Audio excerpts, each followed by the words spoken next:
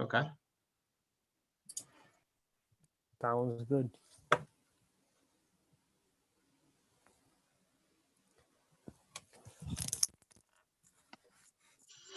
Fucking rain sucks.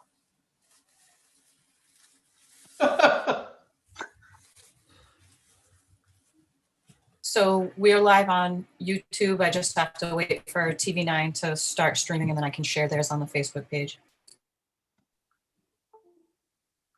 We're streaming now.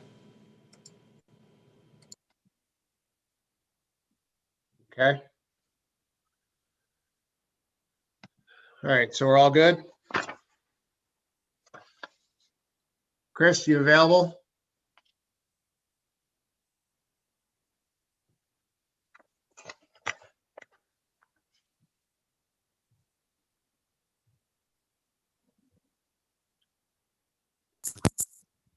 Chris? Chris, all right.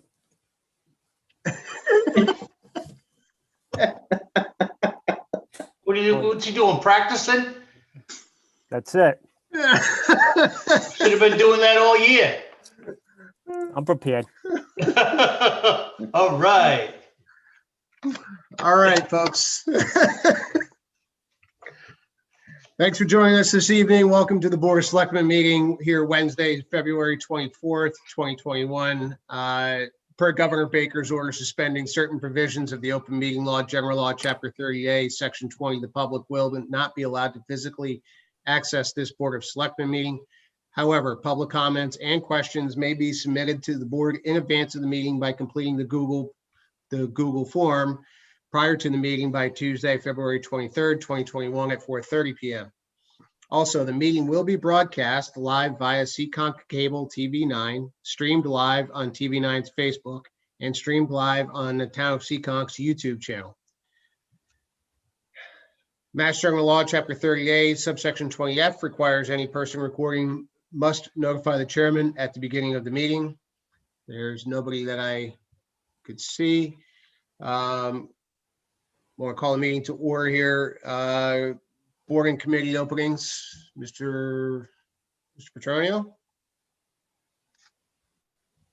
Volunteers are needed on the Board of Assessors, 1 Board of Selectmen appointee, Capital Improvement Committee, 2 Board of Selectmen appointees, Commission on Disability, 5 to 13 Board of Selectmen appointees, Economic Development Committee, 5 Board of Selectmen nominees, Energy Committee, 1 Board of Selectmen appointee, Historical Commission, 3 Board of Selectmen appointees, and Parks and Recreation, 1 Board of Selectmen appointees, Recycling Committee, 3 Board of Selectmen appointees, and the Zoning Board of Appeals, 2 alternates.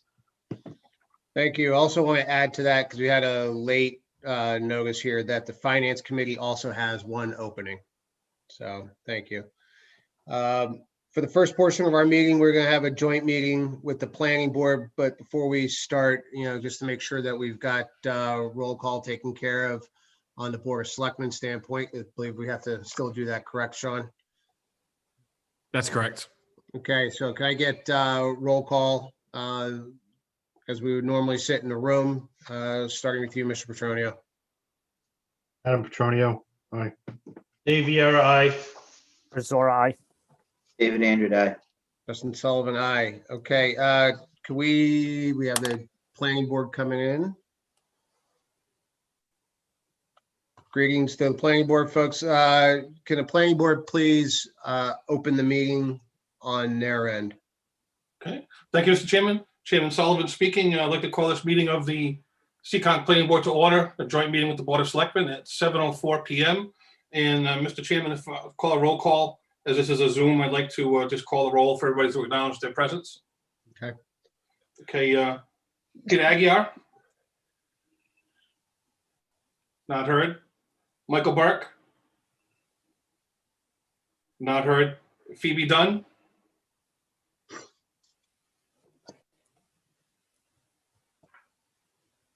Are they listed? Because I don't see everybody, so are they listed so we can log them for the record? I don't see them listed. Jim, I can see everyone that's here, Mr. Chairman, if you want me to just call the roll of the folks that are logged on at the moment. Thank you, John. Mr. Hoke, Present. Mr. Roach, Aye. Mr. Sullivan. Present. So you currently have 3 members of the planning board logged on.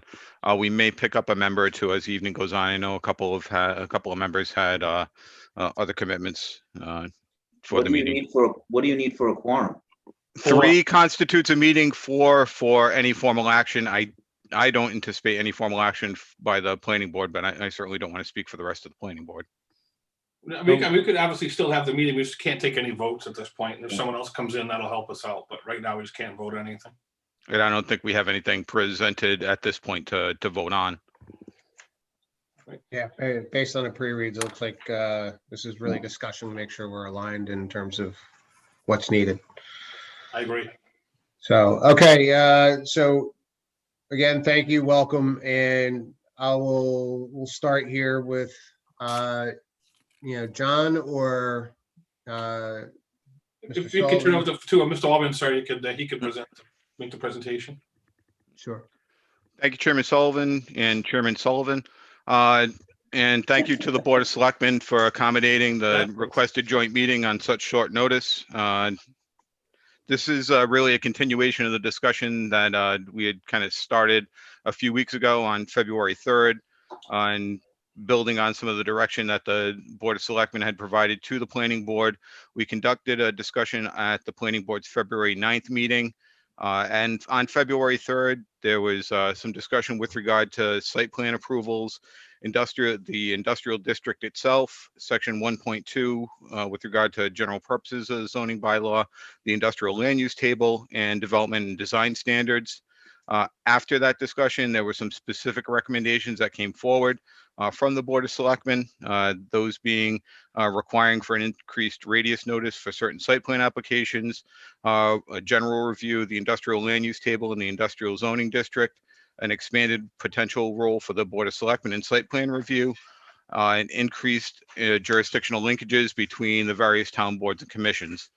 After the planning board's discussion on the 9th, there was some additional recommendations that came forward after reviewing those suggestions, those being requirement for a zoning certificate as part of site plan submission to allow for a specific review and a determination by the zoning enforcement officer of a proposed use for consistency with the zoning bylaw.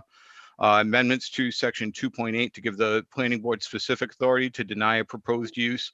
Currently, section 2.8.2 specifically states the planning board does not have the authority to deny a use, allowing the planning board to require advertisement of a site plan application in lieu of sliding notification radius that was discussed on the 3rd, and expanded development and design standards to better incorporate the provisions of section 1.2 purposes. And the request was made for the joint meeting to discuss those recommendations and also to identify any additional areas that the Board of Selectmen would like us to look at. I think as far as an outcome of tonight's meeting, the planning board intends to have continued discussions at their March 9th meeting. I think we'd like to have town council available for those so that we can kind of start parsing through some of these potential zoning amendments and make sure that we're consistent with Mass General Law, at least as far as we can be. That I think is kind of a general introduction. Other than that, I did take a look at the zoning map, the zoning maps that the town has adopted over the years, originally starting with the adoption of zoning in 1941. And then more specifically looking at the kind of where our current land use pattern originated. And that really occurred in 1959 when the town adopted a revised zoning map. And that really is kind of consistent with what our current land use pattern is throughout the town and our zoning districts. We do have some other issues that we have kind of brought up over the years, over the last couple of years with regard to discussions the planning board has had, both with the Board of Selectmen as well as with the Board of Health, and some discussions also with the Conservation Commission with regard to lot sizes. And I think really this discussion is to kind of parse out. Obviously, we're trying to get ready for our Springtown meeting and get what pieces or what zoning amendments we can in place. And at the same time, take a little bit more of a global look at some of these issues. And you know, I don't think to me, it's not a good idea to try to rush into anything too rash or too drastic. But I think there are certainly some places that we can buffer our current procedural requirements and some of our development standards. and accomplish some of the issues that are some of the goals that we discussed on the 3rd. So with that, I don't know if any of the planning board members had anything additional to say, or if any of the Board of Selectmen had any comments with regard to some of the items that were in either the memo that was provided or the zoning bylaw provisions that were provided with the packet this evening. I had a couple of just quick questions. What do you mean by the sliding notification radius? Mr. Andre, I think at the February 3rd meeting, you had made a comment about requiring notice of a greater radius of other than the required 300 feet that's provided for currently for site plan review. I think I mentioned changing the language to say minimum of 300 to Yeah, and- allow planning the ability to expand the radius if they felt the issue warranted such a need. And I described that as a sliding Okay, radius that's notice. what you mean by sliding. My concern with that would be is, when do we slide that wider? When do we make it more narrow? And trying to really avoid any, accusation that the planning board's being arbitrary and capricious when they're applying that radius. In discussing that with the planning board, what we had come up with was potentially requiring that advertisement be required in certain instances. That would seem to provide for a bigger, really would provide for townwide notice of an application. But certainly something that we can discuss further with town council as we move forward with proposed amendments.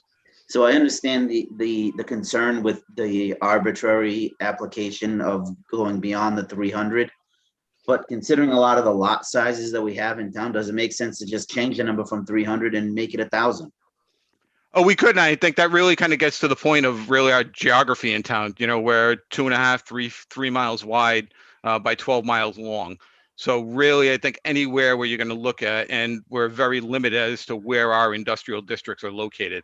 We've got an industrial area located along Route 6, another one located kind of in the northwestern part of town as we move into Attleboro. So I think those are certainly discussions that need to be made. And I think it's really a function of that geographical kind of uniqueness that we have here in town, being But I think it goes a little 3 bit by beyond 12.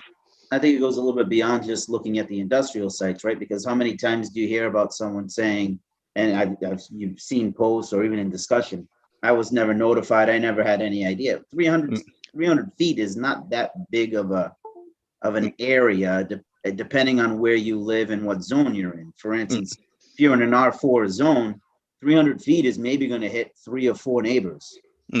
Well, I think one thing to point out is previous to a couple of years ago, we had absolutely no notice for site plan applications. With regard to other notice provisions that the planning board deals with, and not to speak for the zoning board, but I know the zoning board, those radiuses are set by state law. Site plans, I think we have a little bit more room to work with because site plans are really just are essentially a function of the town zoning bylaw and really a local creation. There isn't a mass general law site plan law as there is a subdivision law. So that's a consideration. Again, so I think something that needs to be discussed with town council.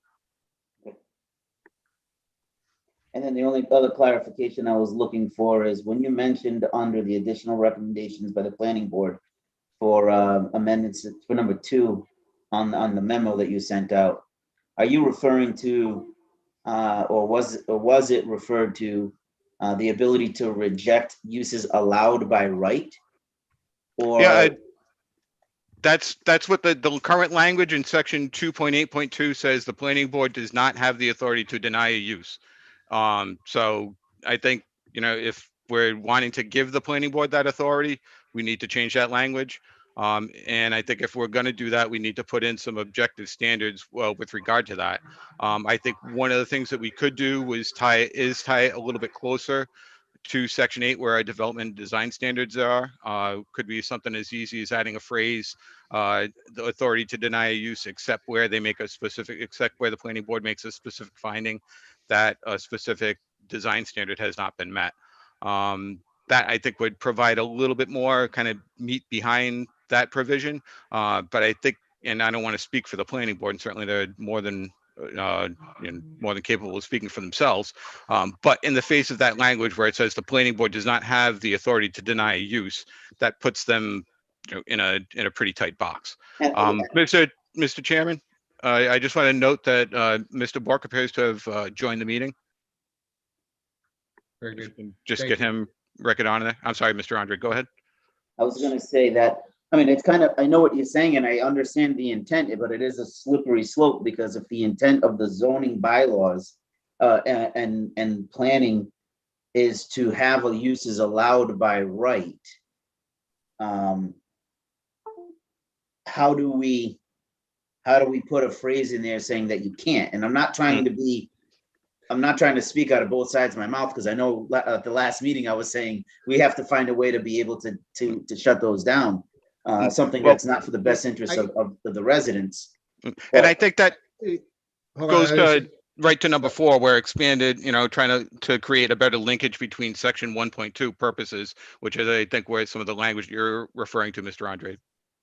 Yeah, So because I think a further clarification and breakdown in the uses would facilitate that, to say like non-heavy industrial, like for instance, with the topic we had last week, right?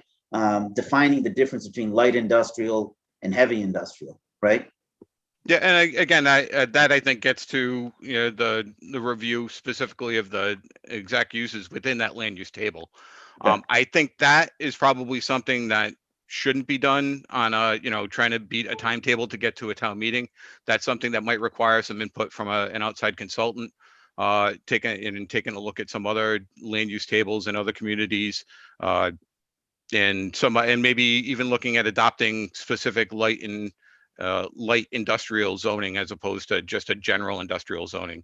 I know some of the communities I've worked for in the past have had both light, heavy industrial as separate zoning categories, let alone separate land use categories. And I think it also goes to taking a look at the land use table and seeing if there aren't additional uses that should require a special permit. And as I said when we discussed this a couple of weeks ago, right now we've got 9 industrial land uses listed. That's a pretty big net with some big gaps in it, I think. Right. If we're looking at it from that perspective. But again, I don't think it's something that at least from my perspective, we should rush into and try to beat a timeline to get to the Springtown meeting. I think in the interim, there are some things that we can put in place that can bolster the position of the planning board and maybe provide a little bit more direction while we take a look at those issues. I think the other thing, that when I first looked at this too, understanding if you're going to give the planning board the right to deny that, you can run into a lot of other issues here if you're not specifying under what conditions that you also have to have an appeals process that's built into it in order to avoid some issues. So where do they go? Where do they go to appeal? Obviously, they're not going to go back to the planning board. So are they going to go appeal that to the zoning board, or are they going to go back and appeal that to Board of Selectmen? I guess that's another element of it. Currently, under the zoning bylaw, the appeals process doesn't kick in until an applicant is filed for their building permit. So you could have someone go through all their permitting, go through all sorts of state permitting, potentially federal permitting, years-long processes after they've gone through a site plan review. And that site plan review is still going to be, at least by the language of the zoning bylaw, it's nothing I've discussed with town council as far as the legal equity of it. But you're going to have this decision hanging out there that's going to be appealable by anyone, by any party in interest, I should say, for potentially years on end. I mean, generally, an appeal of a decision has to be made within 30 days of that decision. So I think that there's that aspect of it that should be taken at. And some of it's a function of existing case law. Some of it's a function, like I said, of how we set the language up. And that somewhat leads to the other issue. Right now, we do have language where a special permit is required. You're required to have your special permit in place before you get your site plan approval. That kind of gets into the sequencing. Do we want to add additional language where you've got to have your Conservation Commission approval in place? You've got to have any licensing that you need from your Board of Selectmen in place. And it really gets to, I think there's this image out there that the planning board acts as a gatekeeper. And the planning board's out there picking and choosing, what developer or what piece of property should be developed. And really the planning board is accepting applications from property owners that are in a position or making use of the rules, regulations, zoning bylaws that the town's adopted, and the case law that goes along with that as far as mass general law and the subdivision regulations. So it's often not a case of the planning board being the gatekeeper to say yes or no on a use. It's more the planning board saying how the use is developed and how a use might occur on a site. At least under the current zoning bylaw, I should say. And again, whether or not the planning board has the ability under Massachusetts general law, under Massachusetts case law, to fill that role, and if that's what the ultimately town meeting and the town wants to have in place, assuming we can do it legally under the current provisions, we can adopt that. I just don't think we have that right now. I had one more comment or question. Where did item 3 under the Board of Selectmen February 3rd meeting come from? Because I don't recall the request being for the Board of Selectmen to have an expanded role in the site plan review. That was a comment from Mr. Chairman Sullivan, if I recall correctly. Yeah, we had that conversation. I must be spacing it out, sorry. It was, Yeah. I mean, it was a comment, but there were a lot of comments that evening, but it was a comment I took down in my notes.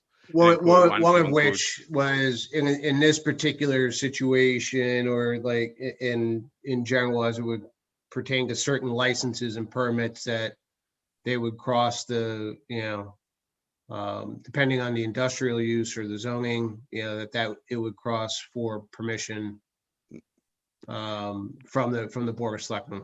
I believe that's what the conversation was that we had. And Right. it could be, under Massachusetts law, I believe that a town can identify who the special permit granting authority is. So there may be a class of site plans that the Board of Selectmen might be the special permit granting authority for. For instance, under the zoning bylaw, section 9.2, conservation subdivision developments, the planning board is identified as a special permit granting authority. So again, that's something, I think that needs some further discussion with town council. And again, I think it's more of a global look at the zoning bylaw per se than, something I think we want to rush and put in for a Springtown meeting. Yeah, I think that's in the second class of amendments. Yeah, I think that's, and Mr. Andre, you may recall, we're having these conversations with regards to,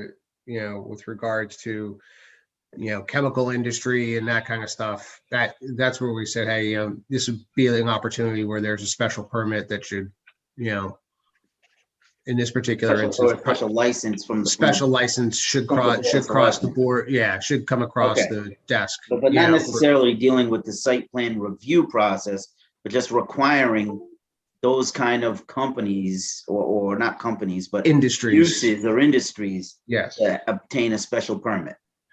right. or Things license. things I that would think- pose environmental, health, various other concerns or other issues. I know, I recall the conversation now. So. Mr. Sullivan, Mr. Vieira, if I may, I'd like to take this opportunity, and I know that's the purpose of this meeting, to put anything in place that will help not only the planning board, but the Board of Selectmen, the residents, so on and so forth. For example, the radius of which people have to be notified. Mr. Andre mentioned 1,000 feet. I agree. But again, with these other things, as far as before the planning board makes their final decision, maybe we should be getting feedback from zoning, from conservation, from the Board of Health, so on and so forth. I mean, what we're doing is doing it actually piecemeal. I don't know what we can do to possibly put those stopgaps, and that's what I'll call them for now, in place before it gets to the planning board, so they know what they're dealing with. And that may be what's happening, John. I don't know, but if it's in writing, fine, I stand corrected. But if it's not, I'd like to see us finalize it and put it in writing. Well, I would say yes and no, Mr. Vera. I think certainly for zoning applications, special permit applications, that's in place now. That was one of the changes that we proposed going back 2 or 3 years ago, that where a special permit and site plan review is required, the special permit needs to be in place before site plan approval can be authorized. It's really a nature of the dispersed jurisdictions that we have here in Massachusetts. You have the Conservation Commission that has their jurisdiction under the Wetlands Act. You have the Board of Health that has their jurisdictions under Title 5 and 7. You have the Planning Board that has their jurisdiction under subdivision rules and regulations, zoning bylaw. So if we can kind of expand, I think, what we've done with the zoning bylaw and apply that to some of the other boards, and if that's the intent, to have the Planning Board at the end of the line, which to me makes somewhat of sense, because oftentimes, particularly just using Conservation Commission as an example, one of the major considerations when someone's laying a site out is what the wetlands buffers are, what the impacts are going to be to that wetlands. And it, to me, is good to have that information in front of the Planning Board, and it also avoids the Planning Board making an approval. An applicant goes to the Conservation Commission. The Conservation Commission has a little bit of a different take, or a different takes issue with something on the site that's not necessarily within the purview of the Planning Board because it pertains to the wetlands, and then that changes the plan, and would have to come back to the Planning Board. So I think just trying to add in some of those jurisdictional linkages, and certainly it has to be consistent with Massachusetts general law and case law and everything, which again, is why we want to make sure we loop town council in as soon as possible on this. I think that's great, and I think we should take the opportunity to do it now, obviously, while we're visiting, this situation. And that, I think, is, one of the items that we could certainly put through in that first class of amendments and get something on the books for the Springtown meeting. Great, thank you. Hey, so John, if you were gonna lay this out as to what what we were going through for tonight, if you could put together a couple of quick ideas in terms of what you want to see for the, for the Springtown warrant, I think, if you want to try to revisit the process to where you basically flip it around to where it all funnels into planning versus it kind of, being piecemeal as it is right now, that's probably going to take a little bit more discussion. It may not be as quick of a process. I think, Mr. Andrade's point of, and if we just set the line, set the number on the radius, that's a quick, easy thing to do. For the Springtown warrant. Or at least. Well, I could have language on both of those written and done and ready for our March 9th meeting, and have it back to you guys for your meeting on the 17th. Okay. I think it's more of a question of making sure we're in line and we have town council on board, which is why I think probably after tonight's meeting, I'd probably put together correspondence to Mr. Kadim, indicating what those issues are that we think we can move forward with for Springtown meeting, and asking town council to attend our March 9th meeting. I know the planning board's got some other items that they'd like to discuss with the town council with regard to development rules and regulations. So it might be a good opportunity to kill a couple of birds with one stone. Okay. And then also with regards to the zoning itself, what do you think your time frame here is in terms of trying to be able to break that down,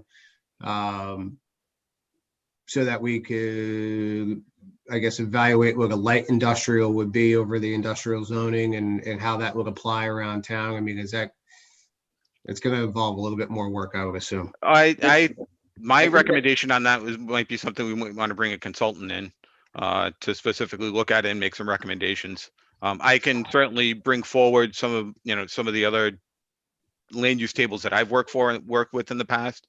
But I always think it's good to have an outside view on something like that. Particularly, I think it's going to be a significant change to our zoning bylaw.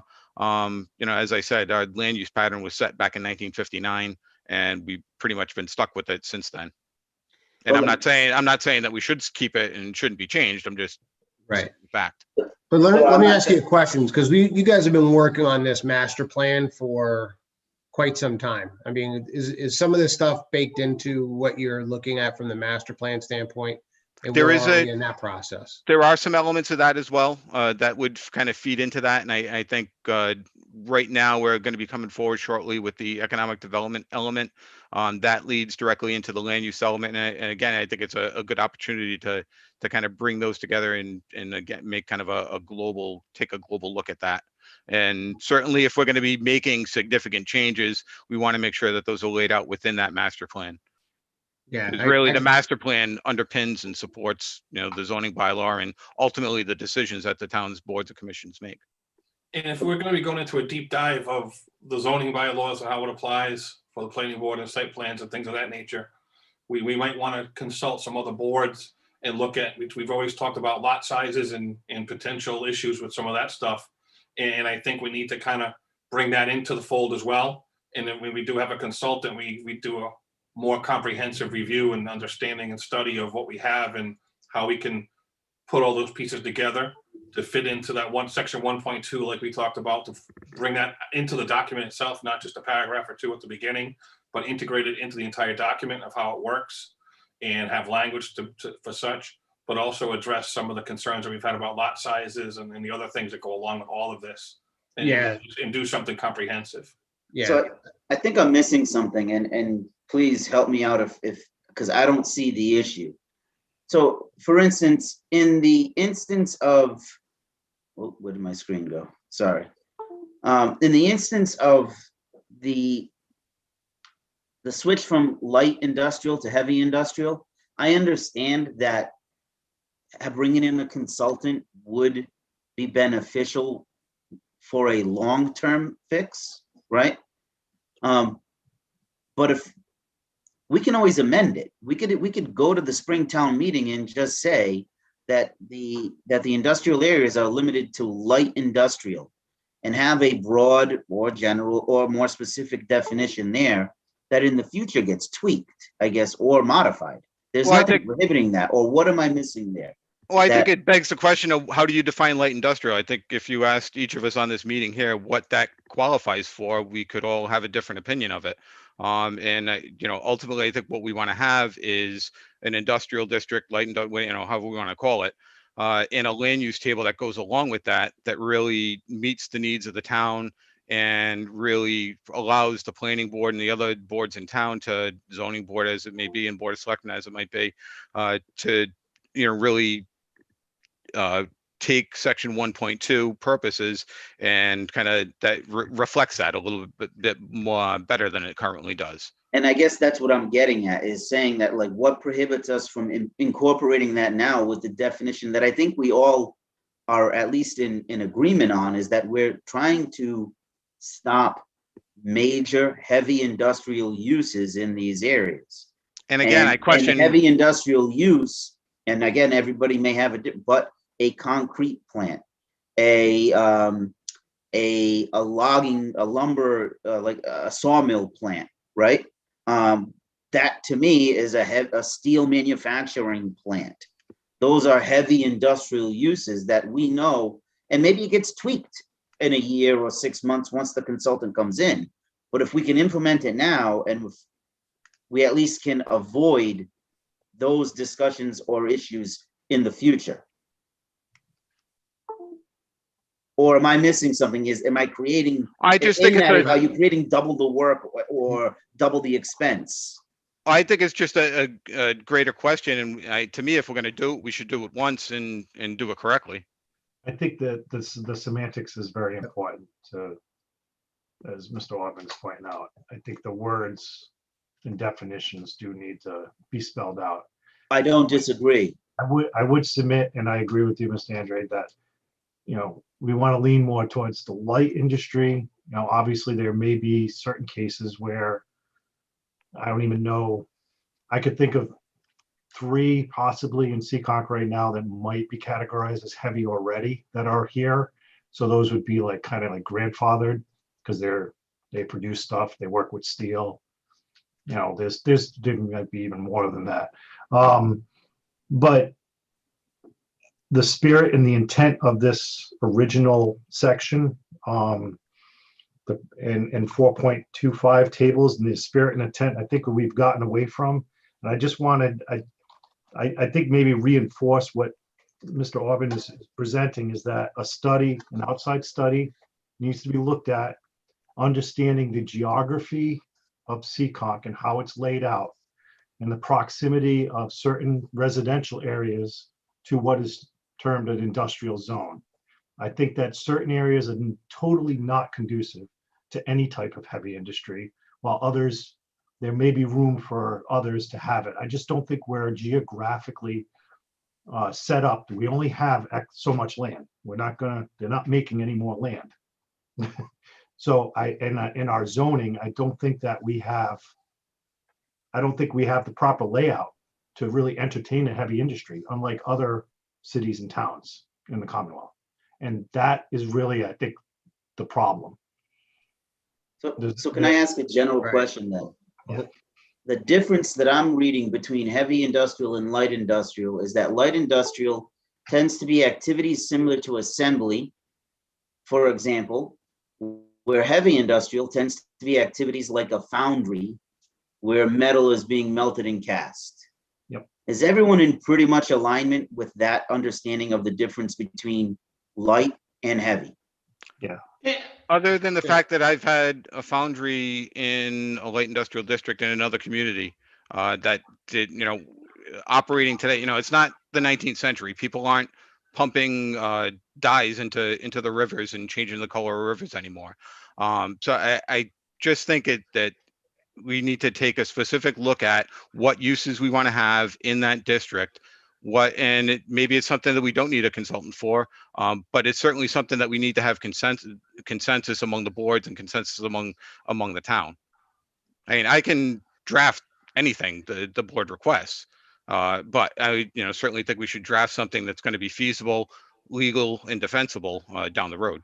And I think the only why I keep hammering on this, John, is simply because we have the starts of something right now that we could implement in the spring and clarify in the future if need be with the consultant or after further analysis. But if everybody is pretty much of the understanding that that's the difference between light and heavy, we can put that in place right now. And I'm not saying that this is the case. So for anybody watching, I'm not saying that a sawmill is looking to come into town, but we would have the ability to, by implementing this in the spring, not leave the window open for a proposal to be put forth before the planning board. And technically it complies with planning at the time, where if we implement this in the spring, we can kind of shut it down right away and close that loophole. Yeah, Well, I think there are That's just two. I my mean, approach. are we talking about rezoning our industrial into a light industrial district and maybe identifying an industrial district? Or are we talking about just going through our current land use table and identifying uses that might be in there, as you said, processing versus foundry uses? I don't have the table directly in front of me right now, but I mean, certainly we could go through, certainly we can add asphalt plant, concrete plant as a land use and make it not a permitted use. I mean, that's adding one line to the land use table, but I think what we're getting at is something more of a deeper dive into it. Unless I'm misconstruing it. I was referring to change the definition of industrial and change the phrase, remove industrial and have light industrial, and define the difference between light and heavy, and have light industrial as the use permitted in town. And so again, are we speaking with creating a light industrial district or just changing how we define industrial district? I'm just going through right now. So hey, real quick, I know Mr. Vieira's had his hand up over here. I just want to make sure. Did you have something, Mr. Vieira? Well, I just wanted to add that I concur. I mean, but I think we need to be specific. I mean, just to say light industrial or heavy industrial, I don't think that cuts it, because somebody's definition of light industrial and somebody's definition of heavy industrial may differ between individuals. So I think, John, we need to spell it right out. And that's where I'm going, Dave, by saying that if the definition of industrial in the planning bylaw, in the bylaws is changed to say industrial is defined for use in the town of Seekonk as being activities similar to assembly, and does not include activities like a foundry, for a start. Well, You I get that- concur. I mean, You it get could that be a right on work the in books pro- for the spring, and then further define, Well- expound upon in the future as it gets better developed. I agree. It could be a work in progress. I mean, just because we put something on paper and it gets accepted at town meeting doesn't mean that it stops there. We can obviously revisit it at any time, and I know everybody's aware of that. Well, and also needs This is to- a multi-step process, right? So the first process here is, and I agree with Mr. Andre here, is that we see if we can't get something put into play where we take the existing zone, rename it in terms of what it's permitted to do. And, in which case, over the course of the next, between now, spring town meeting and fall town meeting, continue to specify exactly what that is. So we can hone in on it even more. So, but I think the process here is what we're trying to avoid is call it another plant that we don't want, deciding to make a rush because the door is open in Seekonk right now. And we have that issue, right? So we want to try to stop that before that progress, continues. Mr. Chairman, just to kind of identify currently what we have as a quote unquote definition for industrial districts in section 4.1.2.4, and it's not going to take very long. It's only one sentence. Industrial districts are intended to encourage and permit industrial uses that are compatible with the community. Again, I think if we all read that, we could all come up with, and the sun should shine too. Yep. A dog And I think sometimes. that's where I'm. So I think that's certainly opportunity to get at was what Mr. Andre and Mr. Vieira are kind of talking to.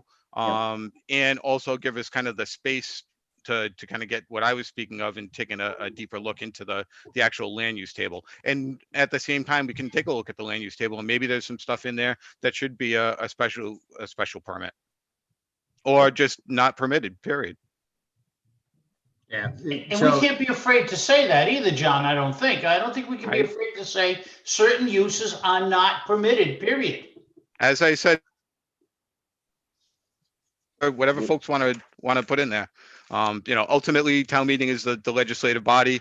And, I'm certainly here just to provide, direction and whatever language, might be needed. But I do want to identify the fact that I think there's a kind of more global look that needs to be made. And as Chairman Sullivan referenced with regard to the master plan, I think it all kind of somewhat folds together.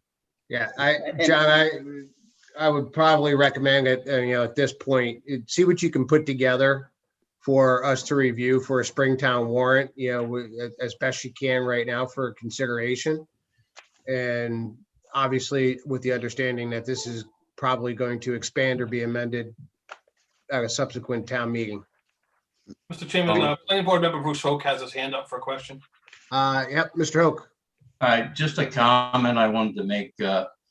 Perhaps we should give some consideration to maybe taking a look at setbacks, like not to try and deny use of an industrial area, but because a certain industry is either in potentially hazardous as far as safety goes, or as far as health hazard goes, to regulate setbacks, that something that is considered dangerous can't be within 1,000 feet of a residential area, right? Not to deny the use within the industrial district, but to regulate how, or within the district, how far they would have to build from residential areas.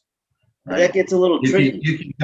You could go as low as, if it's something that's just an assembly type thing that Mr. Andre spoke about, 100, 150 feet, right? If there's something that could be potentially dangerous, you could go as high as 1,000 or 1,200 feet, right? Perhaps something to consider. Mr. Hoke, that gets a little tricky though, and I guess, and though I can see where you're going, how do you, those type of facilities typically have an expansive reach than what you could typically define by saying 1,000 feet, right?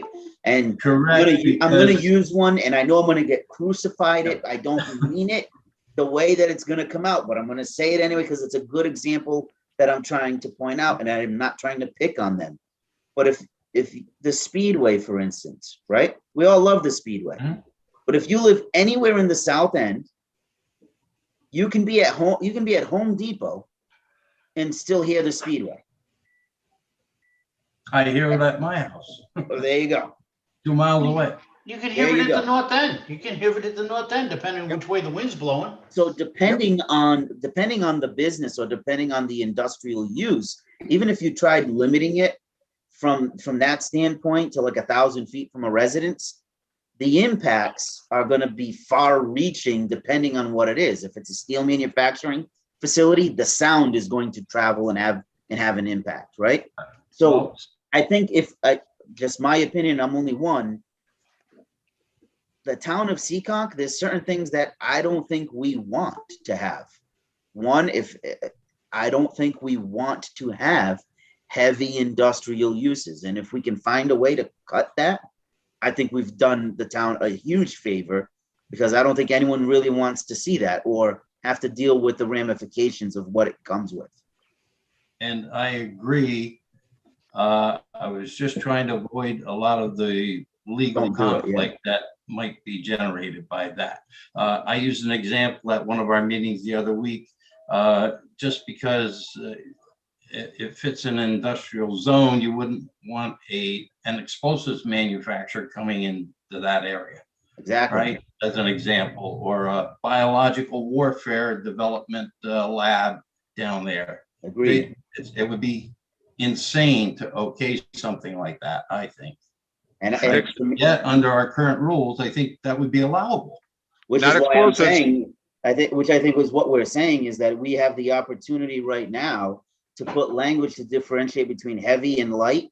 But at the same time, as Mr. Orban over the next few months has the opportunity to delve in further, to go in and just say flat out, we don't want it. Like, thank you very much for wanting to come to Seekonk. But yeah, we don't want a biomedical facility in town that's going to be creating viruses for use in chemical warfare. Sorry, see you later. We're not interested. Thank you anyway. You're right, but I think we're beating it to death now. I mean, I think everybody got the message. Let's just have John do whatever we need him to do, and let's move on. Right. So there were, John, do we now, with all the other things that were on the list? You Well, the other, covered? the rest of the backup was really just a copy of our current zoning bylaw. So I didn't, there aren't any specific amendments that are made in there. Certainly I have enough from the discussion we just had to put together some items for consideration on the 9th, review them with town council, and have them back in front of the board for the 17th for referral back down to the planning board for public hearing. Okay. So was that All to right, come so back on the 9th or the are we- 17th? I'm The sorry. planning board meeting is on the 9th. Our next planning board meeting is the 9th. Thank you. The intent would be to the next day forward it to the Board of Selectmen for referral back down to the planning board for a public hearing in advance of the Springtown meeting, whenever Thank that you. may be, Thanch you. not to raise another sore subject. Does anybody else have? Does anybody else have any other questions or comments with regards to the zoning bylaw section? Okay, item B, which is continued discussion of continued joint efforts with Old Colony Habitat for Humanity to identify publicly owned parcels for the development of additional affordable housing stock in town. Mr. Chairman, I think we also had Kimberly Thomas from Old Colony Habitat for Humanity, as well as Mr. Charles Beecham, who's a town resident, and I think a board member, or certainly someone who works with Old Colony, joining us this evening for this discussion. This builds on some of the discussions that we've had with the Board of Selectmen in the past with regard to affordable housing, and is really a new initiative that Ms. Thomas has brought forward. Recently, she just joined Old Colony Habitat for Humanity, I believe, and is interested in identifying parcels in town that are appropriate for development of affordable housing units, somewhat in the mold that the town did at Jude Street I want to say 2013, 14 timeframe. It was a little bit before I arrived on the scene here in town. So I think the intent would be to let Ms. Thomas kind of introduce herself and then kind of have a general discussion about the initiative and hopefully get some direction from the Board of Selectmen to move forward and start looking to identify some parcels, some specific parcels, and working with the finance department and town council to put together a process to do that. Mr. Chairman, I believe Mr. Alves from the chairman of Community Preservation is present as well. Sorry, John. Right there, Mr. Alves. Okay. So, Mr. Sullivan, Yes, sir. did you have anything you wanted to add on this? No, I think we had a presentation from the Community Habitat for Humanity and Mr. Beecham and another gentleman from their organization at our last meeting, and it really brought some points that we could start working on, and we felt it was important to bring it up to the selectmen to kind of start the dialogue and start reviewing the availability of potential sites within the town that the town might own already or might have access to through tax title and other means that they might gain ownership of, and be able to convert that into something that would be beneficial through Habitat for Humanity, because, or even through the town, however we want to do it, because we have those different options that we're going to talk about available to us. And it'll help us achieve that 10% affordable housing mark that the state has mandated for us. Okay, so at the end of the day here, you're looking for direction from the board here to say, yep, go, proceed with your discussions with them, correct?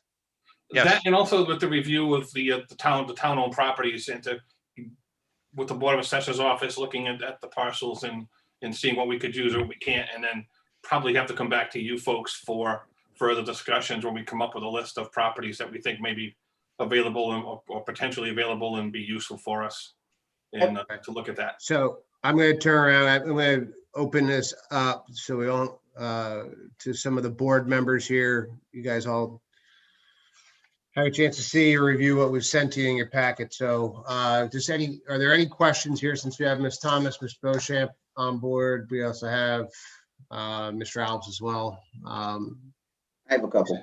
All right, Mr. Andrade. Welcome, Ms. Thomas. Thank you. Mr. Kadim, I've got a couple of questions on this. So, and I don't know the legality of it. And again, you know me, I'm not shy about using examples that are going to come back to bite me afterwards. But we've got different affordable units throughout town. Is there any way that we can limit the type and style of affordable units that come into town? And by that, I mean, we've identified in prior meetings where it's worked, and it's worked well, at least in my opinion, and others where it doesn't fit the character of the town. And Greenbrier is that one that I'm referring to that to me doesn't fit the character of Seekonk. It sticks out. But you have other smaller developments like across from Firefly Golf Course, where the developer put in 10 individual house units, and then 2 of those units were affordable units, right? Correct. So my question to you, Mr. Kadim, is can we, in working with Old Colony, somehow not allow certain types of developments like a Greenbrier, for instance? Mr. Chairman, Yes. I just Sorry. want to point out Old that habit. the current Greenbrier development was approved with no affordable housing. That is Understood. strictly a multifamily housing development. Just to Understood. clarify that. I'm just using Greenbrier as the example due to its immense size and small lot area, right? So when you think of the number of units that are on it, that's why I'm using that as an example. I wasn't trying to infer that it was an affordable unit or development. And yeah, I think you're really speaking to high density multifamily development, I think would be the best way to characterize that. Thank you. But John, correct me if I'm wrong, they can't make them look different than their surroundings, what's around them, correct?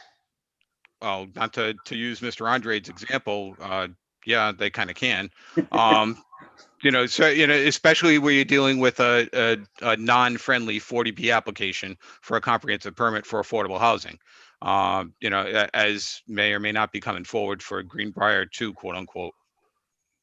Chief, I think what you're referring to is like our conservation subdivision that we have Right. in our zoning bylaws right now, where in that wording, it states that the houses that are constructed for the affordable portion cannot be That's my point. distinguishable, Yeah. cannot be distinguishable from the other houses in the development. That was my point. Okay. That's the one that we do have.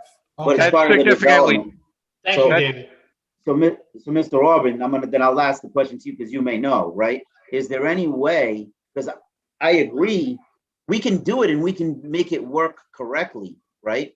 I just want to make sure that we're doing it a way that works for Seekonk and that keeps Seekonk being the Seekonk that we've known and all these years.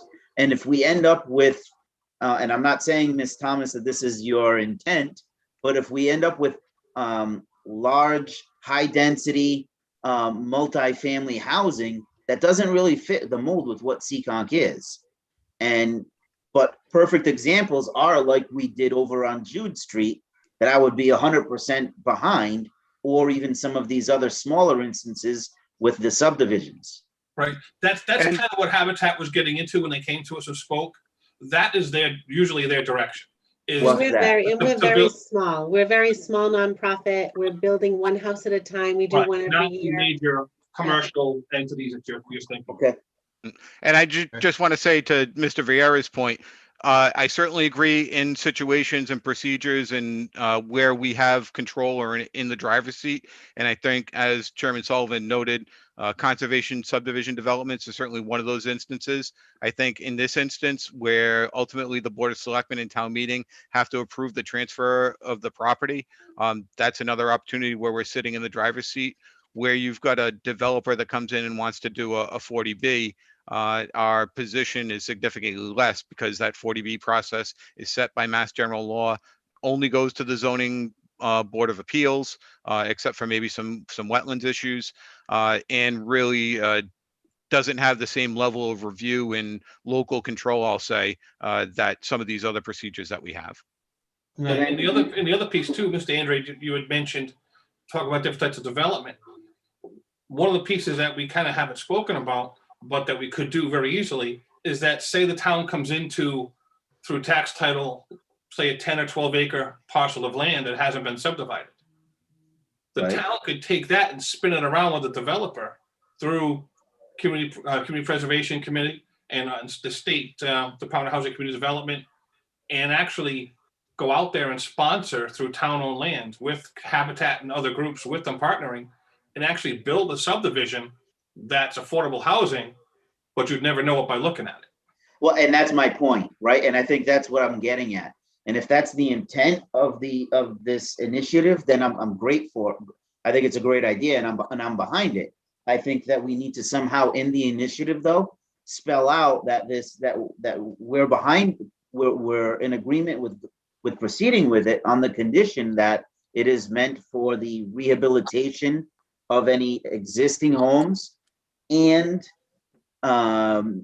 limited to single family type developments and not high density multifamily housing. Right, and I think everybody would agree with you on that, and because just with the understanding that when it comes to a 40B application, just in general terms, that's a different animal and not something that we're talking about in our discussions here. Well, I've seen other sorts of, and again, not Habitat for Humanity, but I've seen other sort of, and forgive me, it's escaping me right now, but other sorts of similar types of initiatives that are done for the benefit of finding affordable housing that have turned complete blocks into row houses or 1 or 2 level multifamily housing, right? So though it may not be the initial intent of Old Colony, and though maybe it's never going to be their intent, I just think it would be wise for us to somehow put a block in there right now if it ever were to somehow fit into their mold and they had access to more funds to be able to do that. Right, and nothing says we can't locally either say, if something like that pops up in front of us as a board and just put the kibosh to that right there than say no. it's True, not but then we're leaving it, and again, and forgive me, but we're leaving it to future individuals that may not be of the same mindset. Right now, we're in the driver's seat, and if we have that mindset and the people in town have that mindset, as many have expressed to me, let's keep Seekonk looking like Seekonk. We're in the position to be able to curtail that by including it in the initiative now. And I think the fact that we're dealing with public property here and the Board of Selectmen is certainly in the driver's seat, and, maybe the planning board's in the co-pilot seat in this situation, we're in a much better position than we would be if, a random property owner just came forward and wanted to do affordable housing. As I said, in that instance, they're going right to the zoning board. They're not going to be in front of either of these boards. Okay. Are Not there any other to, questions? I'm sorry. oh, I was just going to say not to steal too much of Kim's thunder. So Charles has You're a, doing great, John. I appreciate it. Mr. Petronio, I see your hand up. yeah, so Charles, I think Charles. you Mr. should put it Bochamp? up for me, yeah. Yes, can you hear me? Yeah. This is Charles Beecham, 127 Allen Avenue, Seacog. And I'm a member of the board of Old Colony Habitat for Humanity. We've gotten a list of town-owned properties from the treasurer, and we are looking at that, and we're going to down select to houses that properties are appropriate for us. We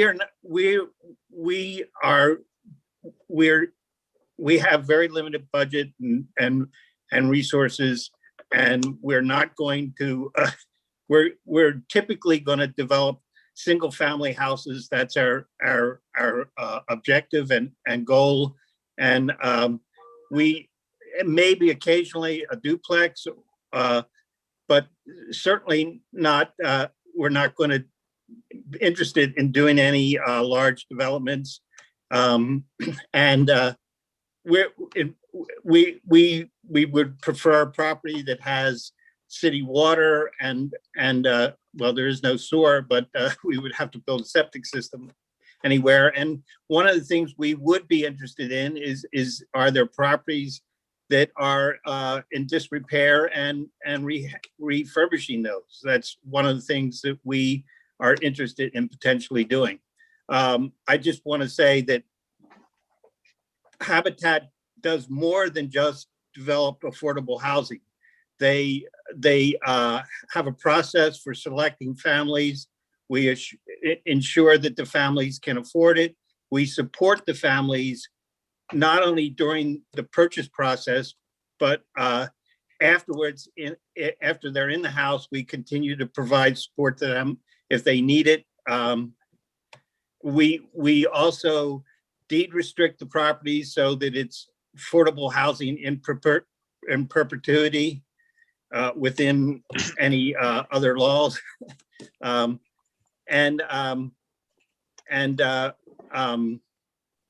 We also we have the property owners during the process, they need to provide sweat equity, develop 300 hours of sweat equity in the development of their home, so that they're invested.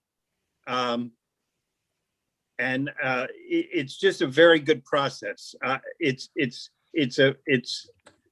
a win-win situation for the town and for the property owners and for Habitat, because it helps us continue to forward our objectives.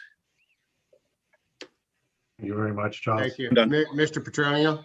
Yeah, so I'd like to say I did see the Habitat for Humanity presentation at one of the planning board meetings I attended last year. I was impressed with it. I think it's a great way forward. And, obviously we're here tonight to entertain all that and talk about it.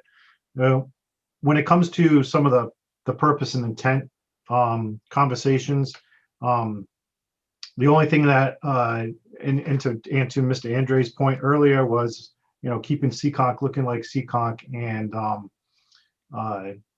speed and growth and land usage. I know Mr. Alves can speak better as to what the CPC land that could currently be or qualify for this and could be used. And then the Open Space and Recreation Planning Group, making sure that, you know, the synergy between those plans and the master plan and the planning zoning board are all obviously in sync with this, because in a previous meeting, we've obviously identified that we do have a need to increase the affordable housing in Seekonk according to, you know, Mass General Law and the dictates of the state. So I think it's a great way forward, but I just want to make sure that we understand that we're going to take this one step at a time and that it gets staffed properly between those entities that I previously mentioned: CPC, open space, recreation, planning, zoning, master plan. Gotcha. Mr. Andre.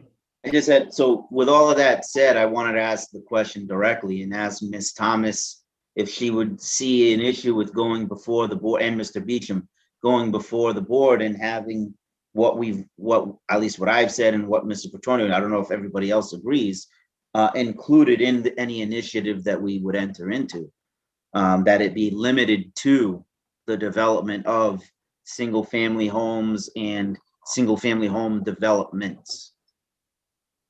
It seems feasible to me. Because, and Mr. Orban, can you clarify, because Mr. Beecham said it, I'm not positive, but I don't think I don't think you can put duplexes in town, correct? Depending on the lot size, you can have 2 units if you have double the area requirement. I have to take a look at the land use table, but just to get you a little bit closer to your point, each of these is going to be on a parcel by parcel case.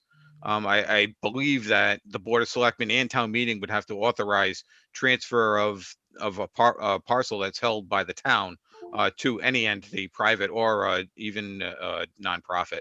So I think the Board of Selectmen, as I said before, is going to be in the driver's seat in each of these instances.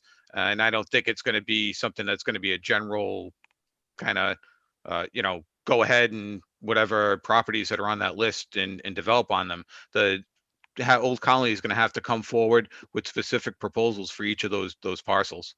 No, I And understand. I understand that, but I mean, I'm under the assumption that if we enter into this initiative, that it would be some sort of a written agreement or initiative that we would at least on both parties agree to.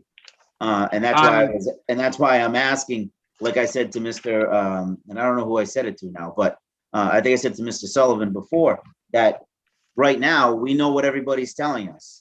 And we're in the driver's seat where we can put into our agreement what our understandings are, rather than just wait for what happens 10 years from now where the agreement is still in place and anything can be put in. So that they want at that time. So that's where I'm coming from with asking Ms. Thomas and Mr. Beecham if she feels that the board would be in favor of adding that sort of a disclaimer to the agreement, that it would be limited to single family type of renovations or developments. And we can do that, Mr. Andrade, because that is Thank what we you. built in the past, and I have no problem. I'm sure that we could. Agreed, Charlie, you agree? Yeah, I mean, this is going to be done on a lot by lot basis, and we're not planning to, we don't want to get into any situation where we have to go to zoning board of appeals or get any variances or anything like that. We want something that's a residential property, zoned residential, and we're going to build something that fits the zoning that is there and meets all the setbacks. And we don't want to get into a situation where we want to make this easy and quick for us. We don't want to have to spend years trying to get an approval of the zoning board or the planning board, or we want to do something quick and easy. And there have been times, and at least one case where Old Colony built a house in 58 days. They raised a house and built the house in Mansfield in 58 days. That's a rare exception from my experience, but the point is, we're not asking for any special agreement or anything from the town other than we want to be able, and we are not asking for the town to specifically sell the property to us. If the town wants to go out for an RFP or an auction the land, we'll bid on it through the auction process. We typically buy a piece of land, develop it, and sell it to a homeowner. And then we utilize those proceeds and then build our next home. And usually yes, we've done one probably every 2 years or every 3 years. And I've just been at the helm of Old Colony and privileged to do the work since October. And our goal is to try to build even one home a year and just get our land bank built and then be able to house families. and one home a year throughout the 15 communities that we represent. So once every 15 years, we might be coming to Seekonk to build a house. Understood. A residence. And my comment is only coming from looking at long-term planning when we're not here anymore and just making sure that the same process, that what we are entering into today is actually documented and followed in the future. That's all. We're not entering into anything today. No. I'm saying that in general speak, right? Mr. Al, did you have something you wanted to add? Thank you, Mr. Chairman. I did. As you know, I'm the chairman of the Community Preservation Committee. And in fact, we have, with approval of town meeting, approved previously a house. And while we have no application in front of us, I, for one, know of a Old Colony and would support their efforts. As Ms. Thomas indicated to me when we first spoke, they're not planning on building a Greenbrier or any other huge development. Their thrust is affordable houses for the individual. And by God, there can be nothing wrong with that. Yeah. I, as one member of the Community Preservation Committee, would thoroughly support it.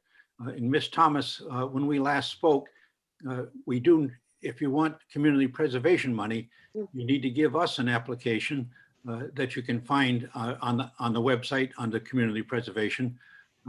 And then we need to go to town meeting to approve that, so that nothing is done in the dark. It's done openly, fairly, and squarely. Thank you, Mr. Al. It's nice meeting you as Good well. to I know see we you. spoke, but I didn't get to see you. So thank you so much. So Thank you. Justin, would Mr. it be Zora. fair for me to put a motion to say that we? 1 second, Mr. Andre. Mr. Zora had his hand up. Oh, I didn't see it. Sorry. Yeah. It was hidden behind the Seekonk. Thanks, Justin. Just wanted to say we did recently approve some tax title properties to go to auction. If we can find something out there that works, I approve of this, and I'm ready to roll up my sleeves and help build a house, whatever we have to do. Thank you. Great. So Okay, Mr. would a motion be appropriate to proceed with the initiative? And I would want to add the language that as long as it include terms that would limit to single family developments in that agreement. Mr. Chairman, I just wanted to clarify one point with regard to the zoning bylaw. Okay. That Mr. Andre had raised the question as to whether or not duplexes are allowed in town.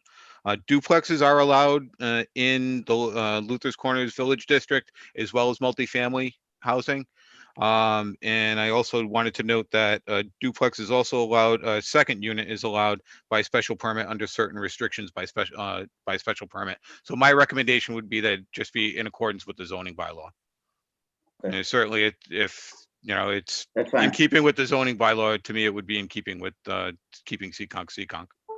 Well, we do have a number of duplexes in town anyway.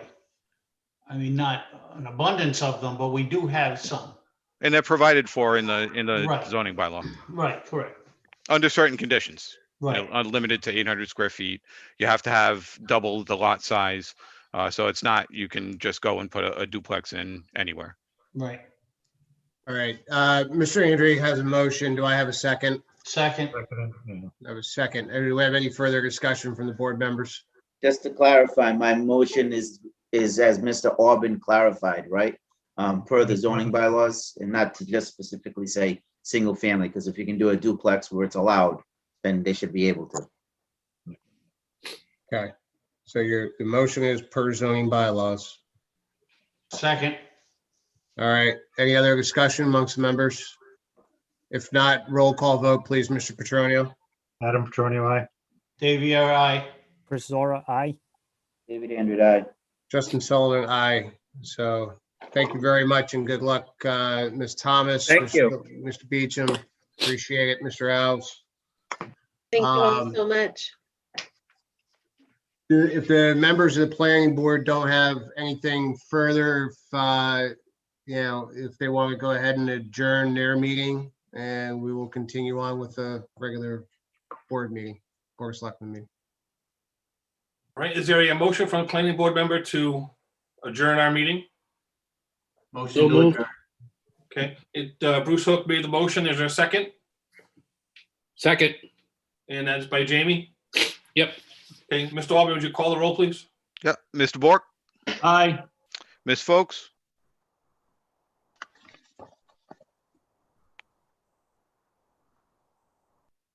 She's on mute. you're on mute, Sandy.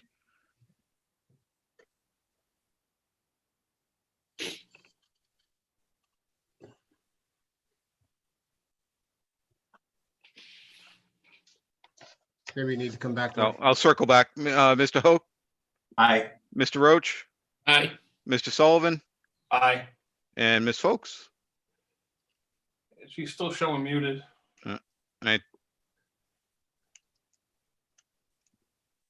Did you have a roll? Did you have Order. a? You got a quorum. We have a Yeah. quorum. We have an approved motion with 4 approved in one. So, Chairman Sullivan, thank you very much to you and the members of the planning board, and obviously, Mr. Aubin, you're the straw that stirs the drink, man. You do a lot of hard work over there, so really appreciate what you're doing. Looking forward to seeing you. what the outcomes are, and at our, March 17th meeting. So, thank you very much. See you then. Thank you. Have a good night. Thank you.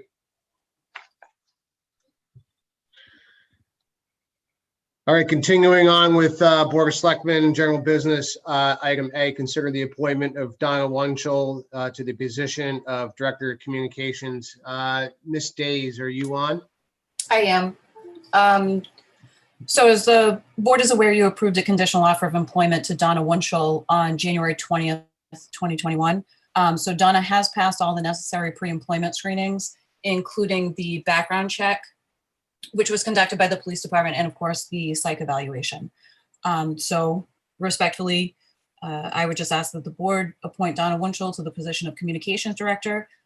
If so appointed, she will have a start date of March 15th after she's able to provide her current employer with sufficient notice. Okay, thank you. Do I have a motion? So moved. Do I have a second? Good. Second. Mr. Petronio, is there any discussion? Would she be coming before us at all? I mean, I know it's tough with us doing. meetings So via Zoom. she is actually on the meeting, and if you would like, Oh, we can. It's like I was gonna say, it's just difficult over Zoom. I agree. I did recommend that if she's able to, she could share her camera. There she is. Oh, there she is. How you doing, How Ms. you doing? Wunschel? Hi. It's always nice to see who you're gonna be appointing if the vote goes that way. So. Absolutely. You realize you have big shoes to fill, right? I do, sir. Thank you. Okay. They're only a size 8. I just want to for clarification, it's only a size 8. Is that all? Oh Same my God. size. Good stuff. If there's no discussion here, can I please get a roll call vote starting with Mr. Petronio? Adam Petronio, aye. Dave Viera, aye. Chris Zora, aye. David Andrew, aye. Justin Sullivan, aye. Congratulations, Ms. Wunschel. Welcome to the team. Thank you very Board. much. Thank you. Thanks for sharing your camera. Look forward to meeting you in person one day. Sure. I look forward to meeting the board as well. Excellent. Item B, consider the reappointment of Bruce Alexander as the custodian of tax title foreclosures. Ms. Days, just refresh me here. This is an annual reappointment, correct? So, Mr. Chairman, I did double check with Chris Testa. She was able to let me know that Obviously, the reappointment is so that he will be the town's tax title attorney for us to auction foreclosed land. He was appointed before, but it was only for a 3-year term. So this is his reappointment. So it is for a 3-year term. Can you clarify something you just said, Carol Ann? You said attorney. You meant custodian, right? I'm sorry, custodian, correct. Thank you. Okay. Yeah, he didn't, I don't think he went and got his law degree. I was You're gonna say, correct. when did he get his law degree? I'll make a motion to approve. Do I have a second? So just to clarify, so we're approving a 3-year term? It's a 3-year term. So if, Well, we don't if have for to whatever make it. reason, my understanding is that if for whatever reason, he's not able to complete the full 3 years or whatever, that we just will have to reappoint a new person. Fair enough. I'll second it. Okay, so for discussion purposes, Sure. wouldn't it be easier? I realize that the normal appointment would be for 3 years, but where he, I believe, and don't quote me on it, has 1.5 years left or whatever it is, okay, on his appointment to his position now, wouldn't it be easier to just have that coincide? I think it would, I think you can go back and appoint a new person whenever that contract is up and you're ready to go. But you're talking about That giving way- him a 3-year appointment. And I realize that the Board of Selectmen can rescind an appointment at any time, but if we don't have to, rescind it, that's better than just letting it run out. Okay, so my point again is maybe we should look at and think about if he's got 1.5 years left, just appoint him to this position for 1.5 years. So they obviously go in unison. That's all. I would agree. It just makes sense to, it doesn't really make sense to give the appointment beyond the extent of his contract term. So I would agree with Mr. Vieira on that. It does create extra mechanics by keeping it a 3-year term. I think that now that and that was why I asked the question that if it was a 3-year Okay. term, because I was thinking of that as we were voting. So Mr. Chairman, if it's at all Yeah. helpful, I did Yes, just kind of, I did verify with Chris Testa just to make sure that it was actually Bruce Alexander who's being appointed and not necessarily the position of finance director, so that the 3-year wouldn't carry over. She did confirm that it would be specifically tied to Bruce Alexander. So I don't necessarily believe we have anything that would preclude the board from doing a reappointment for 1 year, or So we to the extent that he would finish out his contract, which I believe we may be at about 1.5 years. Yeah, a little less than that, right? Just think it makes sense to have it coincide. I And we're gonna agree. do a term less than 3, so why Right. not do so it? who did the motion? I'll rescind my motion to do 1.5 years for Okay. Mr. Alexandra. Okay. I'll continue. I'll second that. All right. Is there any further discussion? All right. If not, roll call vote, please. Mr. Petronio. Madam Petronio, aye. Dave Viera, aye. Chris Zora, aye. David Andrew, aye. Justin Sullivan, aye. Okay.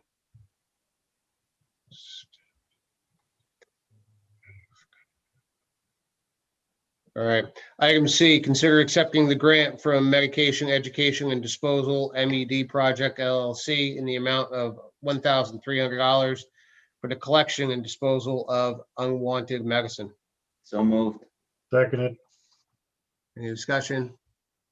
Roll call vote, Mr. Petronio. Madam Petronio, aye. Dave Viera, aye. Chris Zora, aye. Andrew, aye. Justin Sullivan, aye. Item D, discussion of the fire department's Red Shirt Friday awareness campaign. Seems Chief. pretty self-explanatory, right? I think so. Good evening. Thank you, Mr. Chairman. Good evening, everyone. So the Seekonk firefighters will be joining other fire departments across the Commonwealth by taking part in Red Shirt Fridays. It's a program which encourages people to wear red shirts on Friday to show support of American troops that have been deployed. The program's been in effect for a while. More and more fire departments across the Commonwealth are getting involved. RED is an acronym that just stands for Remember Everyone Deployed. Red Friday was created to show solidarity and support for deployed service members every Friday until they return home to their families. So people across the country have been wearing red on Fridays as a reminder to spread the message of how important it is to keep the troops in our thoughts. And Seekonk firefighters will proudly show their support to Red Friday program by wearing red polos on Fridays beginning over the next couple of months. I provided the board with a picture of what the shirt looks like. The shirt was designed by firefighters from the Seekonk Fire Department. One sleeve will have the American flag. The other sleeve will have one branch of the military insignia, which you see there. And that would be up to the member themselves. If they served in a particular branch, they could choose that, or they could just choose to support the branch that they want. Okay, thank you. You're welcome. Do I have a motion? Motion to approve. Second. Any discussion? And this is coming out of just uniform fund? Yeah, the firefighters are paying for this out of their uniform fund. Right. So Okay. Chief, this is going to go on forever as long as we have troops deployed, correct? Yes. Okay. Okay. Which hopefully won't be forever. Right. Thank you. All right, thank you. If there's any other discussion? Seeing none, roll call vote, Mr. Petronio. Madam Attorney, aye. Dave Viera, aye. Chris Zora, aye. David Andrew, aye. Justin Sullivan, aye. Item E, consider the application for the Assistance to Firefighters, AFG, Staffing for Adequate Fire and Emergency Response, SAFER Grant. Yes. Chief well, Rave. FEMA has opened the application period for the Assistance to Firefighters Grant Program. Currently the SAFER program is open. The application period is open. SAFER is Staffing for Adequate Fire and Emergency Response. And the purpose behind the grant is to help fire departments meet or come closer to meeting the 1710 standard of NFPA. That is the standard is the organization and deployment of fire suppression and operations. And it recommends the minimum number of firefighters required to operate safely at a structure fire. The standard uses a typical 2,000 square foot, 2-story dwelling as an example with no basement. In that scenario, it mans the fire ground with 14 firefighters in certain different positions. In order to achieve this right now, Seekonk would have to rely heavily on mutual aid. As often our shift strength is 9. Often we're down to 6 or 7 on duty at one time, and things get kind of difficult. It's fine when everybody's in the stations in the town, but once you have 1 or 2 rescue calls and those rescues are at the hospital, we're often left with 2 firefighters covering the town on 1 engine. Sometimes when they're out, there's no one. So it's been a few times when I've been since I've been at the town as the fire chief that we've had mutual aid cover our calls with no Seekonk apparatus responding. But in order to get mutual aid to the scene, it all takes time. Within the standard, there's also a time limit or a recommended time of arrival of 4 minutes for the first due fire company. And then beyond that, the rest of the fire companies need to be on scene within 8 minutes. So in order to comply or be closer to meeting the standard of 1710 to provide safe and responsible fireground operations within the town of Seekonk, I'd like to pursue applying for a SAFER grant. I can give you the overview of what the grant entails. This year, there's $355 million available from FEMA. They hope to make about 300 awards. This grant would cover all regular salary and benefits for a firefighter for the first 3 years of their employment. There is no cost share from the town during those 3 years. We'll have, if we are awarded a grant, we will have 180 days for recruitment and conduct the hiring process. And after that point, after the 180 days, the 3-year clock begins. The cost for hiring, such as like pre-employment physicals, psychological exams, and the cost of testing and personal protective equipment are not included. They're not eligible items to include. The application period runs from February 8th to March 12th. And I do have 2 firefighters that have started preparations in case we are allowed to go for the grant, so that because time is of the essence to get a lot of material together to put onto the application. Last year, there were 3 awards in Rhode Island, ranging from 1.7 million to 2.2 million, and then 11 awards in the Commonwealth of Massachusetts, and those range from 300,000 to 1.3 million. Chairman, is it all right if I ask a couple of Mr. questions? Andre, go ahead.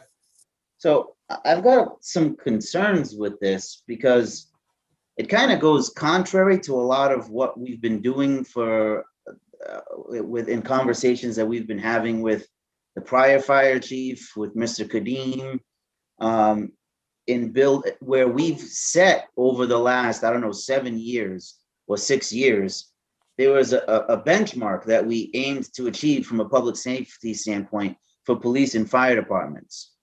And though I know if we put the new fire station on, if it gets built and it's actually put into place, we're going to have to alter that benchmark. But we just met that benchmark.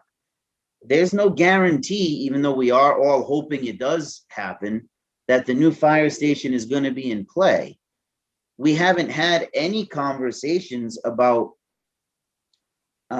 with all due respect to the new chief, of the fact that of needing to modify that benchmark that was discussed at length at prior meetings. And though I know that this is grant money, it's only for a certain amount of time. What do you do with employees if we decide as a board in presentations like has been done in the past and discussions in the past, where we've discussed that, say, and I think it was 40 was our number for the fire department, that we were going to maintain 40 as our number, and maybe I'm saying the wrong number, but I think it was 40. That we were going to aim for 40 and try to get to 40 to satisfy the needs that after a lot of debate, discussion between the fire chief and Mr. Kadim and this board, that we're going to aim for 40, get to 40, and that should get us to where we need to be. Now we're talking about going above and beyond that. If this new fire station doesn't come into play, 3 years from now, we've got additional positions that we need to fund out of our budget. So I'm just calling into question a little bit, like where this sudden need for more to go beyond the benchmark that we were all worked to develop and set is coming from so quickly, because we just met that benchmark. I think all of maybe, aside from retirement and people, leaving, the benchmark is the benchmark. And we just met that recently and have now kind of taken the approach we were going to shift gears and look at the other departments that need in town that maybe need some attention that haven't been given the attention because we were focusing on public safety at that time. Where is this sudden need coming from that we need to put 3 new positions to now bring us from 40 to 43? And I get, again, that it's grant money, but it's not grant money in perpetuity. Okay, so as far as being where we need to be, and there are 40 members of the fire department, but that includes the chief and the deputy chief. It's quite often that I'm down to 6 people to cover the whole town, and when I have 6, I have 2 at Banner and 4 at headquarters. So as soon as there's a call up north or that rescue is involved in any call from Banner, the other vehicle that's at the station is out of service. But is that a result of not being at 40, or is that That's a result of not having enough overtime to man that station with 4 people 24 hours a day? No, but is that because you don't have 40 people on staff right now? No, it's Like not. though the benchmark was 40, are you Right. at 40 right now? We are at 39. I'm sorry, we are at, so I have a vacant deputy position and a vacant lieutenant position, so I'm at 38. 38. But the point of, you make is, I understand as far as in 3 years from now, we're gonna have seemingly all these extra people, but right now I have one firefighter vacancy. If we make a deputy chief from within the department, that's 2. And I can foresee within the next 3 years, maybe 3 to 4 years, at least 4 senior members of the department that could possibly be retired. And what this grant would do, if we did it now, would give us the opportunity to have firefighters with 3 years experience, already trained, already at the paramedic level, already within the department. I think we're going to be able to absorb these extra people. And especially if you open the South Fire Station. No, opening the South End Fire Station, I know is going to need us to increase the numbers, right? But but that's not a guarantee. And unfortunately, though, we all want it to happen. We have to go to town meeting and have it happen, and that's going to be its own process. And though, can this money be used to fund overtime, or does it have to be additional hires? It's to hire firefighters, so it can't be used to fund overtime, but in essence, what it would do, it would reduce the overtime that we spent. No, understood, by adding 3 more individuals onto that benchmark that we all worked to attain. It seems to me that and forgive me, Chief, because I don't mean this in the way it's going to come out, but in the past, we've had these discussions and ahead of time, where if we needed to add people, chiefs would come before us, we'd have the discussion, we'd talk with Mr. Kadeem, work it through a couple of meetings, figure out where we're going to go. And then this to me is coming out of left field, where now we suddenly need to add more individuals to a benchmark that we all worked so hard to achieve, because it was going to get us to where we needed to be. Okay, so I saw this as an opportunity to increase the manning for at least 3 years at no cost to the town, other than the pre-employment stuff and the PPE. So that would add, if we added 1 more person per shift, that would be 4. That's 10 firefighters per shift. That would give me most often the ability to keep Banner open with 4 firefighters 24/7. There are, and 1710 is only one issue with it. Right now, Massachusetts, the Commonwealth of Massachusetts adopted certain OSHA, parts of OSHA in 2019. One of those is the respiratory protection program. In that, it basically talks about when you're on a respirator in a immediately dangerous to life hazardous atmosphere, which is a structure fire.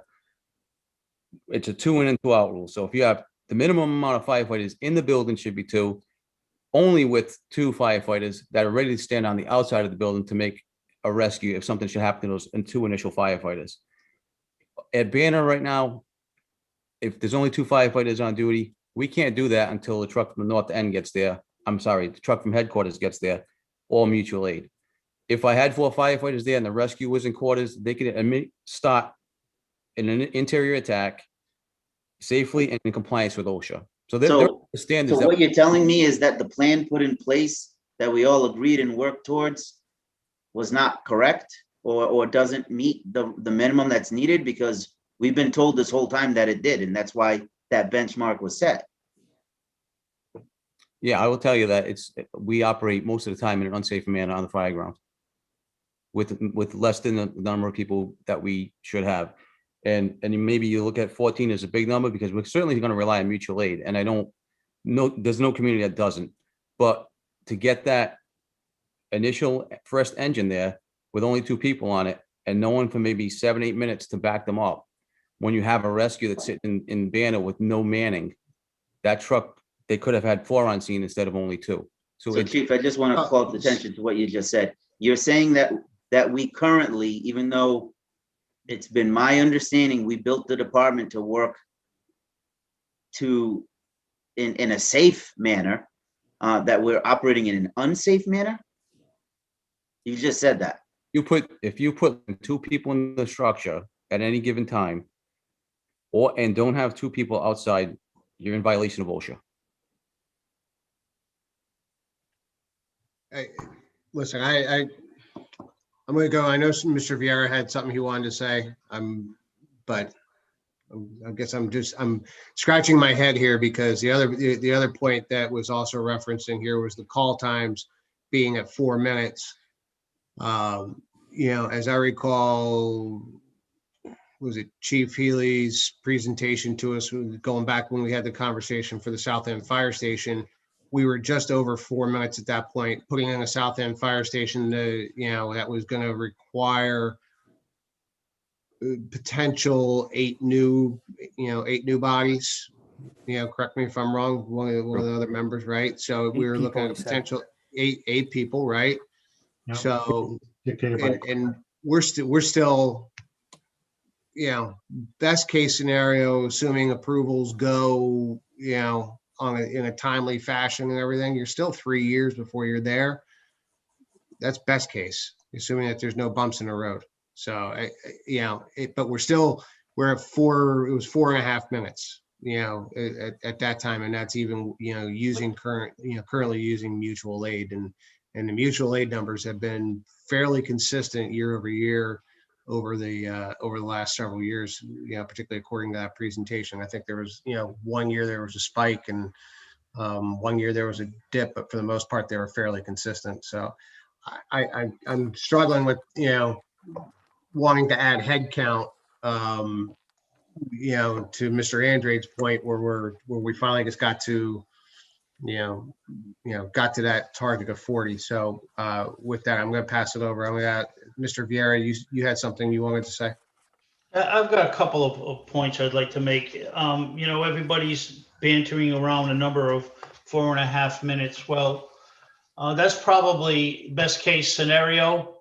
You start traveling from one end of town to the other, it could take you every bit of 8 minutes. I think we've discussed that, and that was the conclusion we came to. Again, depending on what time of day it is, what day of the week, so on and so forth. But with that being said, I concur with Mr. Andrade. To say you're operating at an unsafe level is one thing, but to say you're operating in an unsafe condition, Chief, I don't think is a proper statement. I don't think you'd ever put your people in harm's way intentionally. I'm sure that you would wait till you had the proper crew you needed there to obviously address the situation at hand. I don't think you'd ever put your people again in harm's way. But my question to you is, if you were to get this grant and we were to get 3 additional firefighters, regardless of the fact whether they could be absorbed because of attrition or not, is there any obligation to the town to keep those individuals employed? Or at the end of the 3 years, can they just be obviously let go? And not that I would want to let them go, but I want to make sure that we're not signing on to something that we can't afford. We don't know what the future is going to bring. As mentioned previously, we're talking about, and we're trying as hard as we can to get a South End fire station, which is going to automatically increase your staffing levels. But again, I don't want to be signing something that we don't know for sure whether we can afford or not. And that would be taking on this grant and them saying, well, wait a minute, you agreed to the grant. Part of the stipulations for this grant was you have to hire these people. So the short answer is no, we're not obligated to keep those people beyond the 3 years if we didn't absorb them or if the town Okay. couldn't afford it. Okay. Mr. I got a couple other hands up here. I'll go to Mr. Zora first. All right, Chief. I did read that in the packet that it was no obligation to keep them. That's a problem mentally for me. I think if we go ahead, if you're saying that we're going to have some people retiring, so I get it in a few years, if somehow we are fortunate to get this grant, obviously there's no guarantees of getting the grant and how much we're going to get for how many people. I wouldn't have a problem if, say, 3 people are going to retire in 3 years, so we can get 3 people ahead right now. The only thing I don't want to see is if we get the grant, we hire people, then at that 4th year, town meeting says, yeah, we can't drop if you go with the 10 firefighters, potentially $500,000 on the budget. We're not going to afford it going forward. I would hate for these people to lose their jobs because mentally, I don't think it's good for anybody knowing that you're going to lose your job in a few years. And I know a lot of people operate grant dependent, but I don't know if I could deal with that. It's not good for the town perception, Mr. Zora. No, I get it. And the Right? I mean, it's like we budgeted for positions that or we hired positions that were not budgeted, that were prepared to sustain. Understood.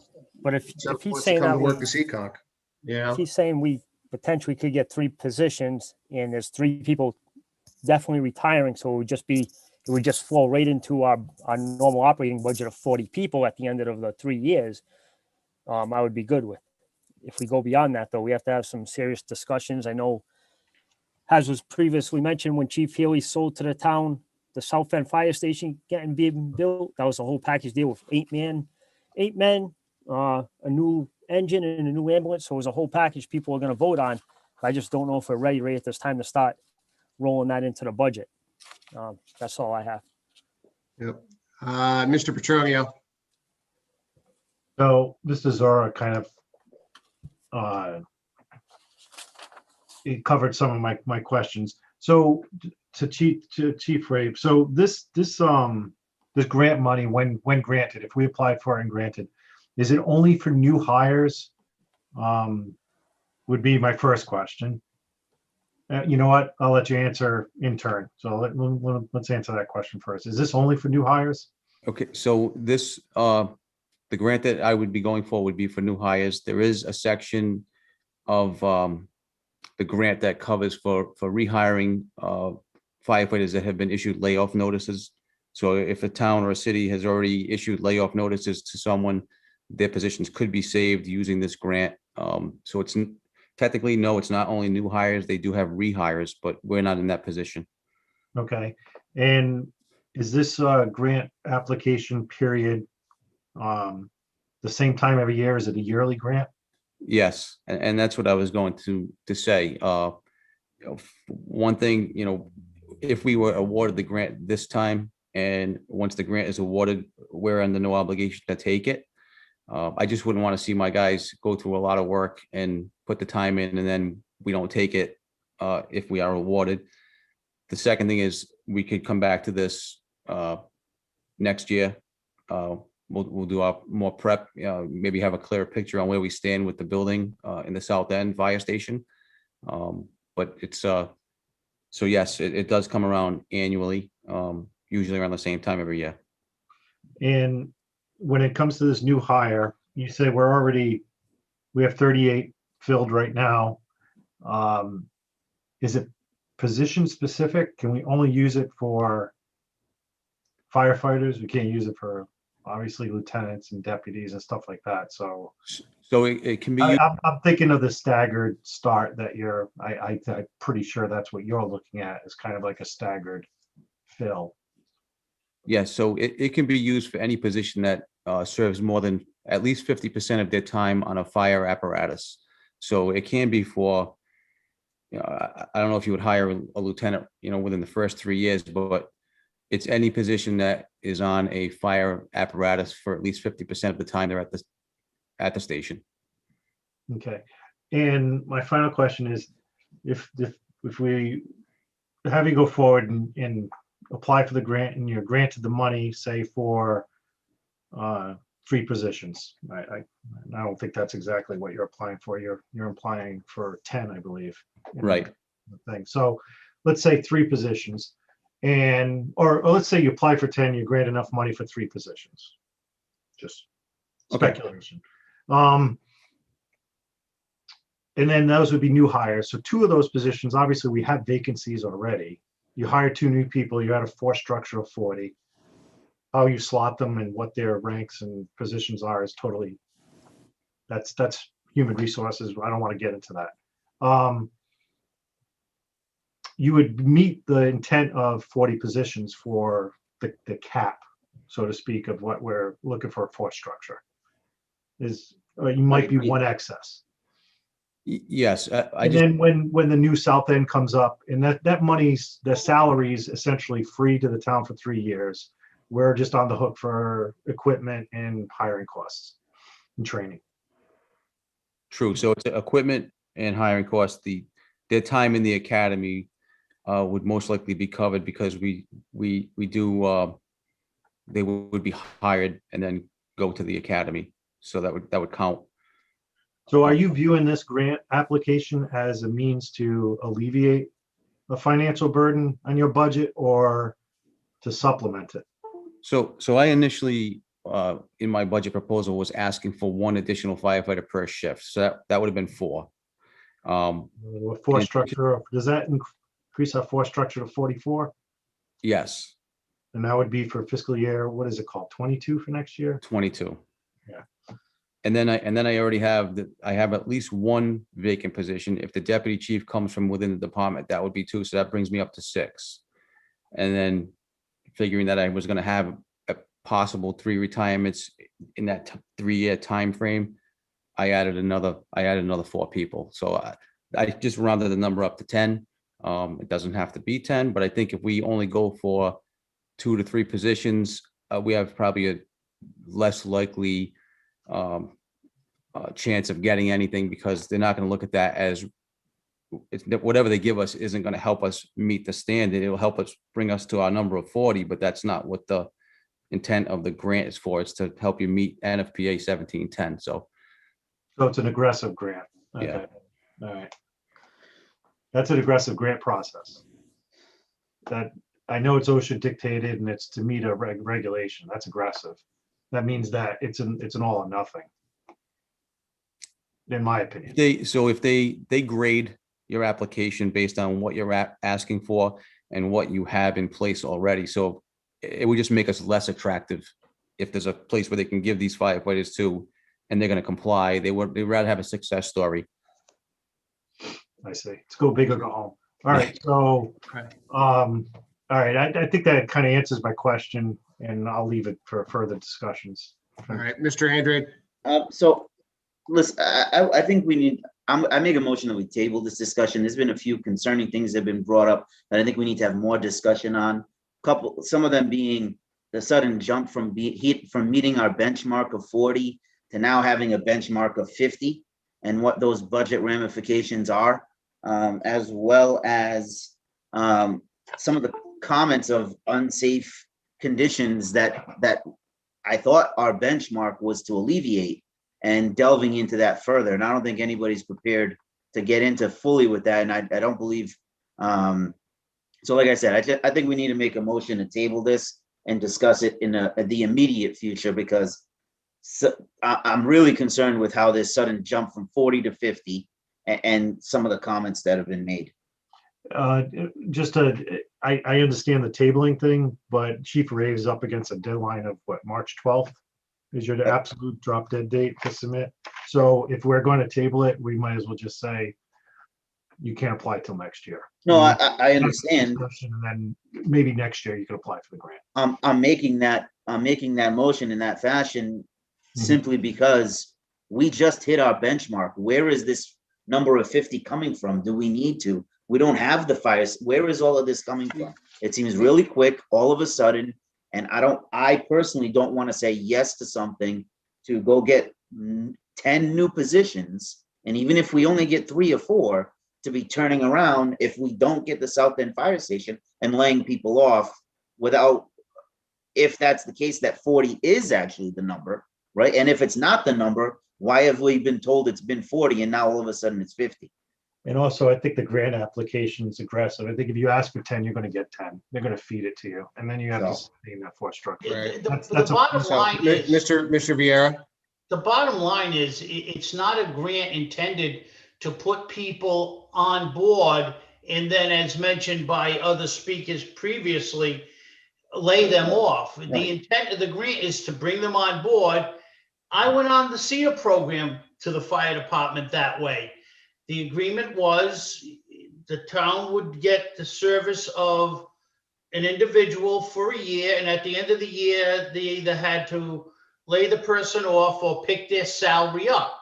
I think the intent this time is to give the municipalities the additional help they need, and at the end of those 3 years, absorb them into the staff, bring them on board.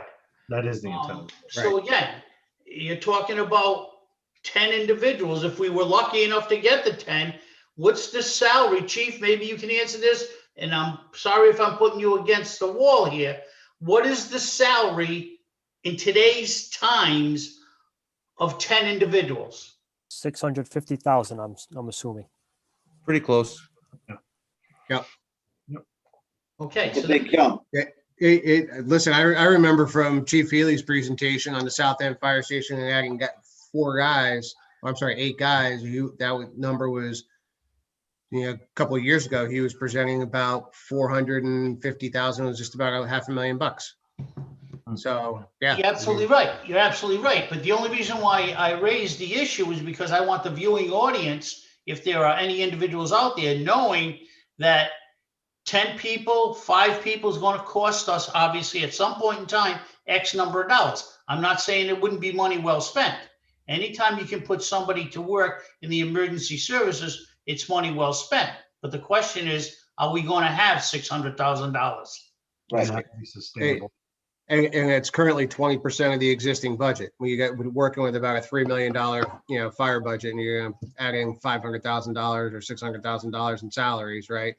Right. That's a substantial Even though it's chunk, 3 years down the road, it's still a substantial chunk. Yeah. right? Yeah. So, Exactly. By that time, obviously, there's 3 years. They've got 3 years on the job. I mean, I don't have a problem with adding people, but again, we need to be prepared to do it. agreed. We need to be prepared. Plus, we also need to make sure that we have some documented substantiation for the need for these positions as well. I mean, there's a lot that went behind it, and Chief, with all due respect, I mean, I appreciate the grant and the work that you put into it up to this point, but yeah, there's a lot of questions and a lot of things out there, prior to adding headcount that as you can hear, we're all looking for, and based on information that's been provided to us in the past, and it's, unfortunately, it's not a quick decision to make a $500,000, call it $600,000, judgment here. All of a sudden, that could impact the town in 3 years down the line. We need the positions again? I mean, a lot of these things all hinge on the status and progress of that South End Fire Station. If for whatever reason that station hits some delays, or it doesn't get approved, or whatever it is, and we're 5 years out, and we for 2 years when we haven't really prepared for it, there's one thing when you ease into it, it's another thing when you get hit with a $500,000, $600,000 charge, and you're just not ready for it. So. Okay, I totally understand that. So do we have to procedurally just vote on this? Because it's. Yeah, I put the motion Yes. out there. So there's a motion to Mr. Chair. there's a motion to table to reconsider. Chief, I will tell you, if you can get together with Mr. Kadim, and well, tomorrow I'm doing the agenda tomorrow. So, for next week. So,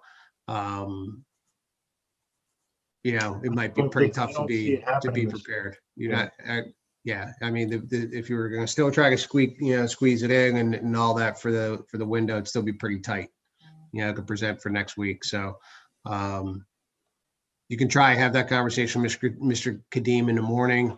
I'd be open to it if you guys think you can put together, if you're aligned and you can put together an adequate presentation to, again, justify the documentation and the need from where we finally got to, where we want to get to. But, Mr. Andrake has a motion on the floor to table it for. I have But a question. if I could just add to that is, even if they can't make it work for next week, Justin, I think it's imperative with some of the comments and deficiencies that we're hearing of tonight, that it come back before us in the immediate future, and not be 8 months out from now, because I mean, there's comments that were made and that we need to reconsider if they actually hold true based on other presentations that we've had. Without question. Yeah, I agree. And next week we have town side, Mr. Kadeem's making a budget, making a presentation for the town budget, and, these things need to be considered at that time as well. Yeah. Exactly. I got a So, question real quick. Mr. Zora, Chief, I'd hate to see us, you're saying about, we have one empty position right now, the lieutenant that's leaving, the deputy, and possibly 3 to 4 retirees in the next 3 years. I'd hate to see us lose an opportunity of some free money possibly to replace these people and keep them on the books for 3 years, knowing that they're going to fall right in place with our budget. But- I wouldn't mind him applying for the grant, try to get at least 4 people, because in 3 years, they're going to just fall right into our budget of 40 people anyways. But they're already budgeted for. Right, they're already, okay, but if the state can pick We're up at the tab, 30, we're at 38, we're Right. budgeted for 40. correct. So if we get 3 additional hirees, but they but stay the with us grant for is to 3 go years. over. What is it? The grant is to go over our number. Okay, Yeah. It's not to backfill our open positions. well, we just say those people are retiring so that we could just, No, the grant is to exceed our number of 40. They want X number of people on the fire ground. That's what they want. They want 2 in, 2 out. So you Okay? can't, A you 4 can't, in, they want 4 out. So that's Yeah. what they want. They want X number of people on the fire ground. I get what you're saying, Mr. Zora, but that's not how the grant is set to work. Not set for us to subsidize our backfills. It'll be conditional to add and fill in those positions. so it makes sense to do a meeting Monday after they talk about the numbers and No, work everything over. not in No, my we opinion, already- there's other conversations that need to be had that more in depth and planning. And I mean, how many meetings did we have with Chief Healy and Sean to figure out our number of 40 and how to get there and where to go? So I don't think you're gonna nail it within a couple of days or a week. It sounds involved. so there's some alignment. We have some discussions ahead of us. Yep. So, all right, I have a motion to table this conversation. Do I have a second? Seconded. All right, is there any other discussion? All right, roll call vote, Mr. Petronio. So we're voting aye to table it, right? To table it, correct. Adam Petronio, aye. Dave Viera, For Zora, aye. David Andrew, aye. Justin Sullivan, aye. All right, Chief. Okay, thank you, Mr. Chairman. Thank you to the members of the board. Thank you. All right, thank you. You're welcome. All right.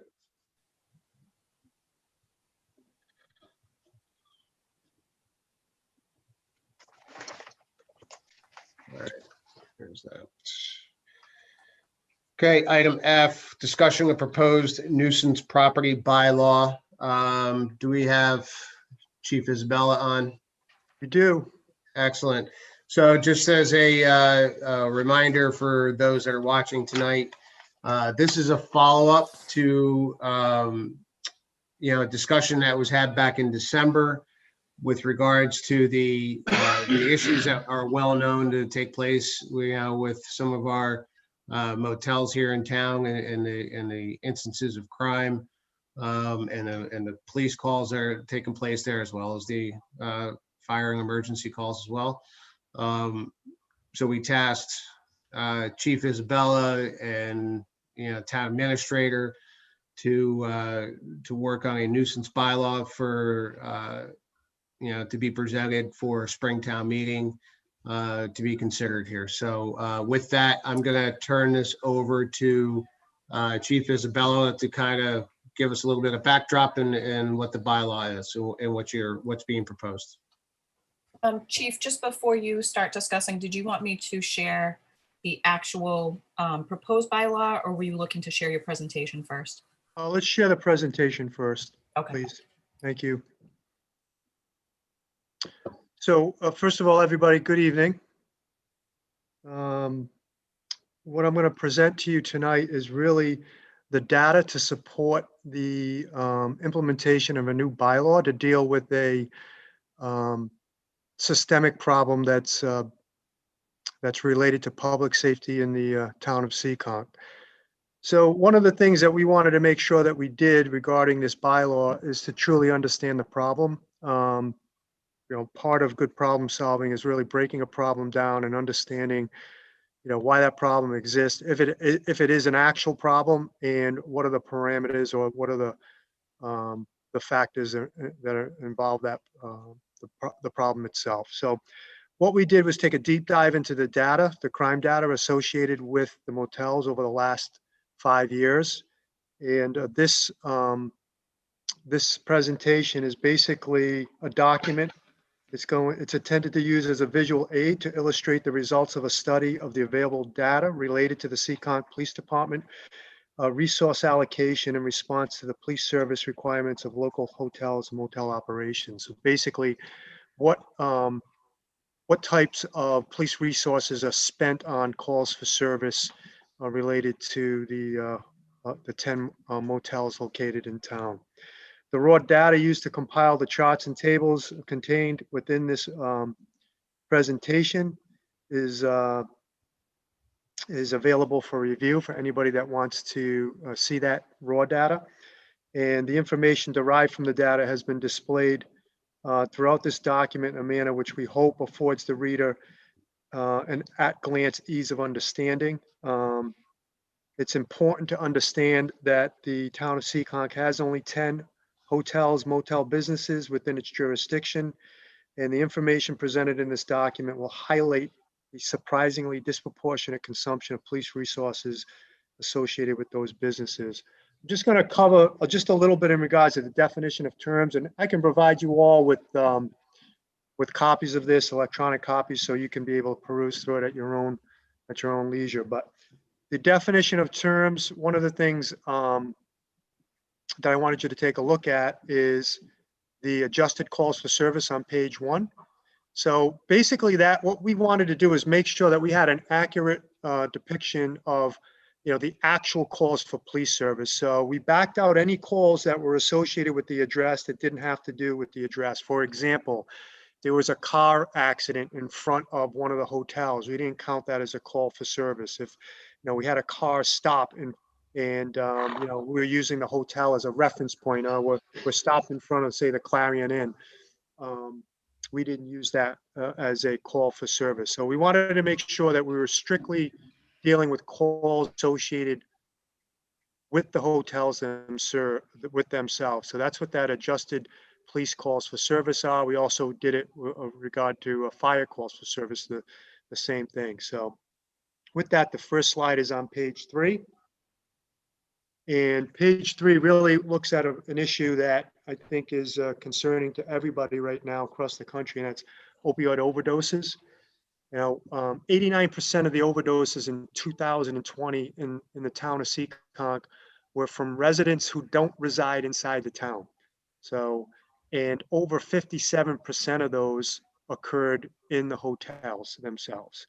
So obviously people are going to the hotels to use drugs, and unfortunately, some of them are experiencing overdoses. So that's really concerning. And we also broke down the amount of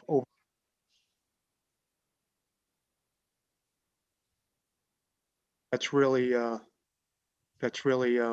what those 2 slides are all about. So let's go on to the first slide. And this is the 5-year IBR offense totals by location. So an IBR is an incident-based report. That's the report system that we use to report crime to the FBI. And really the stunning number here is if you look at the rank. So there was a total of, these aren't total calls for service. These are total calls for incidents. These are actual incident reports that occurred at these locations. So the number 1 rank is highway, street, and road. So that's the entire town. And resident home and apartments, that's the entire town. So in the entire town, we had 1,251 IBRs or incident-based reports. And in the 10 motels and hotels alone, we had 1,250 So basically the same percentage for 10 motels than we did for the entire rest of the residents and homes and apartments in the town of Seekonk. So we can go over to the next slide. So we broke down the top 5 hotel calls for service locations over from 2016 to 2020. I think the thing that's most obvious is the continuous rise in calls for service. So if you look at Motel 6, for example, which has been #1 throughout the last 5 years, you start off with 189 calls for service in 2016, and we end up with 258 calls for service in 2020. That's a lot of calls, and that trend is continuing up in almost all of the hotels over the course of the 5 years. And we'll go on to the next slide. Next one is 6. So this is pretty self-explanatory, but what I really wanted you to look at is the bottom row, the total number of reports as a percentage, right? So that is that percentage is basically the incidents and the arrest reports.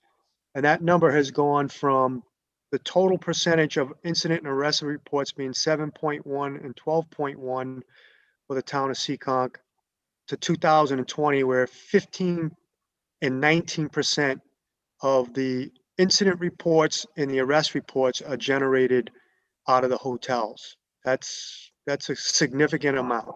Yeah, it's a considerable amount. And again, I will send this form to you guys, members of the board in an electronic, so you can go over these numbers at your leisure. So these are the total types of crimes that were committed over the last 5 years in the hotels that were listed previously. So we had 20 total reported sex crimes. I have the IBR data to break down exactly what types of sex crimes those were. A lot of those were sex trafficking crimes, which is especially concerning. We had assault and intimidation, 74, robberies, 19, larcenies, 124, vandalism, 60 almost, drugs and alcohol, 103, weapons, 11, disorderly trespass, 38, and motor vehicle bylaws and all others, almost 700. So a significant amount of incidents being generated.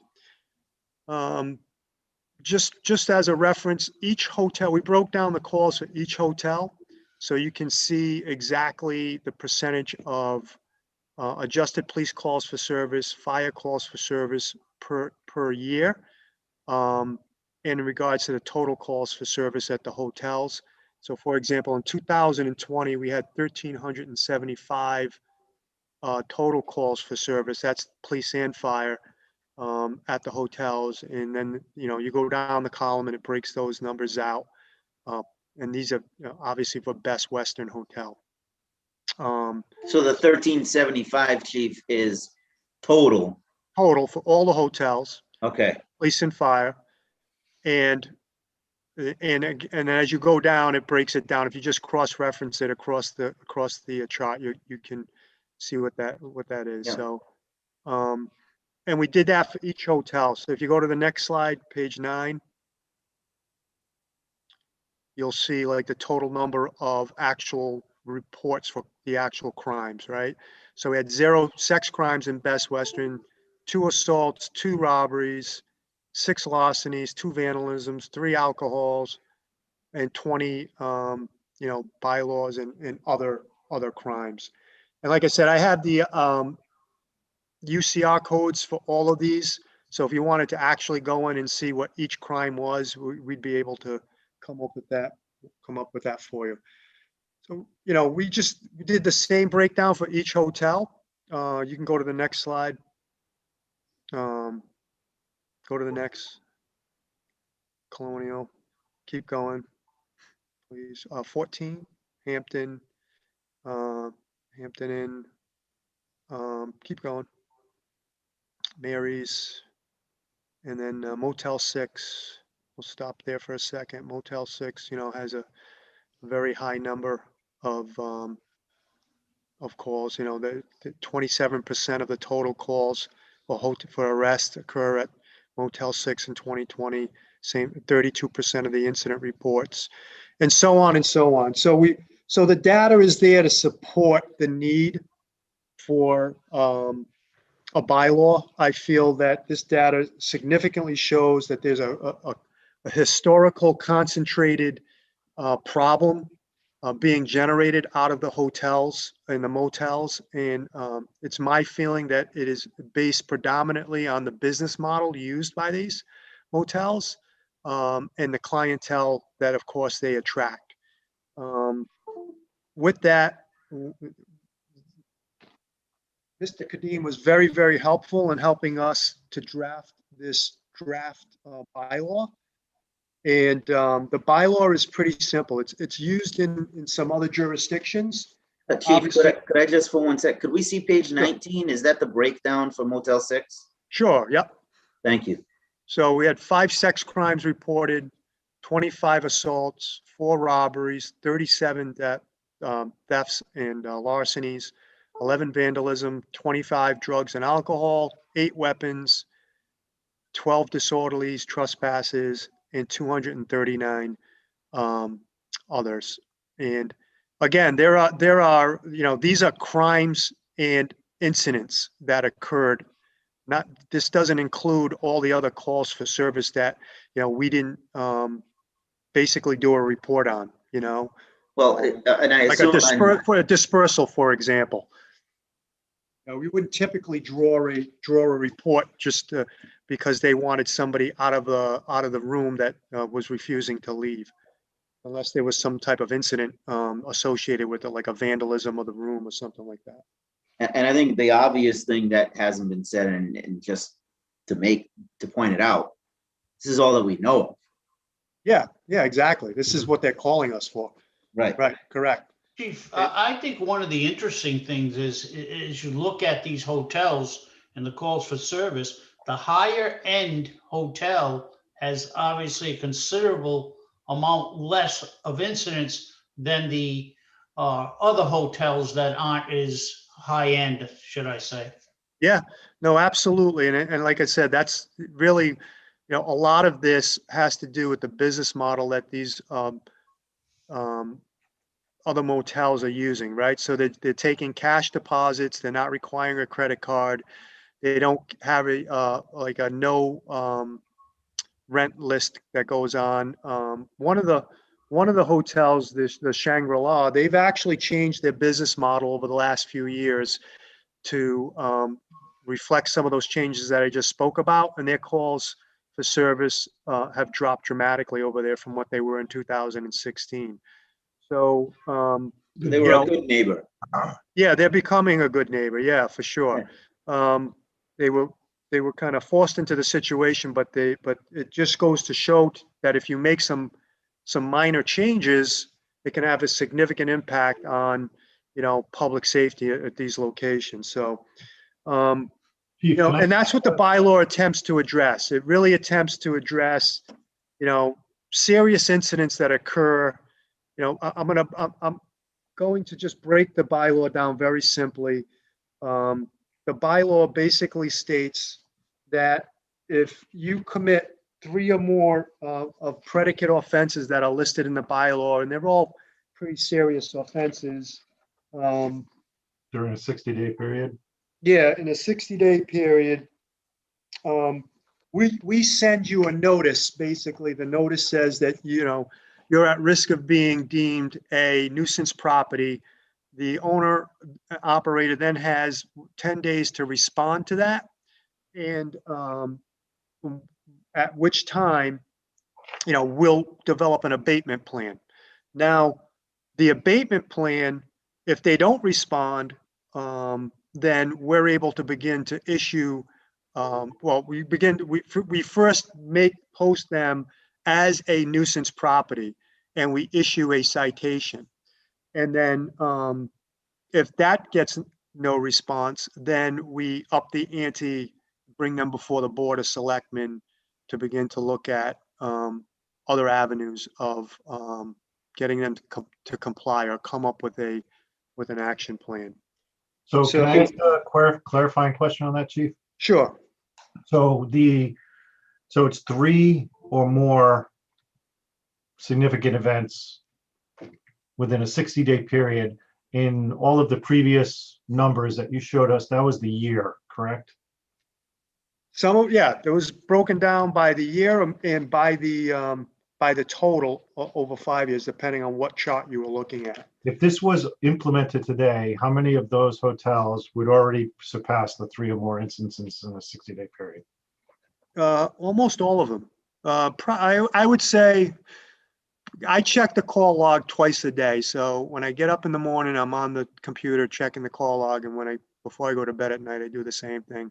And I would say that the top 3 hotels would definitely be in violation.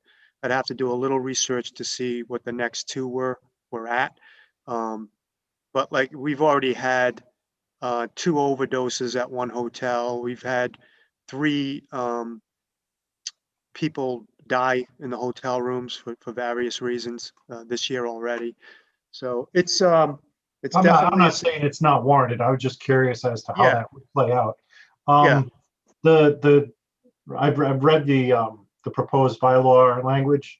Mhm. So 60 days, they had 3 more instances. You issue them a warning, essentially.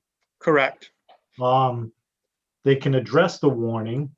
You offer them an opportunity to abate it. So,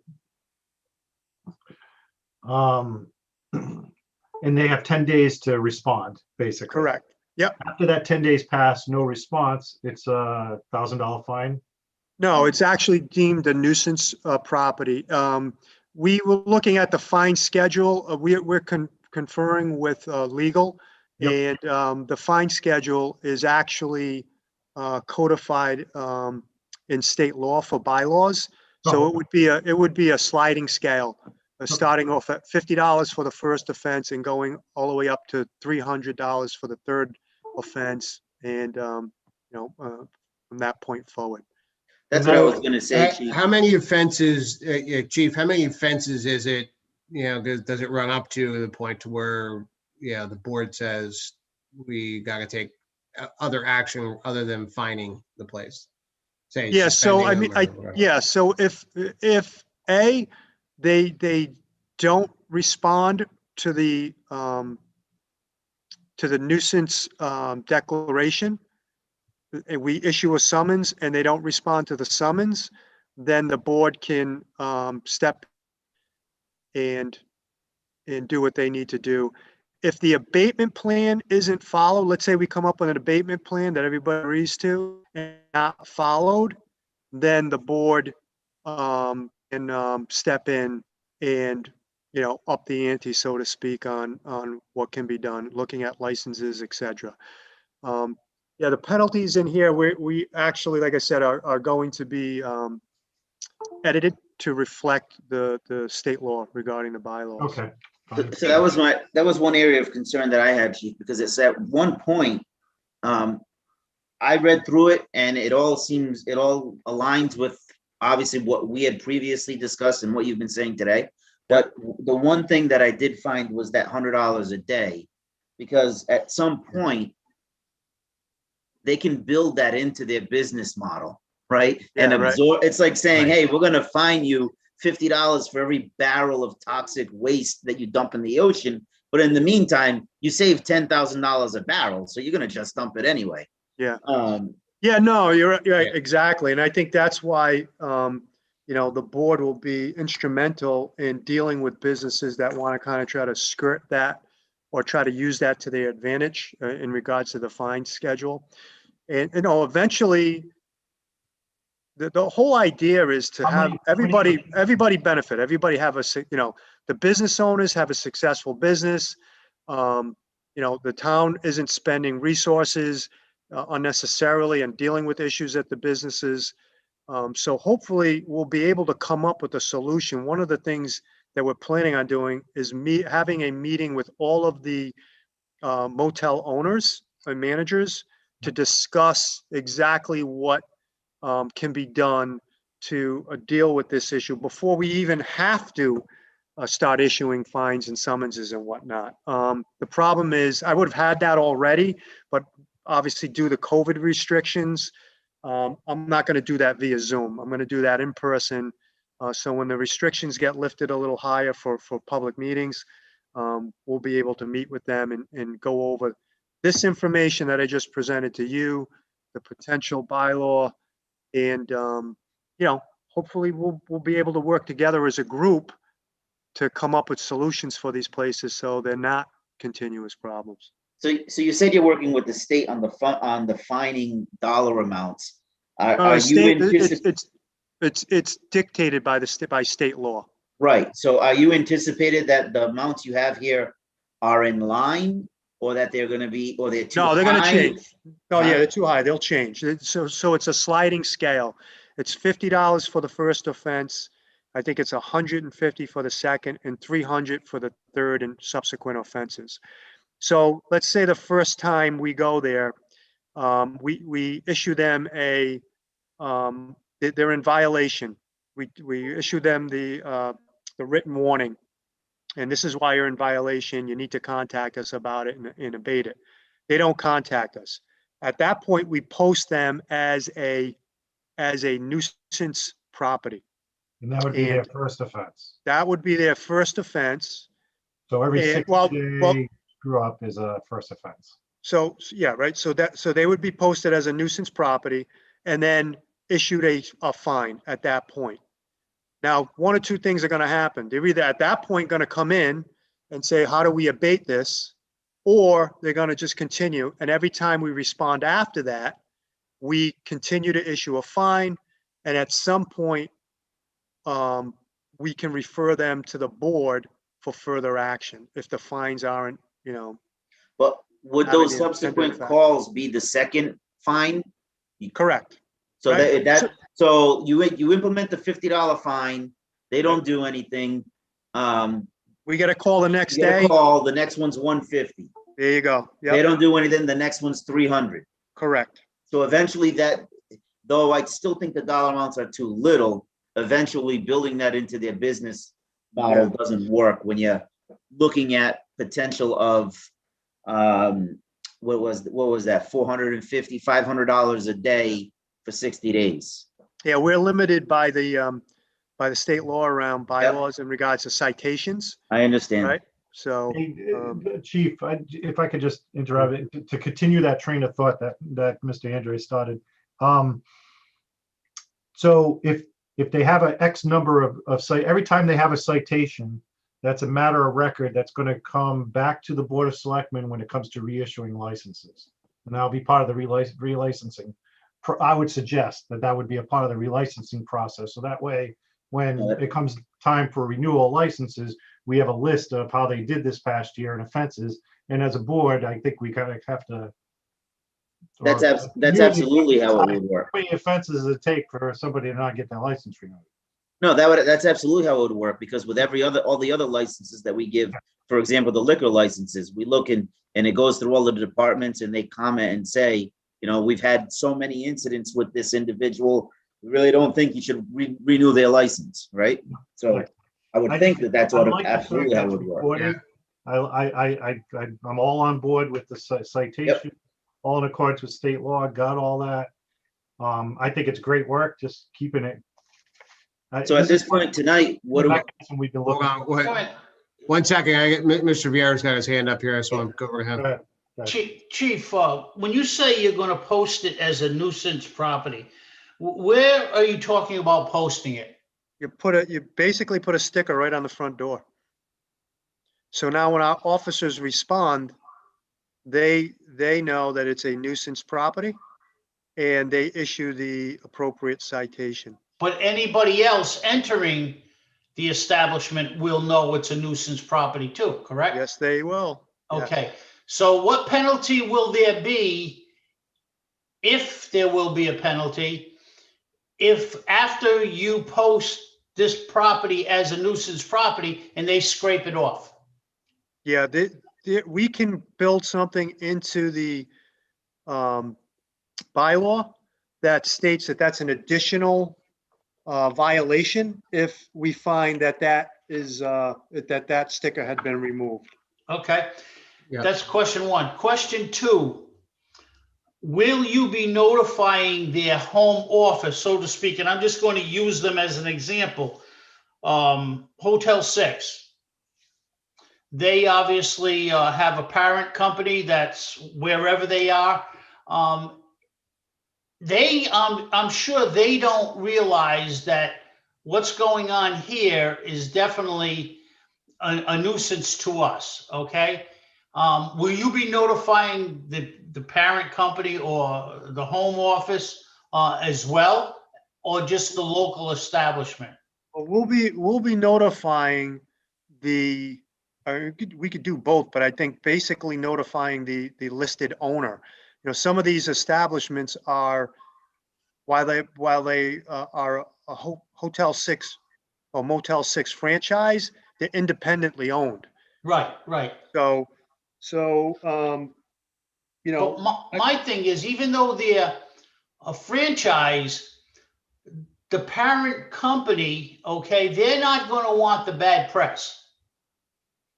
So it wouldn't hurt to have them putting pressure on, even though it's a franchise carrying the name of Hotel 6.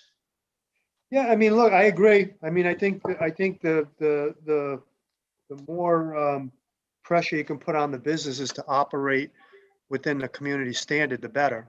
Right.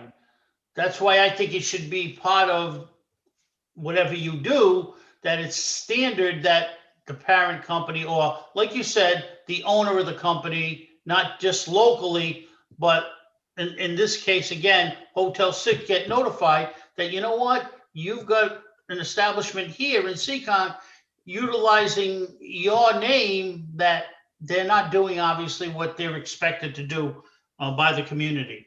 Right, yeah, I can check with legal in Yep. regards to, you know, how that would look and what we would need to do in order to codify that. So I'll definitely check into that. I think the more teeth we've got, the more successful we're going to be. Yeah, I agree. I've got one more quick item that I wanted to ask about, because I see you made it a point, Chief, or it's whoever made it a point in here to specifically designate that, say, a two-family residence, that each unit would be considered an individual incident, right? And not the building in its whole. Correct. Could you check with legal to make sure that that same logic cannot be misconstrued by any motel or hotel owners to say that each individual room is its own individual incident and it doesn't apply to the entire hotel? Yes, I can. Yep. Because I could see an attorney coming up with that little twist and then having to be, okay, let's finalize, let's, define this a little bit further. Yeah. Right. It's a good one. All right. So I think at this point here, does anybody have any other recommendations of changes or things that they'd like added? Just want to Okay, say if good not- job. Yeah. Chief, you and, and obviously Mr. Kadim, I mean, the two of you guys appreciate the data, the support. Yep. And the work that, you guys have both put in. Yeah, can I just publicly say, I wanted to thank Detective Keith Perry for working on that report in regards to the data. He did an outstanding job with that. He's a great guy, that guy. I just Great. wanted to recognize him. He did Yeah. a really bang up job with that, so. He usually does. Excellent. So, Let's Chief, not if go you guys- overboard now. I'll be asking for a raise, Mr. Selectman. Hey, Chief, so if you could work with Mr.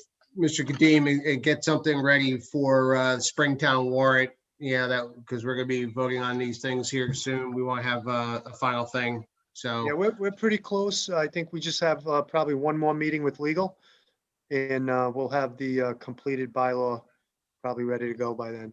No problem. So is this a motion, Chairman, Mr. Chairman? Yeah, we don't need a motion here because there's nothing really to vote on here with this. He's got the suggestions to go forward and what they need to improve. And then when they send us the final product, then we'll vote on the final product. Roger. So, okay. So very good. Chief, thanks again. Are you going to hang on for the cannabis discussions? My apologies. I just moved him to attendee role. I can put him back as a panelist if you need him. Yeah, just in case there are some questions.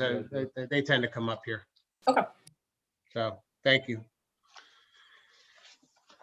Hey, Mr. Chairman, Could I, before we get on to the, I believe the next item is the marijuana, the cannabis Yeah. licenses, correct? Yep. In reviewing the 3 that are listed, could I make a want me to read motion the- to dismiss one of them and not even hear them tonight? Because they outline a retail license that we don't even have available. A request for a retail license that we don't even have available. Yeah, I thank you for pointing that out because I noticed the same thing too. And that applicant has been notified on a number of occasions by staff in the office that not only is it not available, it's not going to be considered tonight. And if you look at the presentation, it's primarily focused around it. The packet that they sent out to us, and it's. Yeah, our staff works hard and, to help guide the applicants. The other 2 seem to do a good job. I'll even step in and second that one. So do we have to vote on that? Yeah, so do you want us, Mr. Andre, on your motion, do you need to specify the applicant? Healthy Substitutes, Inc., to strike it from tonight's discussion and from the agenda. There's a second. I have a second for that. No, good. Is there any discussion from any of the other members? no, if it doesn't fit the bill, don't consider it. Why waste our time? Well, Okay. just a quick question. Doesn't part of their application address what we're going to be discussing? Aren't they, I realize they're looking for retail, but aren't they also looking for the grow portion of it? Yeah, but their model starts with retail first. I understand that. I just don't want to get ourselves in trouble. That's all. I don't know how we could get in trouble. They were basically told we don't have retail licenses. They're giving us a presentation that's centered around retail with a cultivation aspect to it and manufacturing aspect to it. And if we don't have the retail, I don't want to sit here for an extra 45 minutes tonight to hear something that we don't even have available. There's no need. Yeah. Mr. Vieira, I'm sure you saw, like when you went through your packet, when you look at their presentation and the scope of what they had included in their presentation, really, also relative to the other 2 that were presented, the other 2 companies have, they went to great lengths to make a presentation focused around a manufacturing facility. Right. And what's involved in that. And if you look at the other proposal, it lacked in many areas, what the others have provided. So, and again, to reiterate, they also have focused on a retail outlet relative to that wasn't available. And they were told that we weren't even going to be considering having a discussion several times, actually. Okay. Didn't we withdraw one of the individuals that was looking for the retail that didn't comply with our several requests to come into compliance with what we were looking for? We did that for another manufacturing. Yeah, As you'll recall, that was Flying Goose back. Right, last year. okay, yep, Yep. okay. Yeah. So that was see, manufacturing. That was manufacturing. We only have 2 Right. retail licenses, which Okay. we've already granted. Right, okay. Yep. Yep. All right. So we have a motion and a second. Any other discussion? No. All right. Roll call vote, please, Mr. Petronio. Adam Petronio, aye. Dave Viera, aye. Rosora, aye. Aye. Justin Sullivan, aye. Okay. That said, with item G, presentations for proposals for cannabis licenses, Cannaverse LLC proposed marijuana cultivator and product manufacturing licenses to be located at 32 Hollister Road. I'm striking the second one here. based on the motion. And the other one is Queensbridge Inc., proposed cannabis cultivation, manufacturing, transportation, and possibly research laboratory licenses to be located at 1853 Fall River Ave. So the board, and yeah, I guess first things first, Miss Days, we'll take Canaverse first, since they're first on the alphabetical order. We'll handle it that way. But so the board is aware, some of the guidelines given to the applicants here in order to get to the point, and what we're trying to accomplish tonight.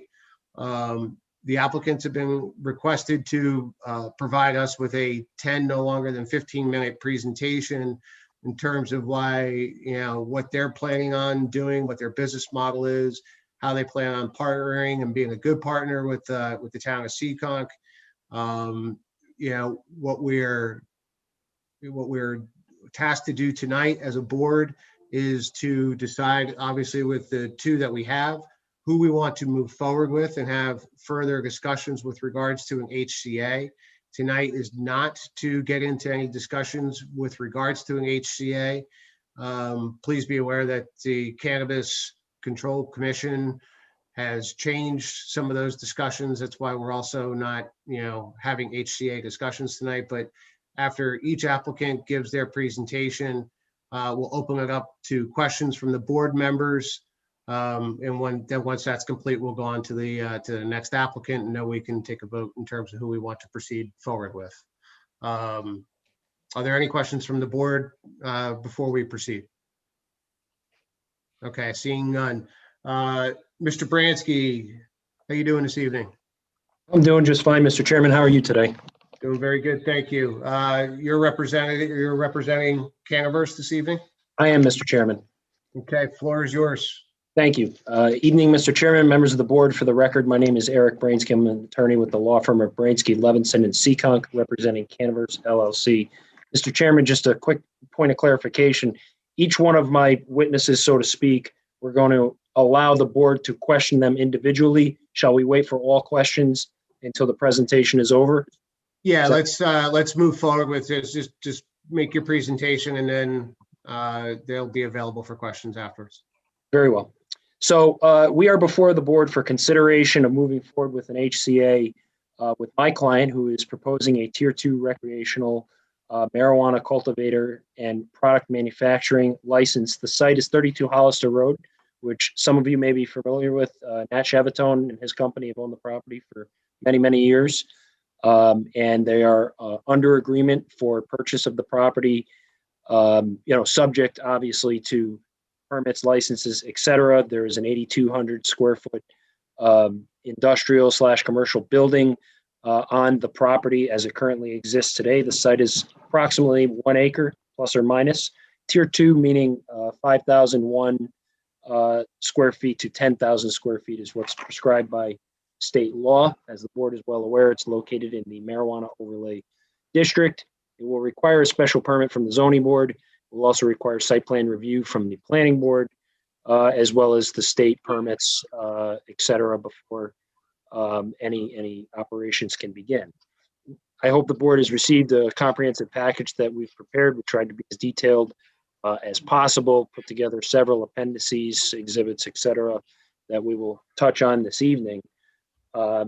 We feel like we're going to be a very good citizen and a good, hopefully a very good business in Seekonk and partner with the town, in addition to the obvious tax benefits that will be provided by the major improvements that the site will undergo as far as excise tax, real estate tax, et cetera. My client has also provided a draft host community agreement. I know we're not going to get into the details. That's something a little different. 3% of gross is the maximum permitted under state law. We have included a clause in there that says we're going to provide the maximum allowed in any year. Prior to the Biden administration and the House and Senate being taken over, there was some talk about them reducing the maximum percentage, but now that they're talking about basically 3 branches of government being controlled, there are changes in the works for transportation across state lines and potential legalization of marijuana. There's some chatter at the State House. I know I've talked to some folks in the Senate and House up there that I won't disclose, that they think they may raise it at another point in time, because the industry is, I don't want to say exploding, but it's on the front line. So we want to be able to provide the town the flexibility that if it goes up, we will in fact comply with that. And if it's 4% one year, we're going to provide 4% of gross to the town. Right now, of course, the maximum is 3%. Talking about the impact. In addition, we estimate 25 to 30 jobs being created at the site. And as indicated by exhibits 5 and 6 attached to appendix number 1, we also have provided a commitment to the community and nonprofit joint ventures with the town. And we also want to donate a certain amount of money every year at the direction of the Board of Selectmen to charities of the Selectmen's choosing, a charity or charities, at an amount that we obviously have to negotiate and get to at a later time. We are committed to working with the town, and you're going to hear briefly tonight. I'm trying to be fast, tell a lawyer to get through something quickly. It's like, only 1 more minute, Your Honor. 1 more. Fight your baser nature. Yeah, I'm trying. So you're going to hear tonight from the principal owner. There's a real estate holding entity, and then there's the operating entity. The real estate holding entity and the operating entity are both principally owned by Michael Rigo, 100% ownership. He is a businessman out of Providence, as you'll hear, and out of Rhode Island. He's been in business a number of years, and he'll be the first to speak. The second will be Mr. Pagliarini, who's another seasoned businessman. He is proposed to be the chief operating officer of the future business entity. You'll hear from the production supervisor, Mr. Gallagher, Tom Gallagher, who's a Marine Corps veteran and current law enforcement, federal law enforcement officer, and also involved in a number of different private businesses. And lastly, you'll hear from Mr. Ken Marandola Sr., who is a highly decorated retired Rhode Island police, state police major, as well as a number of other decorations that he'll speak to you about. And he, of course, is our director of security. So with that being said, I'm going to introduce you to Mr. Rigo, who's going to tell you about his vision, a little bit about himself, and then we'll call the next speaker when he's complete. Thank you. Thank you, Mr. Chairman. How you doing? Good evening. My name is Michael Rigo. I'm 29 years old. I was recently married to my wife, Marissa. I have a 9-year-old son, Michael Jr., and my wife and I are expecting our first baby girl, Ava Rose, in April. I've always had a hard work ethic, continue to do that also. I do own 2 automobile businesses in Providence, Rhode Island. I oversee 50 employees each day between both companies. I have done everything from hiring, training, management, payroll services.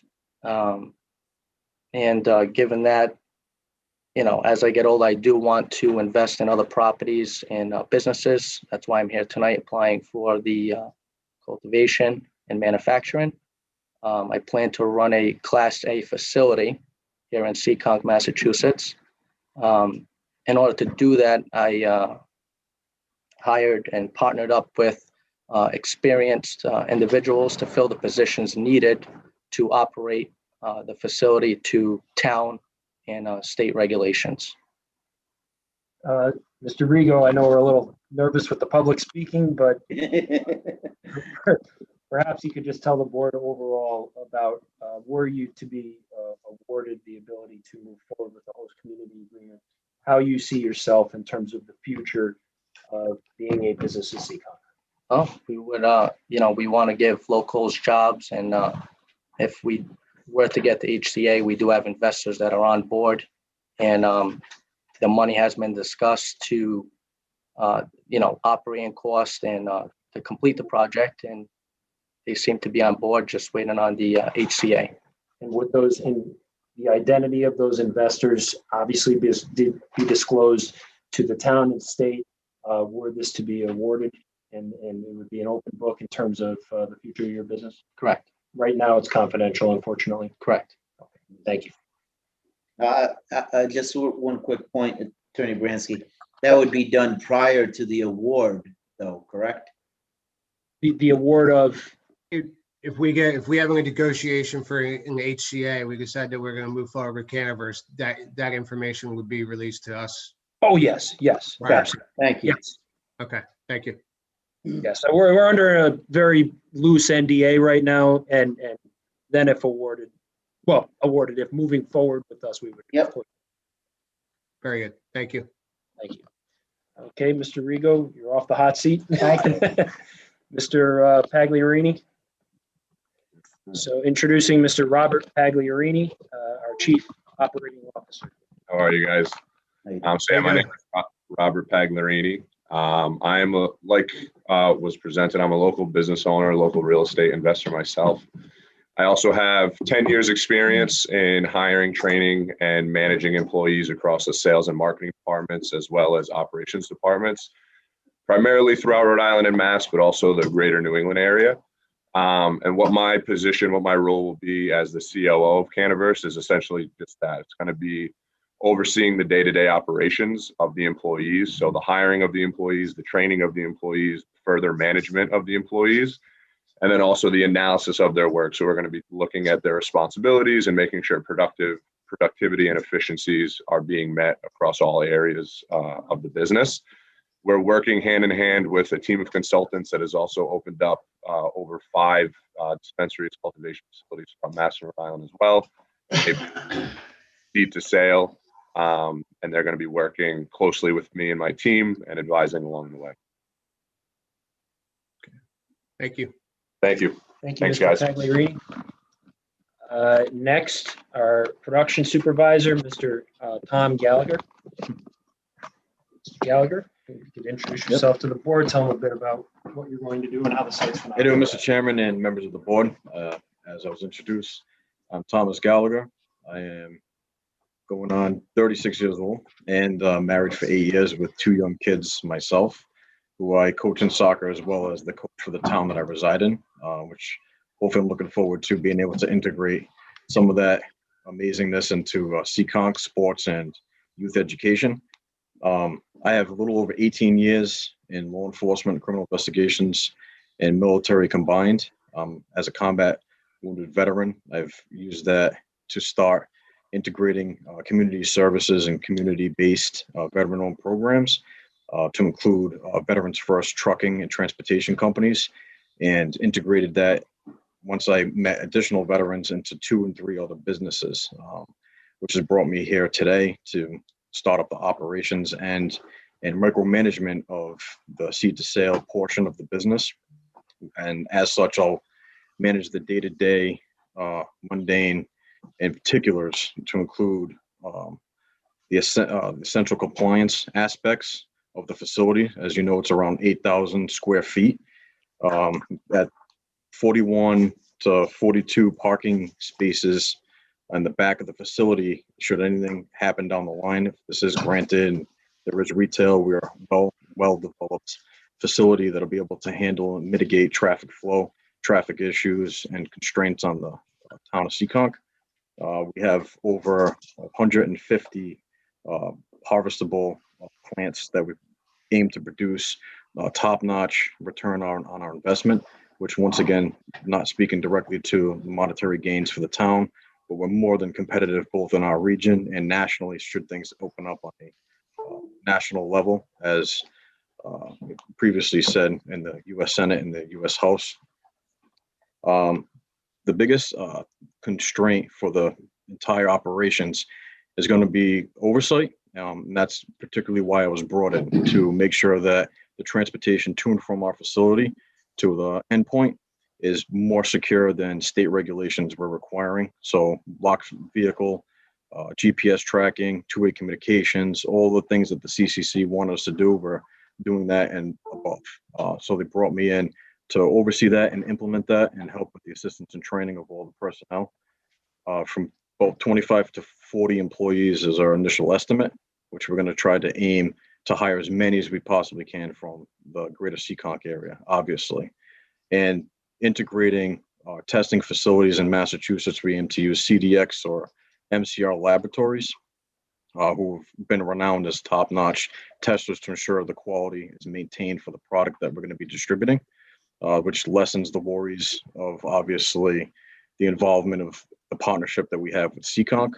And the last main focus is oversight and development of our employees. So we aim to not only perform at top level, top tier of any cultivation facility in Massachusetts, but we also aim to better the entire process and integrate everything that we've learned along the way to our employees. And that way we're bettering both the relationship with Seekonk, the stipend on the bad air that surrounds marijuana currently. It's not in a good light in some communities, and we're hoping to both change that locally and nationally. We're going to do everything that is constrained within our powers and abilities to move this into the future and just expand our involvement in the town of Seekonk. Thank you. I did have a couple of quick comments, if I could. Good luck, by the way, of trying to change the perception in my mind, but that's a whole other conversation. But I will applaud your use of the word micromanagement, because though in today's world, nobody wants to be micromanaged, I think this is the one aspect where I would say I would want micromanagement. So thank you for that. You said 25 to 42 employees? 20, yes. So that's all. The stipulation for that is based on both the facility size, the production rate, the oversight for the amount of scientists that are necessary to keep production values.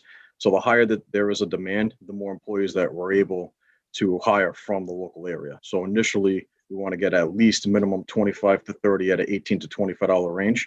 And then our baseline is going to be anywhere from, say, 40 to 55,000 up to 130,000 for scientists that we hire from the area. And we usually utilize outsource and research from Bobby Paglarini to go to local colleges and have assistant programs, both research and development for agriculture.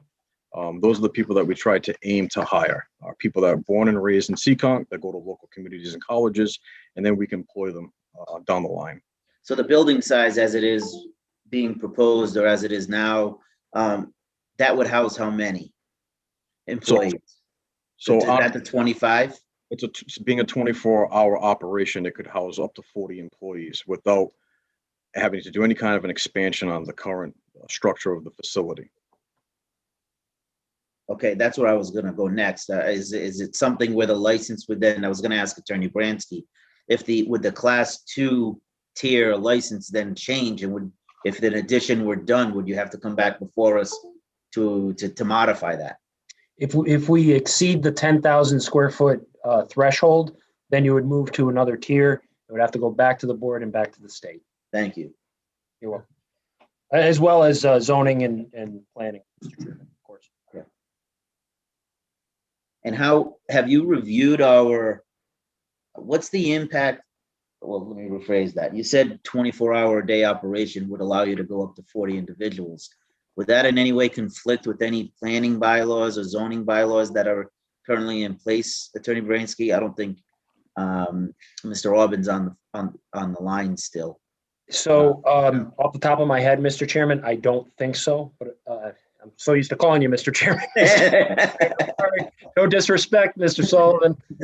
Hey, thanks, Mr. Bransky. I apologize. It's been about 4 years ago. When somebody's been there for 6 years, I get it. You know? Yeah, against my client. Off the top of my head, I don't think so, but don't hold me to that. But that is most certainly an issue that would have to be vetted with the building inspector and with the planning board. Yeah, I just wouldn't want to see. I wouldn't want to see a business plan being put together, hoping for an eventual 24-hour shift turnaround, and then run into issues later on. Sure. Oh, so yeah, Mr. Chairman, when I had first Mr. Android, no, sorry. See, you got him doing it now. See, this isn't good. You guys are looking to get business here, right? Yeah, a 24-hour operation is listed primarily as the overall expectancy and responsibility. But the on-the-ground employees are there for primarily around 16 hours a day, because surprisingly, plants do sleep. So just like the employees do, so do the plants. So you're looking at in and out foot traffic and parking spaces allotted for employees. It's around 16 hours a day. Okay. Two shifts. Thank you, Mr. Gallagher. Thank you very much. Thank you for your time. My last witness, so to speak, Mr. Chairman, Mr. Sullivan, Mr. Chairman, is Mr. Marandola. This is Ken Marandola, Senior, our Director of Security. Mr. Chairman, board members, thank you for your time tonight. Not only the proposed Director of Security, I'm also Michael Regal's father-in-law. I apologize. Could you speak either closer to the mic or it's just not coming through? Okay, my name is Ken Marandola. Better. There we go. Not Thank only you. the proposed Director of Security, but I'm also Michael Regal's father-in-law. I served with the Rhode Island State Police for 25 years. I served at every barracks, detective division, where I was in charge of Twin River and also Newport at the time. I then served as number 4 on the job, major, in charge of 450 people, the Department of Public Safety, and retired subsequently. What we're aiming to do here is to put together a Class A facility for the town of Seekonk, and also to provide jobs and security for that facility, which would be second to none. The security company that we'll be using is KM Security Solutions, which has provided and outfitted numerous not compassion centers, but retail marijuana facilities and also grow facilities in the state of Massachusetts. The CCC has given it glowing recommendations to others. So that's the security we'll be using, which will be extensive. Fingerprint, key fob access, all the security necessary, cameras and whatnot. And the other part of this, which has not been addressed in the industry, is how the money is transferred from the product to the facility. And I've been in talks with Priority, which is a major transfer company they have accounts like Home Depot, Lowe's. And what we're looking to do is to transfer those funds after purchase from other facilities electronically through Priority, so that there would not be any cash involved. So, thank you. Are there any questions for Mr. Maladon, please? I have, I guess we'll open this up for questions for, I guess, anybody, but since we've got security, head of security on right now. Are there any security related questions?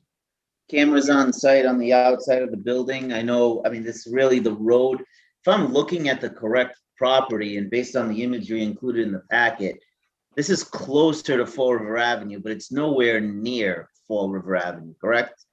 Because when I put in 32 Hollister Road, it comes up closer to the Rhode Island line and not necessarily the address, the imagery that's included in the packet. That is correct. Okay. Would you have exterior cameras and the ability for our police department to tap into them? Yes, the CCC also requires access. There will be interior and exterior monitoring, 24-hour surveillance. The facility will be lit to provide those cameras with almost 20/20 vision. All right, that was the only real security question. I mean, I've been reading through the packet and I've read through the packet and saw everything that you had in there. I just have some general comments on the overall building site, as well as some of the infrastructure that's going to be in place to kind of mitigate smell and those kind of things. So How many, what's the security standard? Just to stay on the security topic, what's the staffing for the security? You said you're hiring a security firm. I know you're going to have people on premises. That's correct. What we're going to do is have two members, two security individuals, 8-hour shifts for the 24-hour period, So, as well as the surveillance. I got it. Okay. Got it. Is that part of the overall hiring? Or is that separate from the 25 to 42? Yes, I believe it is. Yes.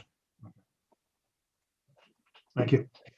I didn't want to leave that topic, Mr. Andrea. Keep going. no, I'm with you. No, that's why Yeah. I got it. It made sense. So Yep, just want to make sure. Mr. Vieira? did I miss something? You said you were going to have two individuals for 2 8-hour shifts, I believe, for the 24 hours? For 24 hours, yes. It'll have 24-hour on-site personal, physical security. I need 3 shifts. 3 shifts. Two Yeah. shifts, and the shifts are going to be how many hours? 8 hours. Okay. Sorry. No, There'll be 4 shifts, right? 3. 3. no, 3. 8. 8. 8 Three times shifts, 3 is 8 hours, 8-hour shifts, yes. That's where you confused me. You said 2 shifts, 8 hours each No, for no, 24 hours. there will be 2 offices. Oh, Per okay. shift. Yeah. Okay, I guess I misunderstood. I'm sorry. Sorry. Okay. Okay. Any other security questions? All right. Are there any general questions? I have a couple. Thank you, Mr. Chairman. Thank you, board members. Thank you, sir. I have a couple, and so one of them that I had is when I was reading through the packet, it mentions that adequate lighting, ventilation, and temperature humidity are going to be put into place to help with the facility. Obviously, I know you're in an industrial zone, and they may not be Seekonk residents, but they're still residents of a neighboring facility right down the street. Maybe all of 1,000 feet down the street, you do have residential neighborhoods. So as far as ventilation is concerned and smell mitigation, what steps, because adequate could mean a lot of things. And I just don't think we want to have the smell that's associated with the manufacturing process wafting out not only into that residential neighborhood, but also Route 6 as you're driving by and all the other and everything else that's there. So Chairman and members of the board, and especially addressing to you, Mr. Andre. So I do understand your position, and absolute concern is it's the same with everyone else. So the general standard, as you said, what is adequate is just what's called a general carbon filter. It's something that you could almost buy at your house, like a HEPA. Right. Usually it doesn't mitigate the odor, the smell that's associated with manufacturing and cultivation on this level. We've already done extensive research and brought in additional members from larger facilities throughout the U.S. that I was previously in communication with from the Marine Corps. 2 of them live in Colorado, and they've come up with a little bit more of an expensive solution, but an amazing one. It's called carbon scrubbing. And the carbon scrubbing and mixed with ozone generation and the filtration system is what's going to mitigate that smell. So both I don't have to smell it and I don't have to smell like it when I go there. Neither do the people that are in the surrounding community, driving by, working, running, jogging. It's not going to impact any of their lives if we maintain all of the ozone scrubbing, filtration systems. And like I said, my job is to micromanage for that reason, that we have quality standards that we're setting that are above the minimum quality standards set by the CCC at the state level, which will exceed, I think, your expectations, Mr. Andre. Okay, so I think I would like to see that a little firmed up. I mean, I know you've got it, but at least documented a little bit more, because I know there are ways to treat it to minimize the exhaust and have it as a self-contained for those spaces. I know you need to bring in fresh air and everything else, but just to get a little bit more on that. The second is I'm looking at your site plan and I'm having a hard time seeing how you're going to be able to comply with fitting in 40 parking spaces and not exceed maximum lot coverage and those kind of things. How in depth has that been? Have you looked into the build out of this parcel? And is it because you have plans to park elsewhere? I'm just wondering. I know, so the total space allotment in the parking diagram that was drafted up, Yeah. it's 12, 19, and 14 spaces in 3 separate rows against the side of the building, proceeding outward towards the curb marker. Right. And those spaces are standard parking spaces, so it would fit those average sized vehicles and normal sized parking spaces that you see, and all of that parking is on our property. There's no expansion necessary for parking of additional vehicles. And Mr. Andrade, I would just note that, and it's a very good question, but what you have before you is obviously very conceptual. Conceptual, yeah. This is certainly going to have to be an engineered plan that will have to go to planning, as well as the zoning board for the special use permit, the special permit.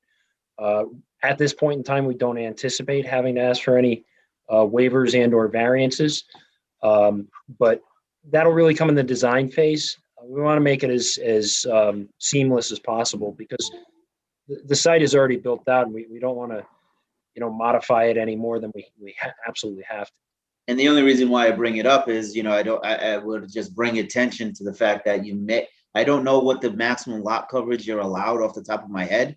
I would just hate to see you planning on 40 spaces and then, oh God, we can only get 25, right? Oh, so you, Ms. Andrade, even in that aspect, even if you cut the number in half to approximately 25, the staggering of employees and rotating shifts mitigates that issue. So even if we only get 20 spots out of the allotted space due to confinement from our engineer, it would still be ample amount of space to run multiple shifts with security personnel, oversight, employees, and general management. So, thank you. I figured once you said that, I said, yeah, the staggered shifts may help offset it, even if the number did get reduced. Storage of byproducts and disposal of byproducts. I mean, you're going to have water that you're going to be using, as well as physical byproduct of the plants themselves. I saw you touch on it in here, but I didn't see it too in depth. I apologize if it is in there. But is that going to be disposed of completely off-site? I mean, is the water going to be running through into the septic system and then leaching into the ground below? How are you planning on mitigating and handling all of that? So, Ms. Andrade, the majority of the water that's utilized is actually used. I don't have an exact scientific percentage off the top of my head, but the plants utilize majority of the water. The rest for runoff, filtration, and processing is also almost always consumed and transferred. So the waste byproducts are then contained and shipped off-site or on-site, are integrated with other compost materials, which renders it inherently non-usable. And then it's disposed of at either a disposition site or a recycling plant within the state guidelines. So the amount of water and runoff that would be returned back to the Seekonk system outside of a self-containment issue is almost minimal. And I recall, I think that this site has a septic system on its facility, which would get pumped out at our cost. Well, that's the thing, right? So you don't have a septic system only works as far as eliminating solids. The effluent, which is the water that is in the system, then leaches into the ground. And though I hear what you're saying, the plants are basically going to consume everything. I don't know. You didn't go into detail, and again, it does. At least I didn't see it as to what sort of manufacturing processes you're going to take here. Like, are you going to be? Is there going to be like a mash type of byproduct or product? And if there is, when you do compress that, you're going to have water that's going to emanate from that, right? And is that going to be just reutilized within the system, or are you going to be piping that water to the septic system, which would then leach into the ground? So, Ms. Andrade, the self-containment system, it looks like a giant science experiment in a box. about the size of a tractor trailer, 42-foot long tractor trailer containment system. Yeah. It's a little bit more expensive self-contained processing facility, a little over $150,000 for the processing. Within that processing station, all of the byproducts and chemicals that are utilized are not returned to an open source. So if we use something other than water, it's never returned past its byproduct usage, and anything that is not used is obviously in the self-contained 55-gallon drums that are reutilized and repurposed as much as possible, which is staying in that green effect. So the Cannabis Commission outlines green efficiencies. We've already well exceeded that in a self-contained unit using what's called cold press or cold rolled systems, which isn't injecting anything into that product and creating additional byproducts. So it's not as profitable, but it's definitely more responsible. And then that's where you get into shipping in your proposal, or the packet, I should say, you get into shipping of any byproducts off site. Absolutely. Okay. That's what I was trying to get my head around is. The Cannabis Commission allows us, Mr. Andre, that once we render it unusable, so it's no longer classified as a marijuana product, it's just a useless byproduct, we can then pay a recycling company that can utilize that in end stream processes to make rags or plant-based pots or, items for rubbers and plastics down the line. So we pay to get it removed and they utilize it for additional products. And those shipping manifestos of the byproducts being shipped, they control all of that, right? Although not you control it, but they get copies of it and they monitor it, correct? So I control it prior to it leaving the facility, then it's recorded and checked by the person on the ground. And then a backup copy is sent to the Cannabis Control live. So it's live GPS, live recording, live video, live audio, with a backup redundancy for all three of those. Yes. And I'm only asking this because just seeing how you're going to be dealing with disposal after the fact, right? Making sure that it's not like a lot of people used to do back in the day, dig a hole in the backyard and bury it, and then we deal with it 20, 30 years from now. So I may have been in the Marine Corps, but I don't plan on doing any digging. That's off the table, Mr. Andre. So yes, I do appreciate all of your concerns, and I do understand that the process is extremely both integrated and it's a very complex process, but doing it responsibly is what our company has strived and aimed to do. And I think that the minimum standards may be good for some companies, but it's not going to work for me, and I won't allow it. Did you go to Paris Island? I did, unfortunately. Yes, Swamp City. Yes, you did do a lot of digging. Yeah. My hands. Absolutely. Yes, sir. Absolutely. Hoorah. Hoorah, sir. All right, any other questions? That's all I had. Okay, Mr. Petronio? You good? I think they've done a wonderful job explaining it. I look forward to comparing and contrasting with the other presenter. Okay, Mr. Zora? I agree with Mr. Petronio. They did a good job reading through the packet. Just one quick, this double stacked option, how long before you got that up and running? So double stacked is based on need and necessity for the surrounding community. So the further that we branch out and reach all of the immediate surrounding dispensaries in Seekonk, the quicker that we can initiate that. So the growing is at a minimum basis, and then what you saw in that double stacking option is a maximum basis. So that is everything is implemented immediately and able to accommodate double stacking. The only difference is we have no need to do it unless we are able to remove all of that transportation issues and end sale production. We're not gonna grow things just to waste them. So as it is single stacked, it's immediate, and then double stacked as necessary. Right. Okay. That's how I was. Very good. Thank you. Thank you, sir. Mr. Vieira, do you have anything else? No, I'm good. Thank you. Okay. Very informative. Thank you. So, gentlemen, just a quick question. Mr. Gallagher, maybe you can answer this a little bit, but this is more business driven,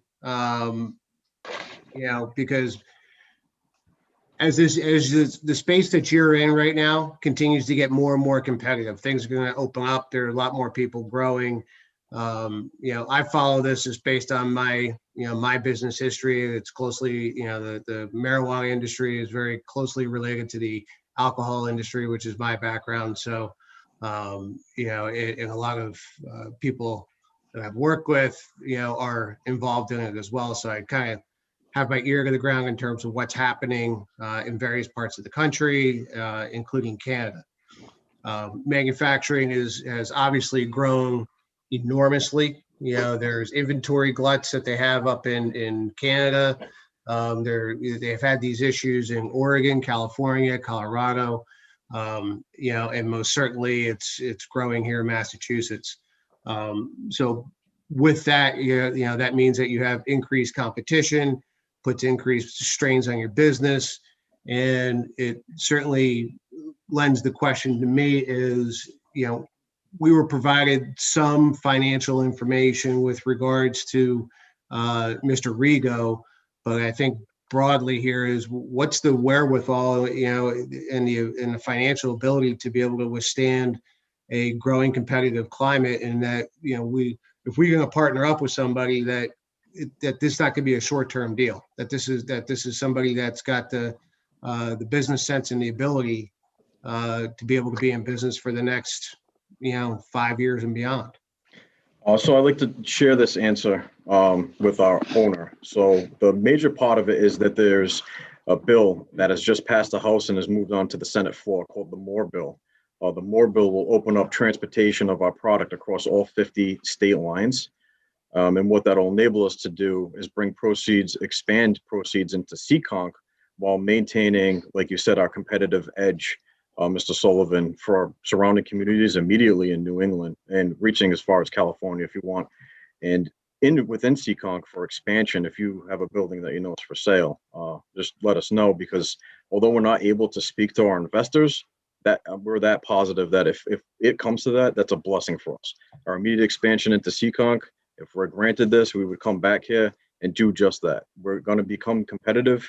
I think that this bill more than likely will pass the Senate. If it does not, and we are constrained to Massachusetts, we are absolutely happy here in Seekonk and can either expand on the current facility if allowed, or expand it to additional facilities in the immediate area. Are you guys intending on establishing a sales team, so to speak, to be able to because at this point, the product that you're producing, you're going to want to put together as various consumer packaged goods to be able to sell to these guys? Can you kind of give me a little bit more of an idea on that strategy? It wasn't, detailed out as much in your presentation. So yes, sir. So part of the production portion past cultivation, the production is the large word for exactly what you said. All of the products that you see on shelves and you see readily available, and you may have known people that purchased, those are the things that we're going to bring to the market. And that's what we use our specialist, Bobby Pagliarini, for in his about 10 years experience in keeping his thumb on the pulse for the market. So as soon as the market fluctuates or dictates something that we should do, it's absolutely brought to the table. And we aim to not only compete against people in the immediate area, but to meet that demand. So if something calls for a particular product, then that's exactly what we're going to do, as long as we agree with that product and it meets our standards. Are you guys looking to do any contract manufacturing for some existing products and brands while you get up and running and establish your products? So yes, sir. So we already developed extensive communication with some of the leading developers of top brands. So anything that's not proprietary, if we can utilize both their methods and flavonoids and capsinoids that are contained within the marijuana products, that's what we already aimed to do. So we have partnerships with people on the ground ready to go. Some of them are big names that you may already know in Massachusetts that we can't divulge.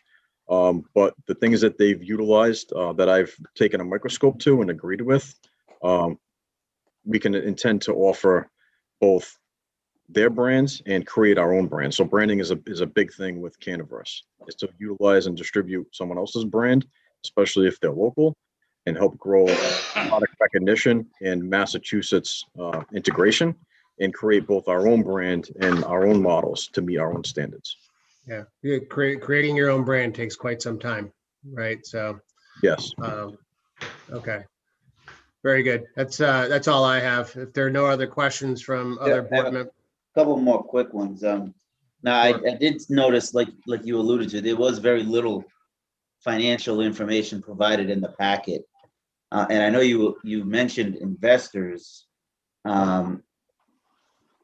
Are there funds that you already have secured? I know you can't divulge the investors, but it would be helpful to have some of that information as to what monies you do have already committed and dedicated to the project, as well as projections, because I didn't see that either, of any sales and commitments that you have for retailers on the other end to ensure that you're going to be able to grow. I know you're saying like, yeah, I can guarantee that if we get the approval, this thing's going to fly. I understand that, but what commitments do you have and what sort of investments do you already have into the project to help you get there?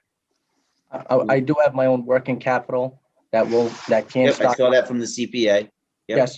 And then we do have a potential investor that once we get this HCA, if we do get it, they'll be right on board. They'll join our team and be happy to get the project going. Mr. Andrade, if I can just kind of join in for a moment. We're being delicate with it because, as I said, we're under a very loose NDA with the potential investor. So part of that is disclosing specific numbers, et cetera. But if the town of Seekonk were to determine to move forward with my clients, then we would absolutely be at liberty to discuss, numbers, arrangements, identities. But my clients are being careful because they're trying not to breach an agreement. Nope. And I get it's a delicate line, right? I'm just trying to point out it's going to be really hard for me to vote in favor of proceeding with someone without getting that information eventually before I make that vote, right? So no, what you're talking about in terms of entering into a host community agreement Yes. and giving a letter of non-opposition. Yes. Before we get to that point, at least for myself, I would need to see a bit more into the financials and the projections and also backing and how much money you'll be getting. And I know you said you would get that. I just want to be clear on that. I can tell you with certainty, Mr. Chairman, that that would absolutely be disclosed. And and doing it again. You did it again. I'm starting Mr. to think about this Sullivan's other. already speaking again. You guys ready to start talking to this other company? Yeah. So what I can tell you is the project is, the total budget that you're seeing is somewhere in the range of $5 million. And I think Saw that.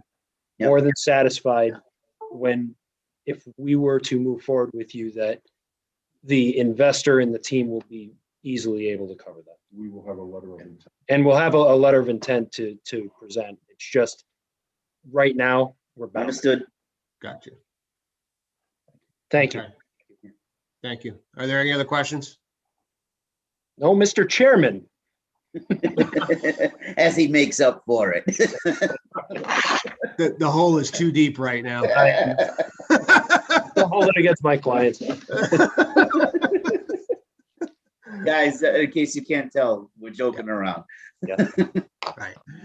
So, all right. Well, gentlemen, I do appreciate the time, the work that you put into your presentation, which you provided to us.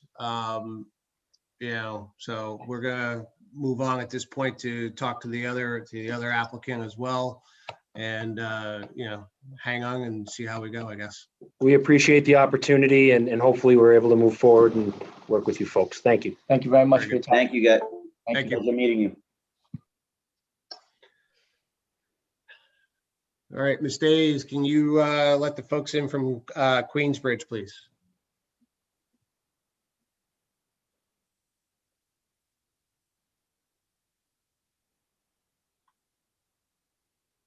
Good evening. All right. Hi. Hello. Hi, if you could please identify yourself and kind of give us a quick 10 to 15 minute rundown about your business and your proposition here for the town. Sure, sir. Are we allowed to share screen? We requested earlier. I did put together a presentation. Ms. Days, do you have that, or can you share the screen to them? You should be able to share your screen if that's, I don't have the presentation myself. We got it. Thank you. Okay.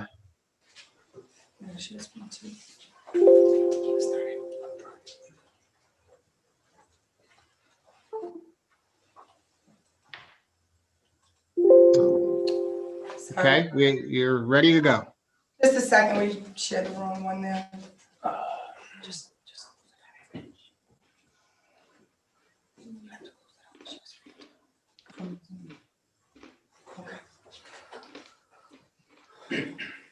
Good afternoon, Board of Selectmen. I'd like to start off by thanking you for allowing us to present in front of you this evening.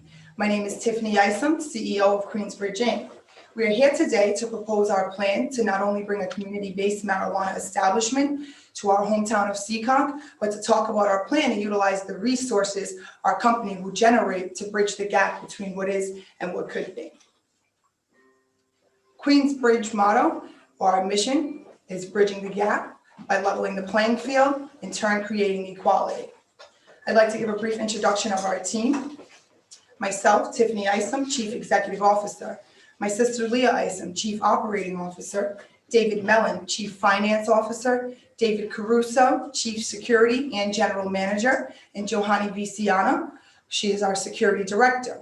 William Conley, Cultivation Director, as well as Manufacturing Director and our General Contractor.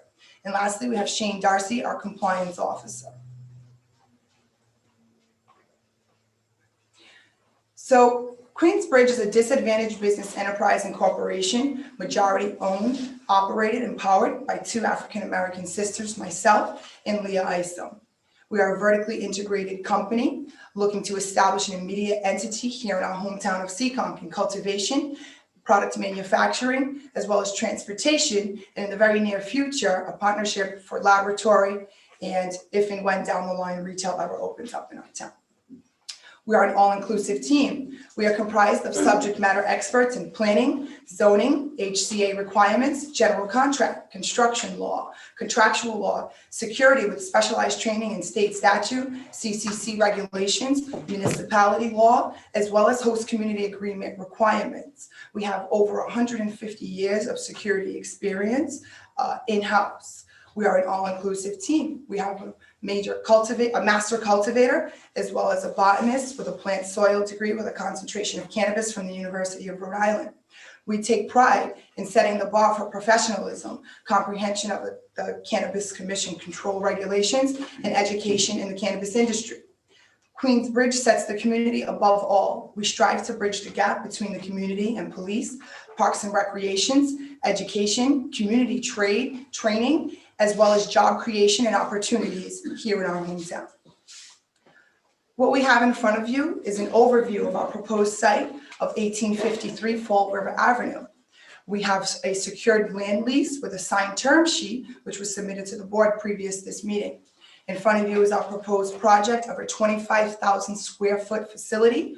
Within that facility, we will cultivate, manufacture, as well as transport cannabis products to other cannabis licensees, as well as retailers.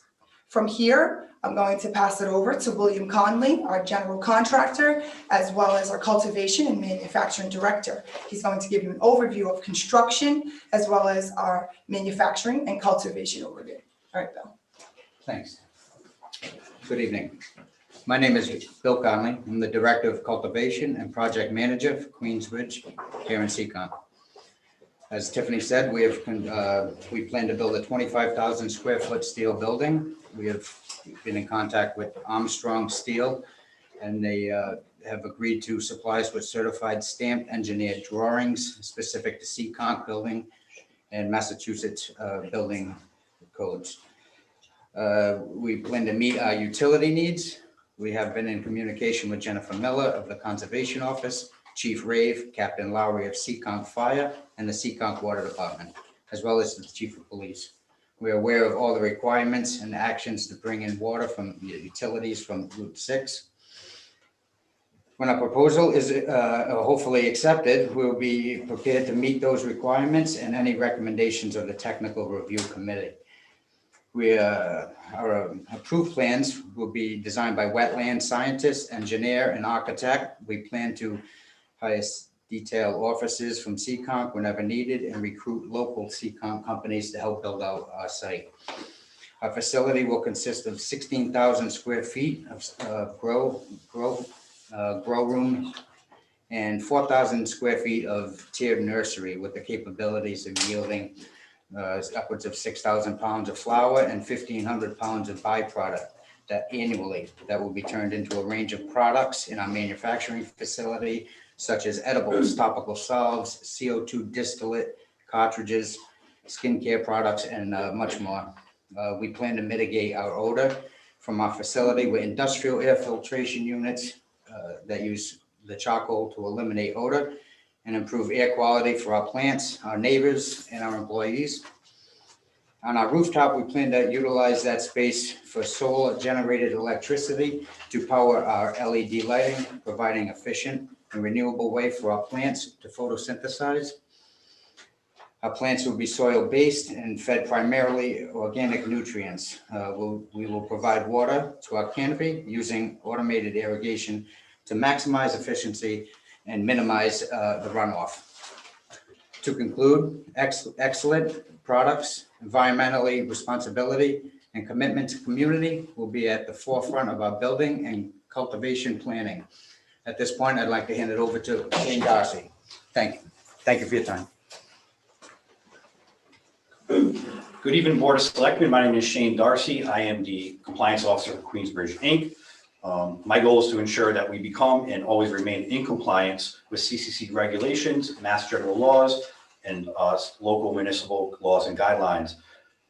As you know, Queensbridge has submitted a comprehensive, in-depth cultivation, manufacturing, and operational plan that was built out using CCC guidelines. These plans outline our process and commitment to implementing our policy and procedure effectively, efficiently, and at the highest standard possible. Queensbridge has continued to develop standard operating procedures and quick reaction checklists to ensure compliance is met. SOPs and QRCs will give staff and employees the guidance and tools necessary to complete tasks and job requirements effectively, efficiently, and safely. Through our compliance department, Queensbridge will implement in-house audits and self-inspection checklists. This will remain ongoing, ensuring that if changes are needed, they will be done accurately and expeditiously. Queensbridge is also implementing clear and transparent reporting and incident guidelines. This will ensure that if a reportable incident does occur, Queensbridge can act, and our staff will understand their reporting requirements within our organization. Training, we know, is essential to Queensbridge, whether it's responsible vendor training, metric training, core specific training, and safety and food sanitation training. Queensbridge will be at the forefront of making sure our employees are always trained using the CCC regulations and guidelines.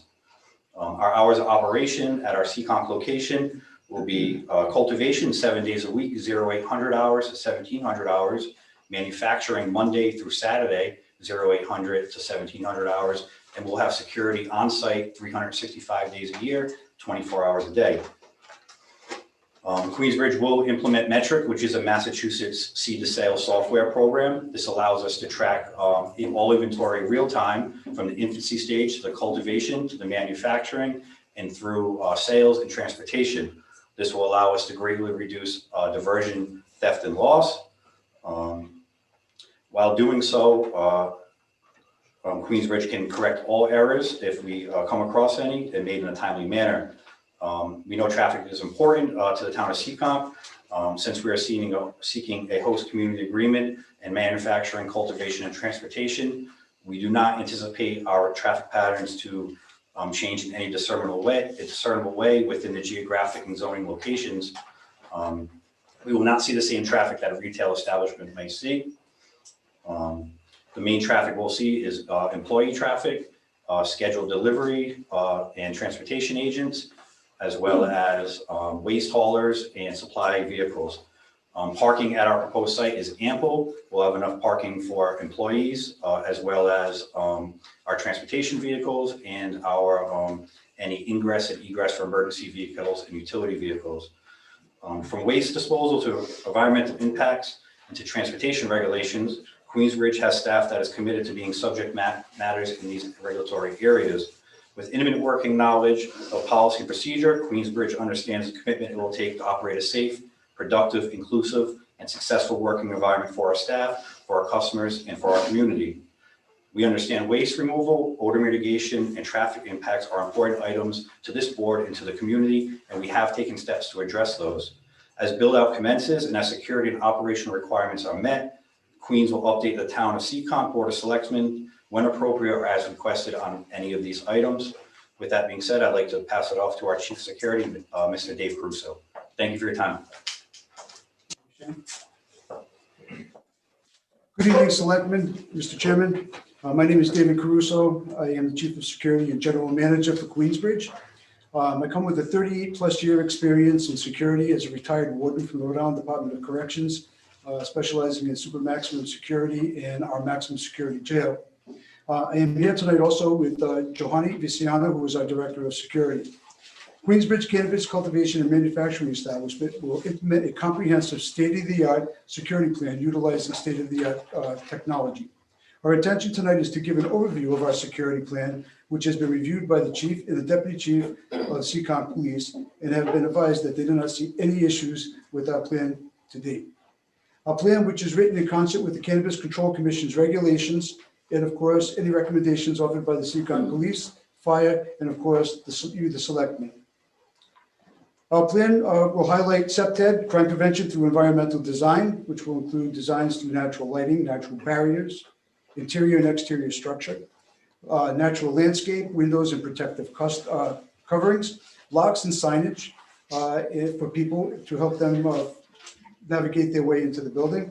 This also helps eliminate blind spots and discourages criminal activity.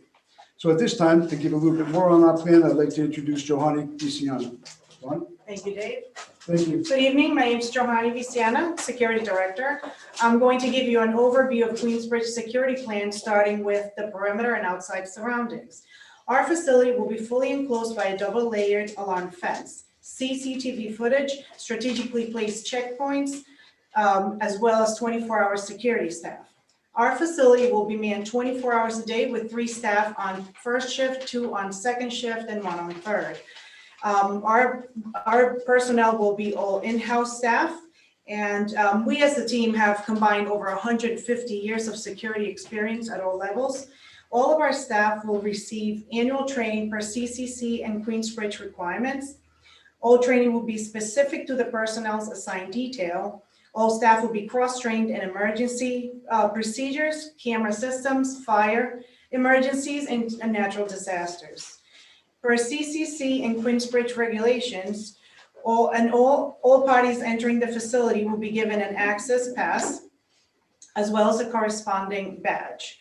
Next, in documenting and reporting, Queensbridge will remain in compliance with all CCC mandates by implementing a log system that requires staff to track all activity, inventory discrepancies, diversion, theft or loss of product, and any criminal actions by licensee or agent will be reported. Now, getting into the facility layout, our security drawings have been submitted and reviewed by Chief Isabella. When it comes to securing the product, we will use the metric system to track all inventory in real time, allowing us to detect theft, diversion, or loss immediately. In closing, we want to assure you that with our experience in Seekonk PD's guidance, we will without a doubt secure our facility, community, and staff with above the standard. We are 100% committed to fostering an ongoing relationship with Seekonk PD to maintain the community's safety and well-being. I thank you for your time, and I will turn it over to Leah. Thank you. Hello, my name is Leah Isom, and I'm co-owner of Queensbridge, as well as COO for our company. Being that Seekonk is my hometown, born and raised, I'd like to go over a few concerns our community may have, as well as a few benefits that Queensbridge has to offer, or what we like to call bridging the gap. Let's start off with the traffic and parking, as Shane discussed earlier. It will be minimal and restricted to scheduled authorized vehicles only. Our facility will sit on Fall River Avenue for 1, security, and for 2, natural resource options. As discussed, the building will be properly signed and secured at all times. Our cultivation director, Bill, and I are committed to winning the CCC's award for energy leadership. by striving to meet the top requirements set forth by the CCC, which in turn makes Queensbridge an overall better community company with its incentive to save energy, pollution, and nuisances. Queensbridge compliance team is dedicated to making sure all avenues of Queensbridge remains compliant with town and CCC regulations, including the waste disposal program. As you know, my sister and I are residents of the town, and our children are heavily involved in the CCONC programs. We are aware of what we need, and without speaking for the people of CCONC, something that my sister and I would like to see for our youth is a safe place for our children to go to, just to like hang out, play games, ride bikes, and things of that nature. Queensbridge has met with Chief Isabella of CCONC Police and a representative of Park and Recreations in an effort to see what they would like to see offered. We also strive to hire at least 50% of our job opportunities with residents of CCONC, also including a competitive salary and benefit package. Our goal with the town is to build up the community and maintain a successful business within. We thank you for your time, and I'm going to pass it over to Tiffany for Q&A. Thank you. That concludes our presentation, and we'd like to open it up for questions from the board. Okay, I'm going to start. We'll open this up here. Mr. Andrade?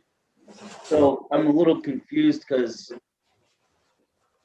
so you're going to be operating out of 1853 Flavor Avenue, but at the same time, your offices are going to be at 75 Industrial Way. You clarify that? No, so 75 Industrial Way was a previous address that we were going to be facilitating out of. It's 18. Okay. The packet that we have here outlines 75 Industrial Way as being your place of business. That's why I was a little confused. Oh, no. So then it is going to be 100% out of 18, I think it's 1853 in Flavor Ave. Correct. We did submit the supplemental paperwork to Chris. It made we were right at the crunch time for it. But it's 1853-00 in Coelho Real Estate. There's 4 zones within our one location for parcels. All right. That was one of my questions. Justin, if you want to jump in, I'm just looking through to find a couple of the other points that I had. Yeah, is there somebody else that has questions? So you mentioned you guys are from CCONC? Yes, sir. What year? Well, I came to CCONC in 2016. Okay. I'm born and raised. I actually went to private school in 8th grade, but I would have been L4. Okay. I went to Martin and a little of the Hurley, but then I left. Okay. Maybe our kids are in school together, though. They go to Martin now. Right. Okay. So you mentioned in your presentation, you talked to the chief and a member of Parks and Recs. And you talked about the community and what you contribute to the community. Do you have any, I'm curious as to what type of conversations you had on that, what your company would be looking to contribute back to the community? Sure, absolutely. So we'd like to go above the CCC outlined $50,000 donation by allocating funds to, again, with Parks and Recreation. My sister can speak on that, but with Chief Isabella, we're looking to bring mental health programs to the community. We're looking to bring job training. He spoke on programs such as bringing clinical social workers into our community to go on ride-alongs or calls with the police department. We'd like to bring pets and vets to CCONC, which would allow us, we do have a heavy veteran team as well as, law enforcement. So it's something near and dear to us. And do you want to talk about Parks and Recreation? With Parks and Recreations, I know that there was an interest for a turf field. I know that Aiken School is looking to have, some restorations done there, and even a youth center. There were a few different, ideas that were put out there, but we definitely want to, allocate some funds that way and put some things for the youth.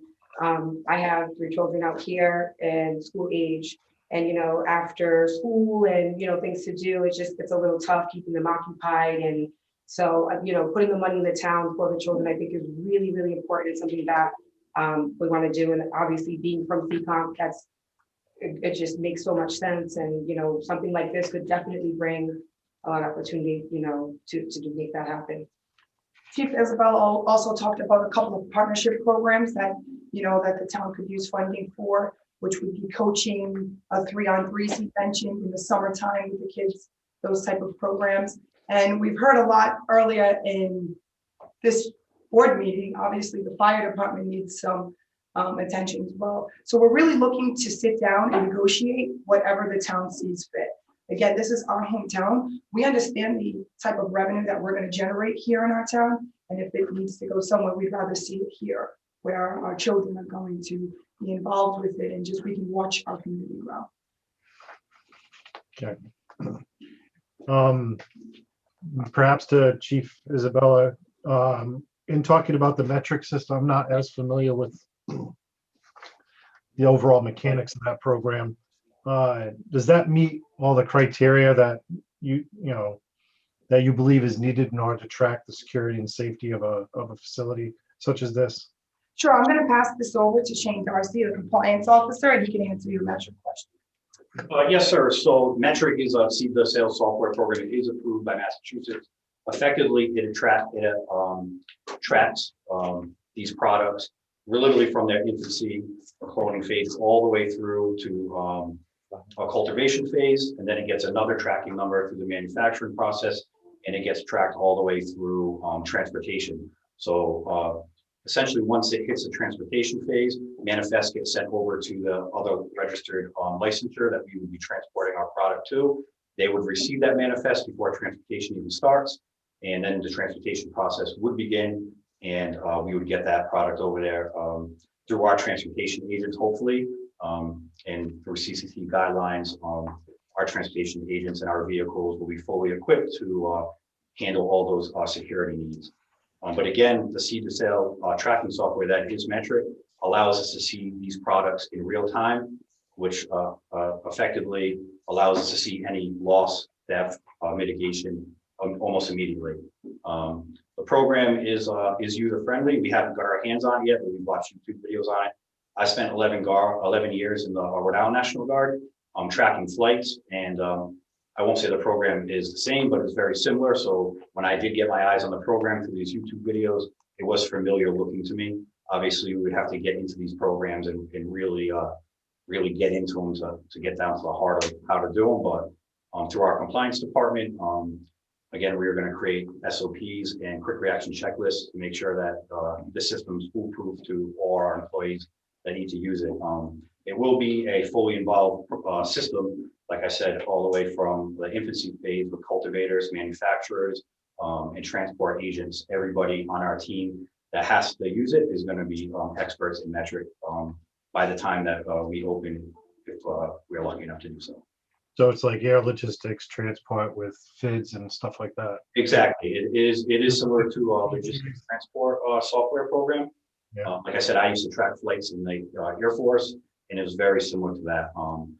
It allows you, it doesn't really allow you to make sustainable errors. It's going to pick up on that error if you did make one in real time. And I believe we'll have the training and the tools to fix those errors immediately.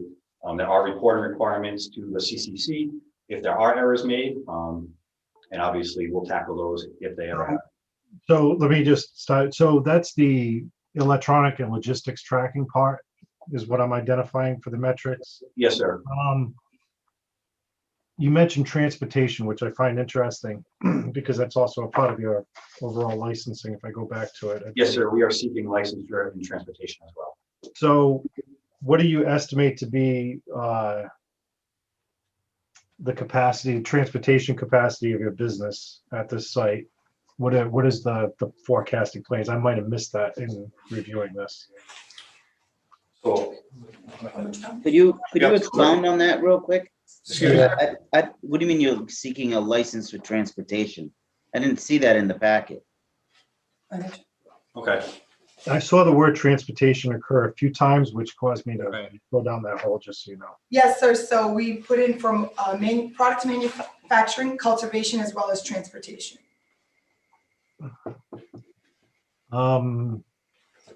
Somebody clarify for me on that, on the transportation part. Is there anything I'm supposed to know about that? Because I don't remember discussing about transportation before on these presentations. Me neither. No, I don't know. That's a new one on me. So it's on the agenda. That's what I submitted to Christine Testa. I just Oh, got yeah, we're it. not questioning that. Oh, okay, I'm sorry. I didn't know if I did something. No. Just Maybe I didn't know. Yeah, nothing I on think you guys. We're trying. I don't think transport. I was getting a little nervous there, sir. We're nervous enough already, so. I want to get kicked out, okay? Don't worry, I'm leaving all the facility stuff questions to come out of Mr. Andre. I'm ready for you, Mr. Andrew. I'm ready. I've been dreading you, but I'm ready. I'm more concerned with, the bits and pieces of the logistics and what it is you're applying for and business practices and security. I think that's part of the supplement. It might be part of the supplemental information that's in the Dropbox and not in our hard copy. I just think that I see money transportation, but I'm more concerned about product transportation. So for transportation, it would cover the money as well as the product, absolutely. And the metric system, yes, that would be what would, along with our SOPs on transport, we do have an operating procedure as far as how that's done as well, which is in the CCC guidelines. And correct, Mr. Andre, it was dropped in the box. Yeah, I see it here in the packet too. It's a couple of pages long. Yeah. All right. I think later on we might have to clarify some of the transportation stuff because I don't know what to ask on that right now. Absolutely. Okay, Mr. Andre. So, and I'm going to assume, because one of the questions that I had seen when I was reviewing the hard copy that we were provided, and I know there was some information put into the Dropbox, but I didn't really see anything in the hard copy that we received as far as investors, funding, where you're getting the money from, that kind of thing. Yep. To it. Well, I was leaving that one for Jeff. Yeah, that's all on my list of questions. I just figured Absolutely. To touch on that, much like the previous group, we do have committed investors to take us from beginning to end. Ours is not contingent on host community agreement, but contingent on proposal acceptance. So it's really difficult without collateral in the cannabis industry.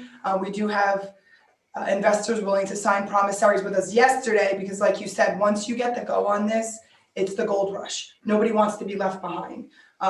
So we've actually been bombarded with more investors than we have actual attributes or needs for. So again, ours is contingent on proposal acceptance, not host community agreement. So people want Nice to have that problem. More investors than obviously. I make jokes. First time I've ever heard that complaint. I say I'm the richest broke person you know. Oh, that's one for the history books. No, I'm ready. Richest person. I'll go ahead. You have anything? You look like you're I'm ready, gonna have some Mr. Andre. building type questions, but since we're on the financial ones, I mean, I know you're dying to jump in on it, so. I was just gonna go down the business aspect of it, but if you want to, I'll go ahead. And since we're on this right now, can you guys, I think as you probably heard me ask the previous group too, part of this is, trying to make sure that we're partnering with somebody on a long-term basis and that they have the, the ability and the wherewithal, including the financial aspect of it. So you've covered the financial piece of it. But yes, I need more information to be able to make an informed decision there. But talk to me a little bit about your route to market. As you guys are going to market with, you're cultivating and manufacturing a product here. How are you guys going to market and what's your plan? Absolutely. So we've actually hired a marketing company. It's a family friend, and I will tell you that he's done marketing for Fortune 500 companies such as Pepsi, Grey Goose, Heineken, and like you said earlier, sir, the marijuana or cannabis industry is much like the liquor industry. So we have created an in-house sales department that is ran by I want to call them retired because of COVID, liquor distributors. That's actually the first route that we took because we understand that with cannabis, branding is really important. We also have a consultant with 662 Marketing who has experience with bringing in medical practices for marijuana, cannabis, as well as other cultivation centers in Rhode Island. But to create revenue and keep it going, like you mentioned earlier, the market for Massachusetts is a little bit different than anywhere else. So we have no comparable market because of the way the legislation was written. So right now, Rhode Island, they're upside down with cultivators. There are more cultivators than need be. So we call in cannabis dog years. So for the next 3 years, the demand is higher than the supply right now. We've also have letter of intents from from retailers. We've spoken with several retailers from Western Mass, Attleboro, here, closer to Seekonk. And what they've told us is that the demand is so much higher than the supply. There's marijuana sitting on shelves due to laboratory issues. That's one of the reasons why we proposed a little bit down the line a partnership with a group that's ready to do laboratory here in Seekonk as well. And one of those people are hometown as well.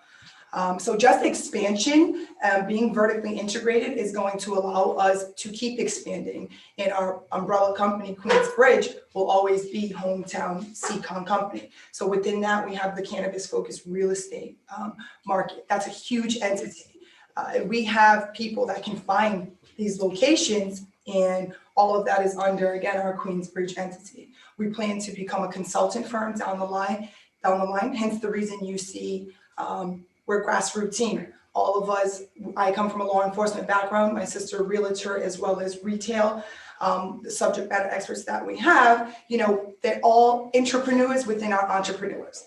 I studied like Steve Jobs theories, Bill Gates created 12,000 millionaires, and that's what we look to do. We want to bring in more companies that look to work with us, such as a cannabis company that looks to do cannabis marketing here in Seekonk, because that's what we want to bring here. We've talked to companies out of New York that are looking to open up smoothie or juice stores here in our hometown. So we're working really strong to bring in other revenues of income for the town that work for good partnerships with us, Queensbridge. Okay.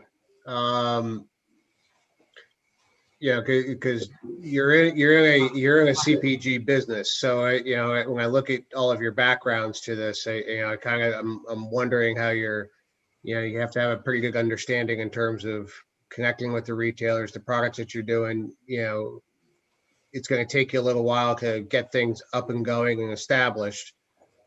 Do you have any agreements currently with other companies in order to supply them while you guys get your products and your brands up and running?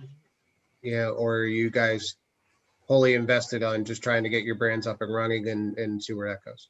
Absolutely not. We have a parallel track where we have a business team. So I call them my executive team and then our money team. And we have our money team working these angles simultaneously as we learn the regulations and application and go through the process. We do have 2 retailers here, but again, we will be vigorously working on product manufacturing, especially for other marijuana establishments, as well as we're not sure, we haven't gotten to the talks yet with you folks as far as bringing in a delivery partnership. Right now, as the CCC stands, only social equity applicants and empowerment applicants are allowed to bring in delivery license. However, with that, we do have direct connections to economic empowerment applicants who kind of look for us on guidance on how to, maneuver through the process without attaching to these big corporations.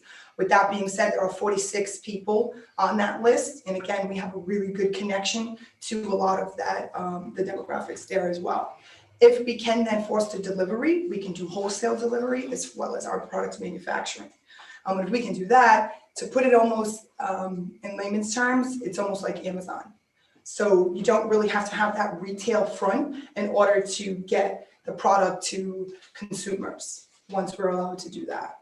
Also, I don't know where the town stands on social consumption. As being DBE, that will speed up the process. So as a disadvantaged business enterprise, we do cut the licensing, we have expedited review. We are not priority, but we are expedited. So it does cut our timeline in half. With that being said, we do plan on working on a perpetual grow. So we will not build out the full 25,000 before we start to cultivate in order to maximize on revenue. We will start, we can get into the plans, obviously, a little later because it's a public meeting on how we do plan to start that grow. But within 3 to 4 months of our facility being up, and again, we are going to use a steel building. So as you know, for build out, it's very minimal the time on that construction. But we will be able to operate that cultivation. And if you can see, so your first 12 months on our projections, it's in the rear, 140K in the rear. But after that, your first full operating year, we're at a 78% profit margin. So we're upwards at around 33 million that you're looking at based on that 16,000 square foot of grow, conjunction with our 4,000 square feet manufacturing. And again, we have meetings on Friday to talk about using another parcel there for laboratory. Laboratory is one of the highest demands in the industry right now. So that's kind of how we plan to bridge our gaps. Gotcha. All right. Yeah, I looked through your projections. I will say they seem pretty aggressive. I'm not saying that's a bad thing. That's a good thing, but they certainly seem pretty aggressive relative to what I've seen so far, and not just here in Seekonk, but elsewhere as well. So so certainly the questions that I have here. So is there anybody else that has any other questions? I want to touch on that transportation because I still don't know how that was. Actually, I just read something that I was going to comment on in here. In your customer service, it says that you tend to deliver your products wholesale to other approved retail establishments through an approved Cannabis Control Commission transportation company. So that basically the other so my follow on and reading that is you're not intending to do the transportation yourself. You're looking for the ability to transfer with another transportation company, and your MERC system is just the identification of getting the product from point A to the point of sale, right? So we do plan on transporting our own product. However, in the event that we are not approved for a license, the only way that we can transport product from our cultivation site is through an approved transport licensing. There is nobody else that can transport marijuana per CCC guidelines. Every entity of the cannabis industry has a licensure to it. So we are not allowed, we can't grow at 1853 and then deliver it down the street to Solar. We cannot do that. If you do not allow us to have a transport license, we have to hire a third party that does do transport to even in if we did manufacturing at zero for Fall River Avenue, we would have to have a transporter transport that from our cultivation site to the next parcel over. And that's when it came to all the different, now this isn't to you guys. Sure. The rest of the board and the chairman, to you, Mr. Chairman. I remember the original cannabis like primer that we had and trying to understand these different licenses. There were like 8 different categories. Right. There was the retail, there was wholesale, there was production and growth, there was, I'm going to assume transportation, but I can't remember that. I don't recall it as I don't being one of the ones that we approved. But so how many? There were like 8 different categories of licenses, I think, right? But there was ultimately, if there was 4 outside of the retail that were there, one was manufacturing, one was cultivation, one was laboratory. I don't recall transportation as that being. I don't either. That's why we had to add a minimum. The state required us to have a minimum of 1 license each, and of those, and because of our population, it was 2 retail. Those were all the minimum amount of licenses. Retail and basically 1 of each of the others is the way I kind of remembered it. Yeah. But I don't know the full details of each of the others. So it's my understanding that out of my mind working. That's all. My understanding, based on a text message that I just received from Ms. Testa, that we do have a transportation license available. Okay. Yes. So we have 1. Yeah. I don't know if we have more than 1. I know we have at least 1. Okay. At least 1. I didn't know that. I forgot that was one of the ones we. I'm asking is just for our own ours in the public situation awareness. So when they're applying for these, we know what it is that we're giving, so we don't. Well, typically it's outlined right in the request on the front, right? Yeah, I think somewhere in their presentation though, they listed like 3 different things. They've had it a couple, yeah. Yeah, So I guess we're just working through some logistics here, guys. Not a problem. Yeah. I hate to chime in, but I do know that you guys based it on the liquor percentages. 10% was retail, which allowed 2 retail, and the rest were 1, if I'm not mistaken. I've done some research and spoke with Chris at extent over this. And I know Flying Goose was putting in for transport previous to this one. So that is kind of what made us look for transport as well, because it's on the same location that they were putting in for that one. Yeah, I didn't even recall their package including a transportation component to it. I don't think we got that We far. do have it, but I didn't recall it. But then again, there was other things missing, right? They had other issues. It didn't include it, but they were applying for it. Oh, okay. Not included. Okay. All right. Building wise, and then Justin, did you have anything else? I'm sorry. No, go ahead. Building wise, so are we talking about? You obviously sounds like you were listening in while we had the other group up and that we were asking questions. How are we handling transportation? How are we handling transportation of leftover byproduct? And is this all self-contained? I know you're going to be getting water from the main out on Route 6, but as far as byproduct, getting rid of byproduct, are we talking about similar things that we just heard, or do you have anything you want to expound upon? Absolutely, I'll touch briefly. The CCC does have a waste disposal mandated program. I'm going to let Shane talk a little bit on that, and Bill Conley. They have a better answer for you. Yes, sir. So like our CEO said, CCC does mandate waste. For us, waste starts with storage and storing our organic byproduct, which Mass does consider marijuana waste organic byproduct.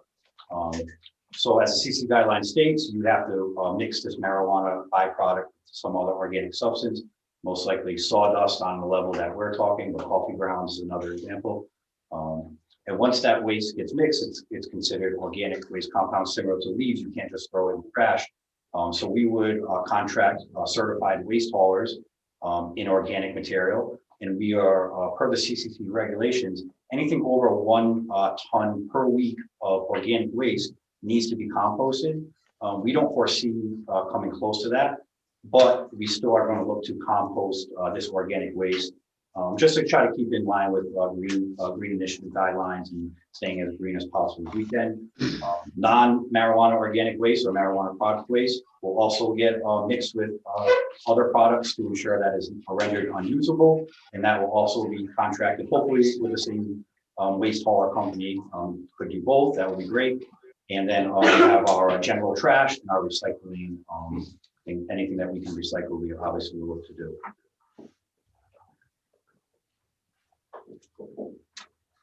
I don't know if I could expand on that anymore, but as far as our wastewater, we do plan on hopefully being able to store it, reuse it for fire suppression. We have looked into storage tanks, also being able to reuse the water in our facilities for cleaning, using reverse osmosis. So we're hoping to really maximize or minimize the amount of town water and maximize every recycling. And so I found it unique, Mr. Conley, that the multiple hats that were listed under your name. So are you a licensed Massachusetts general contractor? No, that's why I'm applying to become the contractor in Massachusetts now. I don't know if I'll have a chance to take the test beforehand, so I had to change it to a project manager. I've been a licensed contractor in the state of Rhode Island for over 23 years now myself, and I've been involved with growing, I started building grow rooms for small growers 15 years ago in Rhode Island, and I've expanded with friends that have gone into 5,000, 10,000, or 15,000 square foot facilities in Rhode Island, and I've watched them grow, helped them in the whole process. from beginning to end. So, I mean, So you would that's not my be able- contracting background, and I've also, in the past 15 years, I've been a marijuana patient and an advocate of the medical end of it. So I've been growing and heavily involved in the community, even in Massachusetts with mass cannabis and stuff, for over 10 years now, 12 years. So you would not be able to be acting as the general contractor for No, anybody else? unless I was, I don't know how long the process takes. If I'm able to become licensed beforehand, then I would do the contracting. Otherwise, I would be the project manager who works along with, we have the architects and a local, we hopefully hire within Seekonk, and I'll work hand in hand with the general contractor. So I would, as of now, project manager, hopefully general contractor, save ourselves some startup costs. Have you ever had one in Massachusetts? Have I ever had, no. Okay. I've strictly been a Rhode Island state contractor. Partnership for 17 years, on my own for last 5 or 6. Okay. That's my background. Security standpoint, Security. camera systems outside in the yard facing Route 6, putting them in just to give us visibility, having the police department tap in, those kind of things. Am I going along the right way here, guys, or? Absolutely. Okay. So we met with Chief Isabella as well as his team yesterday to talk about this specifically. We will allow access to the perimeter cameras. We would like to keep the CCT closed circuit cameras inside only because it allows people to hack it. Not. However, we did talk about a camera system allowing software allowing PD to tap in when an alarm is in duress. So if something happens inside and something goes off, we do not want our local PD to be blindsided, always knowing what's going on inside. We also strategically place cameras on the perimeter that can see Grand Army Highway Route 6, as well as all angles of our facility. And that we are 100% open to allowing Seekonk PD to tap in. Okay. Right. Keep in mind, when we say tapping the cameras, we're not a babysitting service. It's just like you said. I'm sorry. Well, you might want to watch the plants once you see how they go. No, I think we're just talking about an emergency situations. Absolutely, I agree. They're not going in blind. Yeah, again, so my background is I'm a lieutenant at the prison in Rhode Island right now, so I completely understand. I was on the SWAT team. I've been a training instructor for many years, firearms instructor. I've taught many of local police municipalities and nationwide. So I fully understand the security aspect of this and really the officer safety of this town. We never would want someone to be bombarded and walk in. Like I said, right, we train for worst case scenarios. So I now know that Seekonk PD will be training for a cultivation heist. So we're going to make sure that we train alongside with the PD. Again, our team, although we cannot have firearms, everyone who is hired we're going to try, without discriminating, to hire ex-law enforcement, people that do meet the criteria of our security requirements. And again, training is my niche. I aspire to be a professor. So I would like to have. Stop funny. This is not funny. I'm very serious. So, again, we are looking to cross-train with the police department, with our staff, as well as the fire department on evacuations, the 2 in, 2 out, as you guys spoke about earlier. I actually am an instructor on that. So I know all about SCBA, all of those good things. So I think it would be a really good partnership with all aspects of the municipalities as far as training goes and bringing even your staff up to speed on what's necessary to protect us. Okay. All right. Lastly, on-site storage and disposal of byproduct. I know we didn't really touch on that wholly. I know you said it was also in a self-contained unit, but one of the main concerns that I really have, aside from some of the other items that we've discussed tonight, is mitigation of smell, any promulgation from the site and getting out into neighboring areas, and what steps, if any, if you could elaborate on them or include them in any future documentation for any future discussions that we may have if we do, as to what your plans are is it a closed system where you won't there will be nothing exhausting to the outside? Or if you are exhausting, how would you be dealing with that? Sure, this is something I'm going to defer to Bill again on, but I will tell you this, I do live really close to this address. So this is something that I understand. There was a proposal at the top of my street, right, which was part of the zone. And I can tell you, I told Chief Isabella this yesterday, I don't want it in my backyard either. So I understand the concerns of the smell. We do understand the proximity to the residents.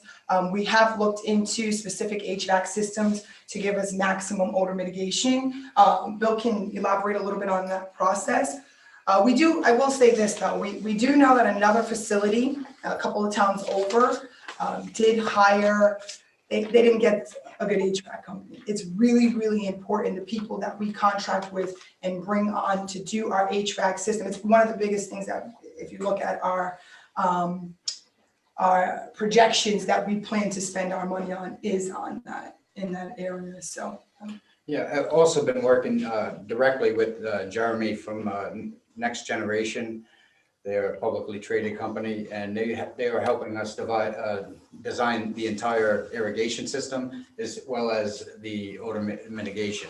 I believe our plan is calling for at least 2 units per flower room, in the manufacturing room, vegetation, the nursery. I think we're looking at 14 3-4 horsepower units that will completely 24/7 will be scrubbing the air and recirculating inside the rooms themselves to try and knock it down right off the bat. The air conditioning units that we are looking at will have filtration systems for smell as well, but we also were looking to put our equipment on the ground instead of rooftop, because we want to use the roof for solar. So we're eliminating the actual intake, which is better for security as well, but we'll just be sending line sets through the wall, through sealed holes. So we're not going to be exhausting refrigerant lines. Yes, we're not going to be exhausting our air conditioning units out onto the rooftop into the environment. So we're going to scrub the air with individual units, not our HVAC, and the HVAC will also have the extended heated filters themselves. But the odor mitigation are, self-contained units. It's our priority. Yeah. So basically, charcoal filtration has been the standard in the industry for a while. It's nothing new. And if you, calculate the right cubic feet and you put in the right systems, you won't have the smell. As simple as that, Right, and because it's a new construction, the older facilities, there is more escapes because it's a new construction. It is a better seal. Right. It keeps the air in better. Yeah, the steel building that we've talked to with the Armstrong company, it comes completely insulated, almost impenetrable for air. We have to bring in things to be able to exhaust cleaned air, which will go through intake filters just to exhaust, just to have airflow in and out of the building. So for pressure reasons, basically. Intakes, yeah. Yeah. Right. The smell is a big issue because you have a lot of neighbors over there. So you'll hear about it first from them if yeah, we know we're hoping we're going overkill with the odor mitigation, because we know it's a huge priority. Right. That's all I have for right now. Again, if we could just get some additional like I said to the last applicants, additional documentation to supplement would be helpful. Sure. And backers. How many employees were you planning on hiring? I didn't really see in the packet. Sure. So to start, we're looking at 25 to 30, but then within 12 months of our full operations up and running, we could be upwards near 50. Does that include security? Correct. Security, cultivation, administration, our marketing, everything's included. We will have in-house security. Okay. Transportation as well, right? Correct. And if you get it, Don't forget the transportation. we'll come back for a later day if you want to talk about it. I'm open for that. All right. So And Ms. Isom, I assume that once this is up and running, you and your staff are no longer correctional officers? I cannot wait to resign. 15 years I've been there. I'd like to get out a little younger than anticipated. Also, when it comes to cannabis, I'm a believer. I have Crohn's disease. So I've watched what this can do for people. So although it is, yes, the gold rush, a lucrative market, there also is a medicinal need for it. We have ventured in. That's why we do approach that research laboratory to help children with seizures, autism. There's a lot of benefits to cannabis as well. So, we look forward to it. I'm 100% committed. As soon as you say go, I got a new job. Gotcha. All right. Are there any other questions from the rest of the members of the board? All righty. Thank you very much, Ms. Isom and your team. Appreciate the time and also the effort. I know you guys have been working very hard over the last few months trying to get prepared for today. So nice job. Thank you very much. Thank you very much, sir. Thank you all for your time. Thank you. Thank you. Thank you. Chris, you faded away. Oh, there you are. I'm here. You just saw your shoulder. He's got to change his color shirt now. Blends in with the sign in the back. All right. So to the members of the board here, the question sits, now that you've heard and heard both presentations, got your questions answered, at this point in the ball game, which, do you have a recommendation in terms of which company you'd like to go with? Any feedback, any further discussion, I guess, we need to kind of decide who we're going to advance with after tonight. Yeah, I mean, I know for myself, there's still some information that I'd like to get, but I'm just one person.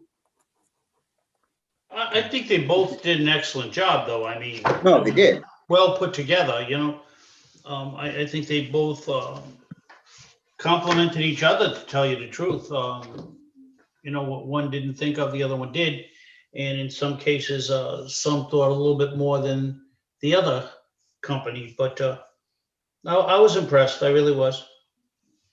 Yeah, I mean, I just think that there's still little bits and pieces of information that I would like to have in conversation just amongst ourselves. And I don't mean an executive session. I mean, maybe in another meeting format before we actually pick one and go with one. But that's just me. If the rest of the board is ready, that's fine. But I know I would like to just circle back on this a little bit more. Well, we were given an awful lot of information to digest tonight, obviously. So I think in part here, I want to let Mr. Bransky in real quick because my general feeling is I need some more financial information, from my piece to have an understanding. But if we're gonna table for one more meeting to finalize and to gather more information, then I want to make sure that we send them home tonight with specific what we need from each. Yeah, I know for myself, I think I kind of hit it during both ones. So unless you think it's still vague, I thought some of the questions I had regarding how they were going to deal with mitigation and those kind of things. Some additional documentation on the byproduct removal in those containment units and how that worked. And again, like you just said, some of that financial information. To me, before I say I'm going to commit to one or the other, I kind of need that. Yeah. So at what point in the decision-making process, first thing is we making a decision on which presentation, which business to go with. And in order to do that, at what point in this process do we need to have those backers, such as in one of the businesses, they had NDA from some of the backers, disclosure agreement, and then, or a loose one. What point do we need to know that stuff in order to make a decision is my question. Well, that's what I'm saying is right. I don't need to know who the backers are. I need to know the money's there. At least at this point. before I say A or B. Right. But you know, the way it sounded tonight, there is no problem in getting investors. I mean, it seems like they're tripping over each other to get involved. So that's a positive thing. It's easier to say that until you actually ask somebody to give you the No, money. I agree with you. Right. I agree with you. Right. But I don't think, I don't think it would have been said if it wasn't true. No, I agree. And I think, does it help Mr. Brainsky and even the Isom sisters, the Queen, if they had, I'm speaking for myself. Both presentations were good. There's some missing information, but it looks very promising between the two presentations we were given today. I would like to get additional information to supplement it so we could just, make sure I'm, at least for myself, I'm 100% satisfied. And is that enough for both parties to get us some of that financial information that we're looking for?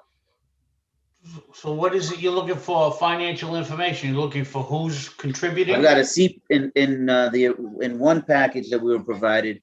We're given a letter from a CPA stating that an individual had $500,000 to do a $5.7 million build out.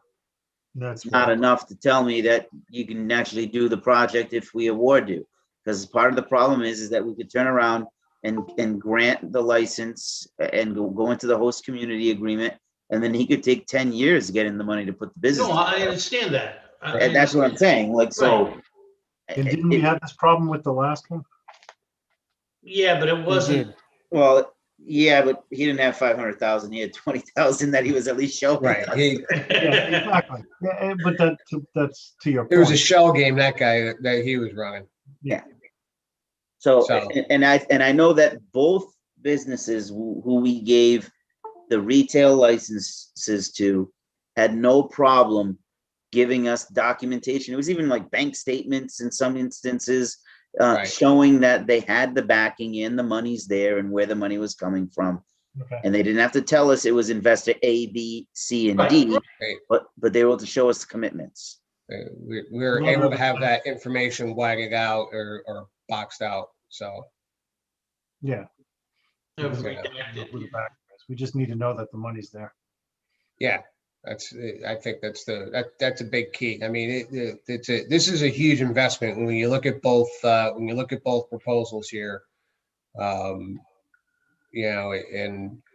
listen, this could be a very competitive space. It is in so many states right now. People are growing, and there's a glut of product in a lot of these states that have now been open, and Massachusetts is going to be getting to that point here very quickly.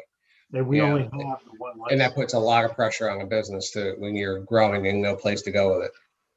Yeah.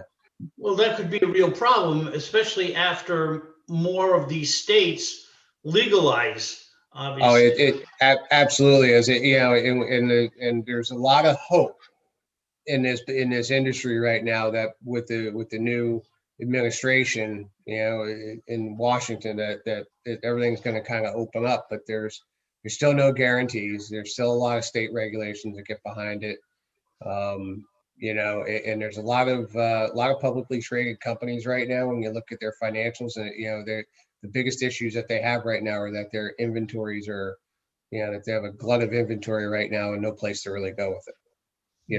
And they're running into these issues. So and a lot of these companies are trying to get invested here in the states that are open, and that's causing, that's creating some opportunities for new growers to fill in the local pipeline, but it's going to cause other issues, because they're large publicly funded companies, publicly traded companies. So that's why I'm really kind of concerned. I want to make sure that anybody we're bringing in has the financial backing to be able to withstand that competitive pressure. Plus, they have to create a product that people want.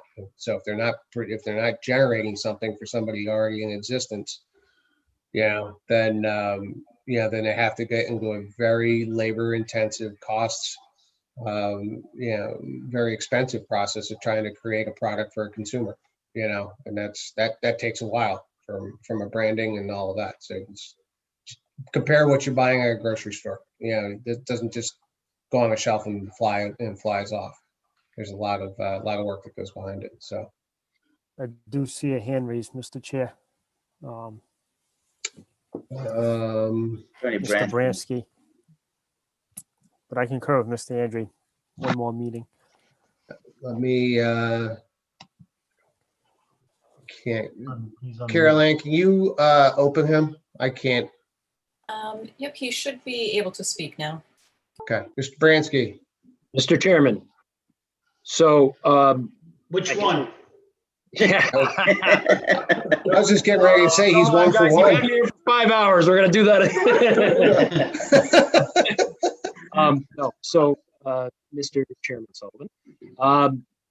So as to the financial aspect, what I would say is this: we've provided you information that the principal owner currently has $500,000 available, basically in cash, and I have Mr. Marandola, who's been involved with some of the negotiations, and what I can tell you is we could commit to a letter of intent for $1 million on top of the $500,000 tonight in cash that we would be able to demonstrate to the board would be immediately available were the board to determine to move forward with this. Now, all we're really talking about is moving forward with the discussions of the host community agreement, and all of the financial information that would be necessary could readily be provided to the board. And it's something that my clients are obviously prepared to do.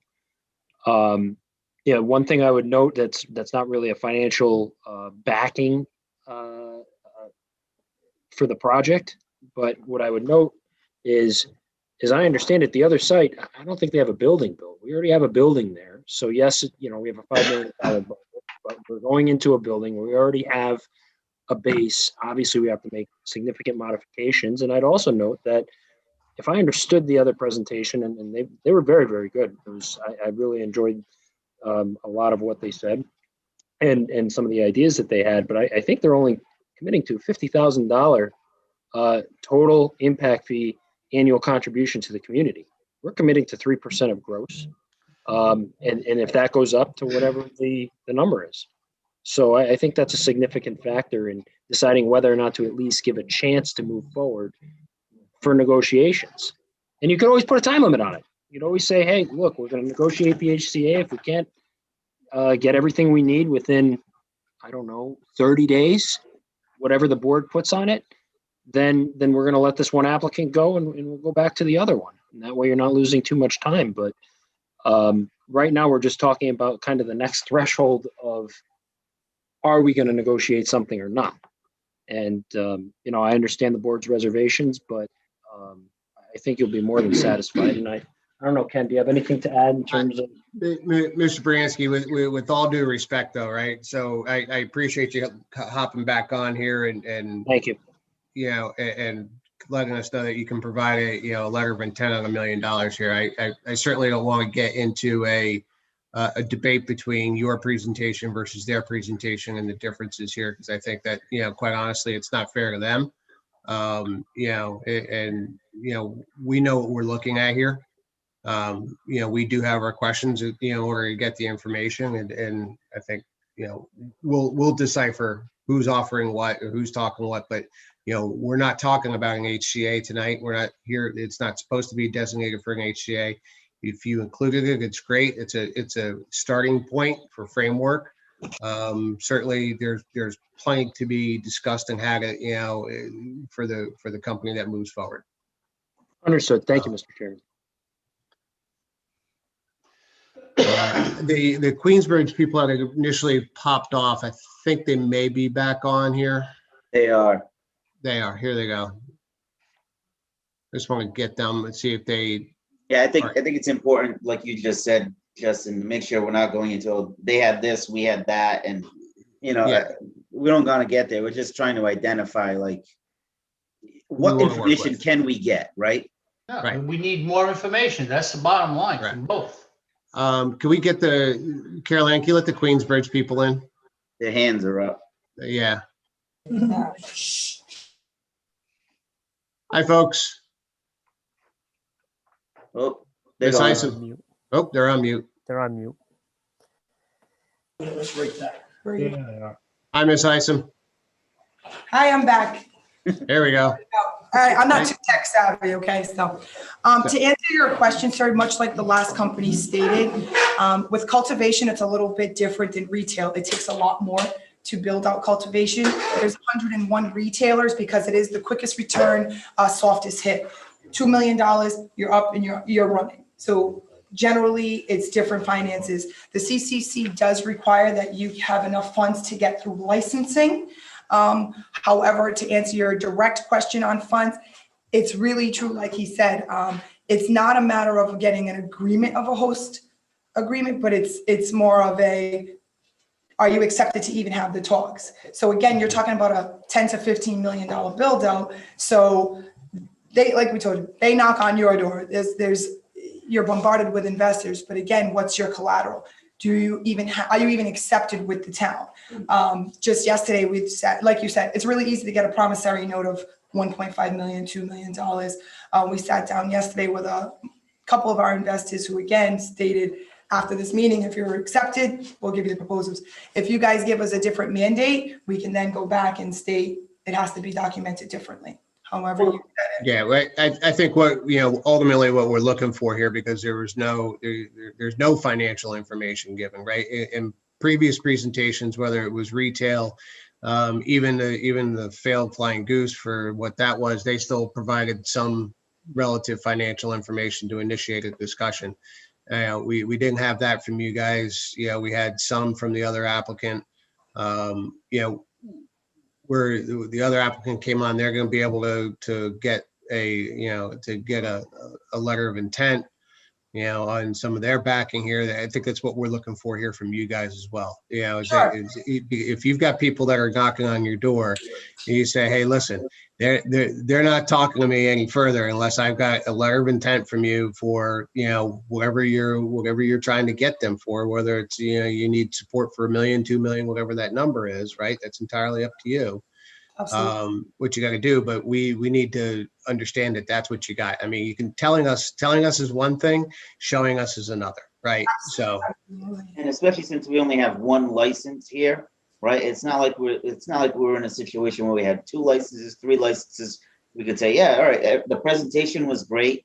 Let's sit down and go through the HCA process, and then you can give us that information.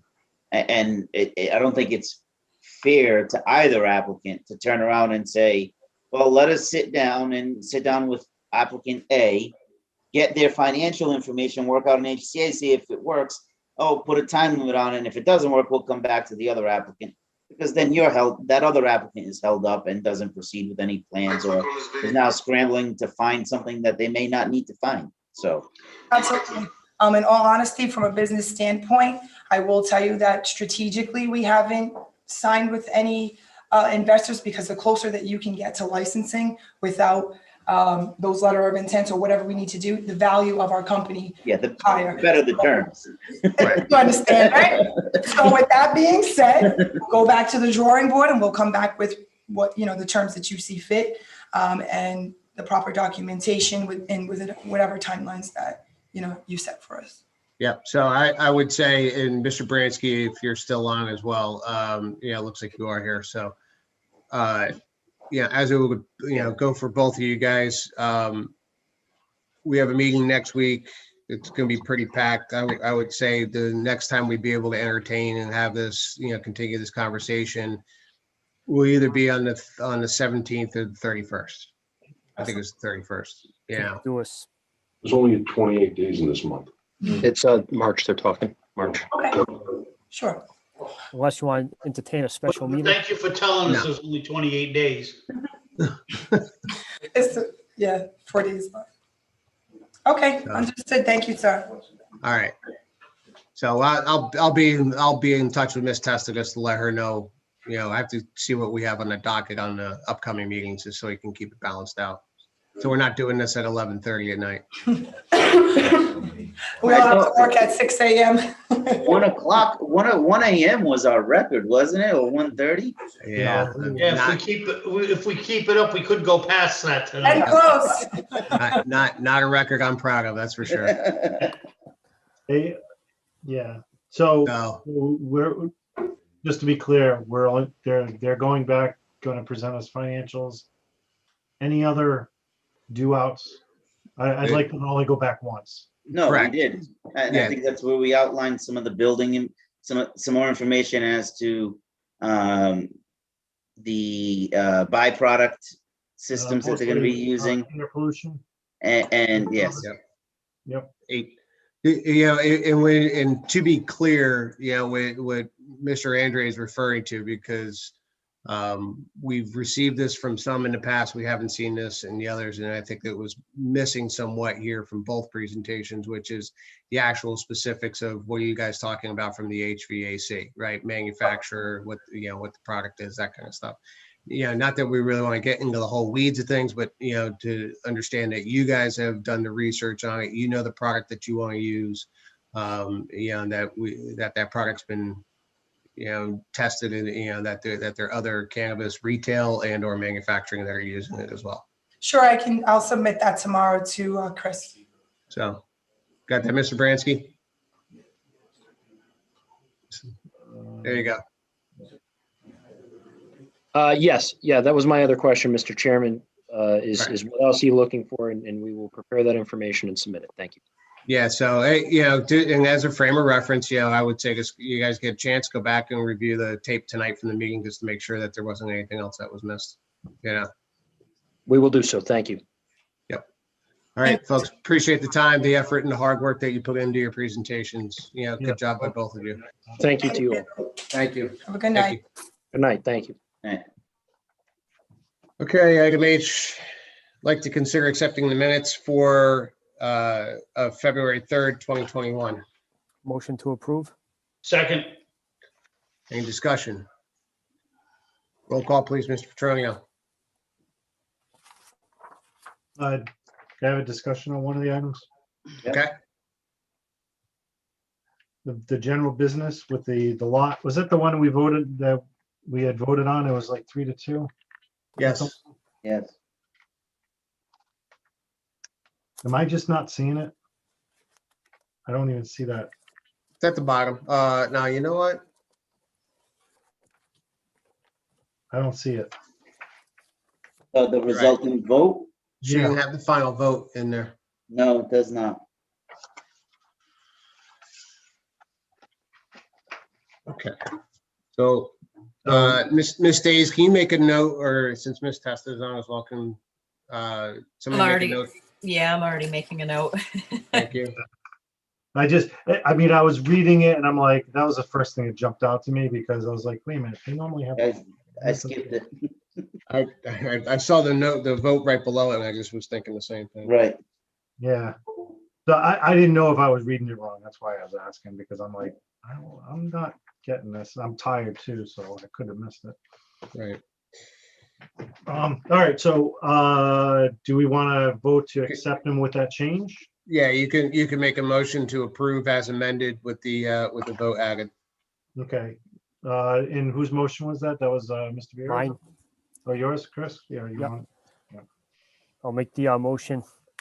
I second it. Okay. Very good. Any other discussion?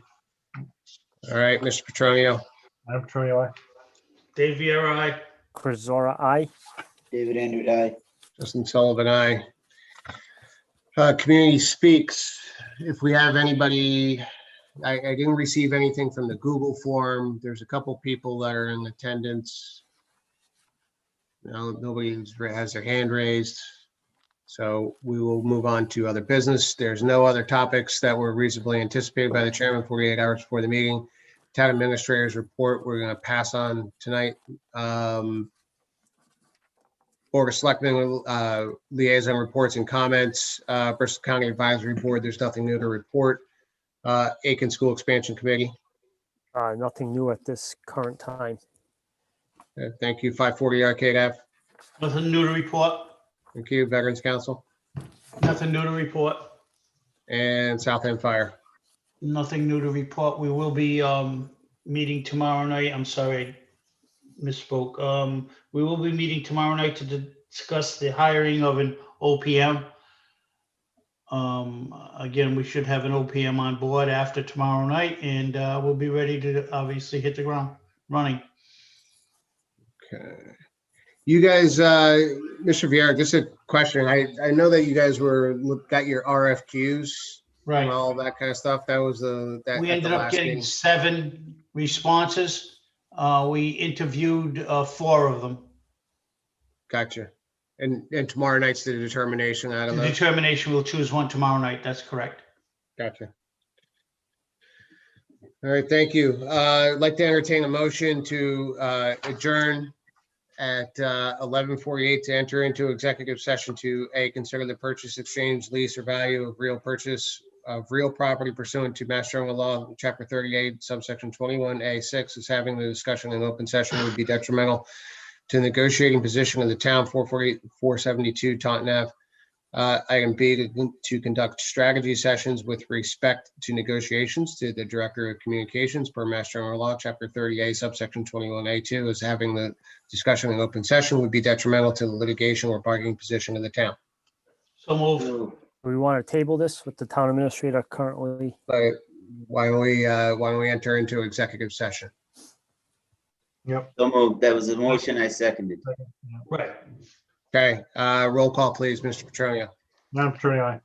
Dave, aye. Chris Zora, aye. David Andrew, aye. Stephen Phillips,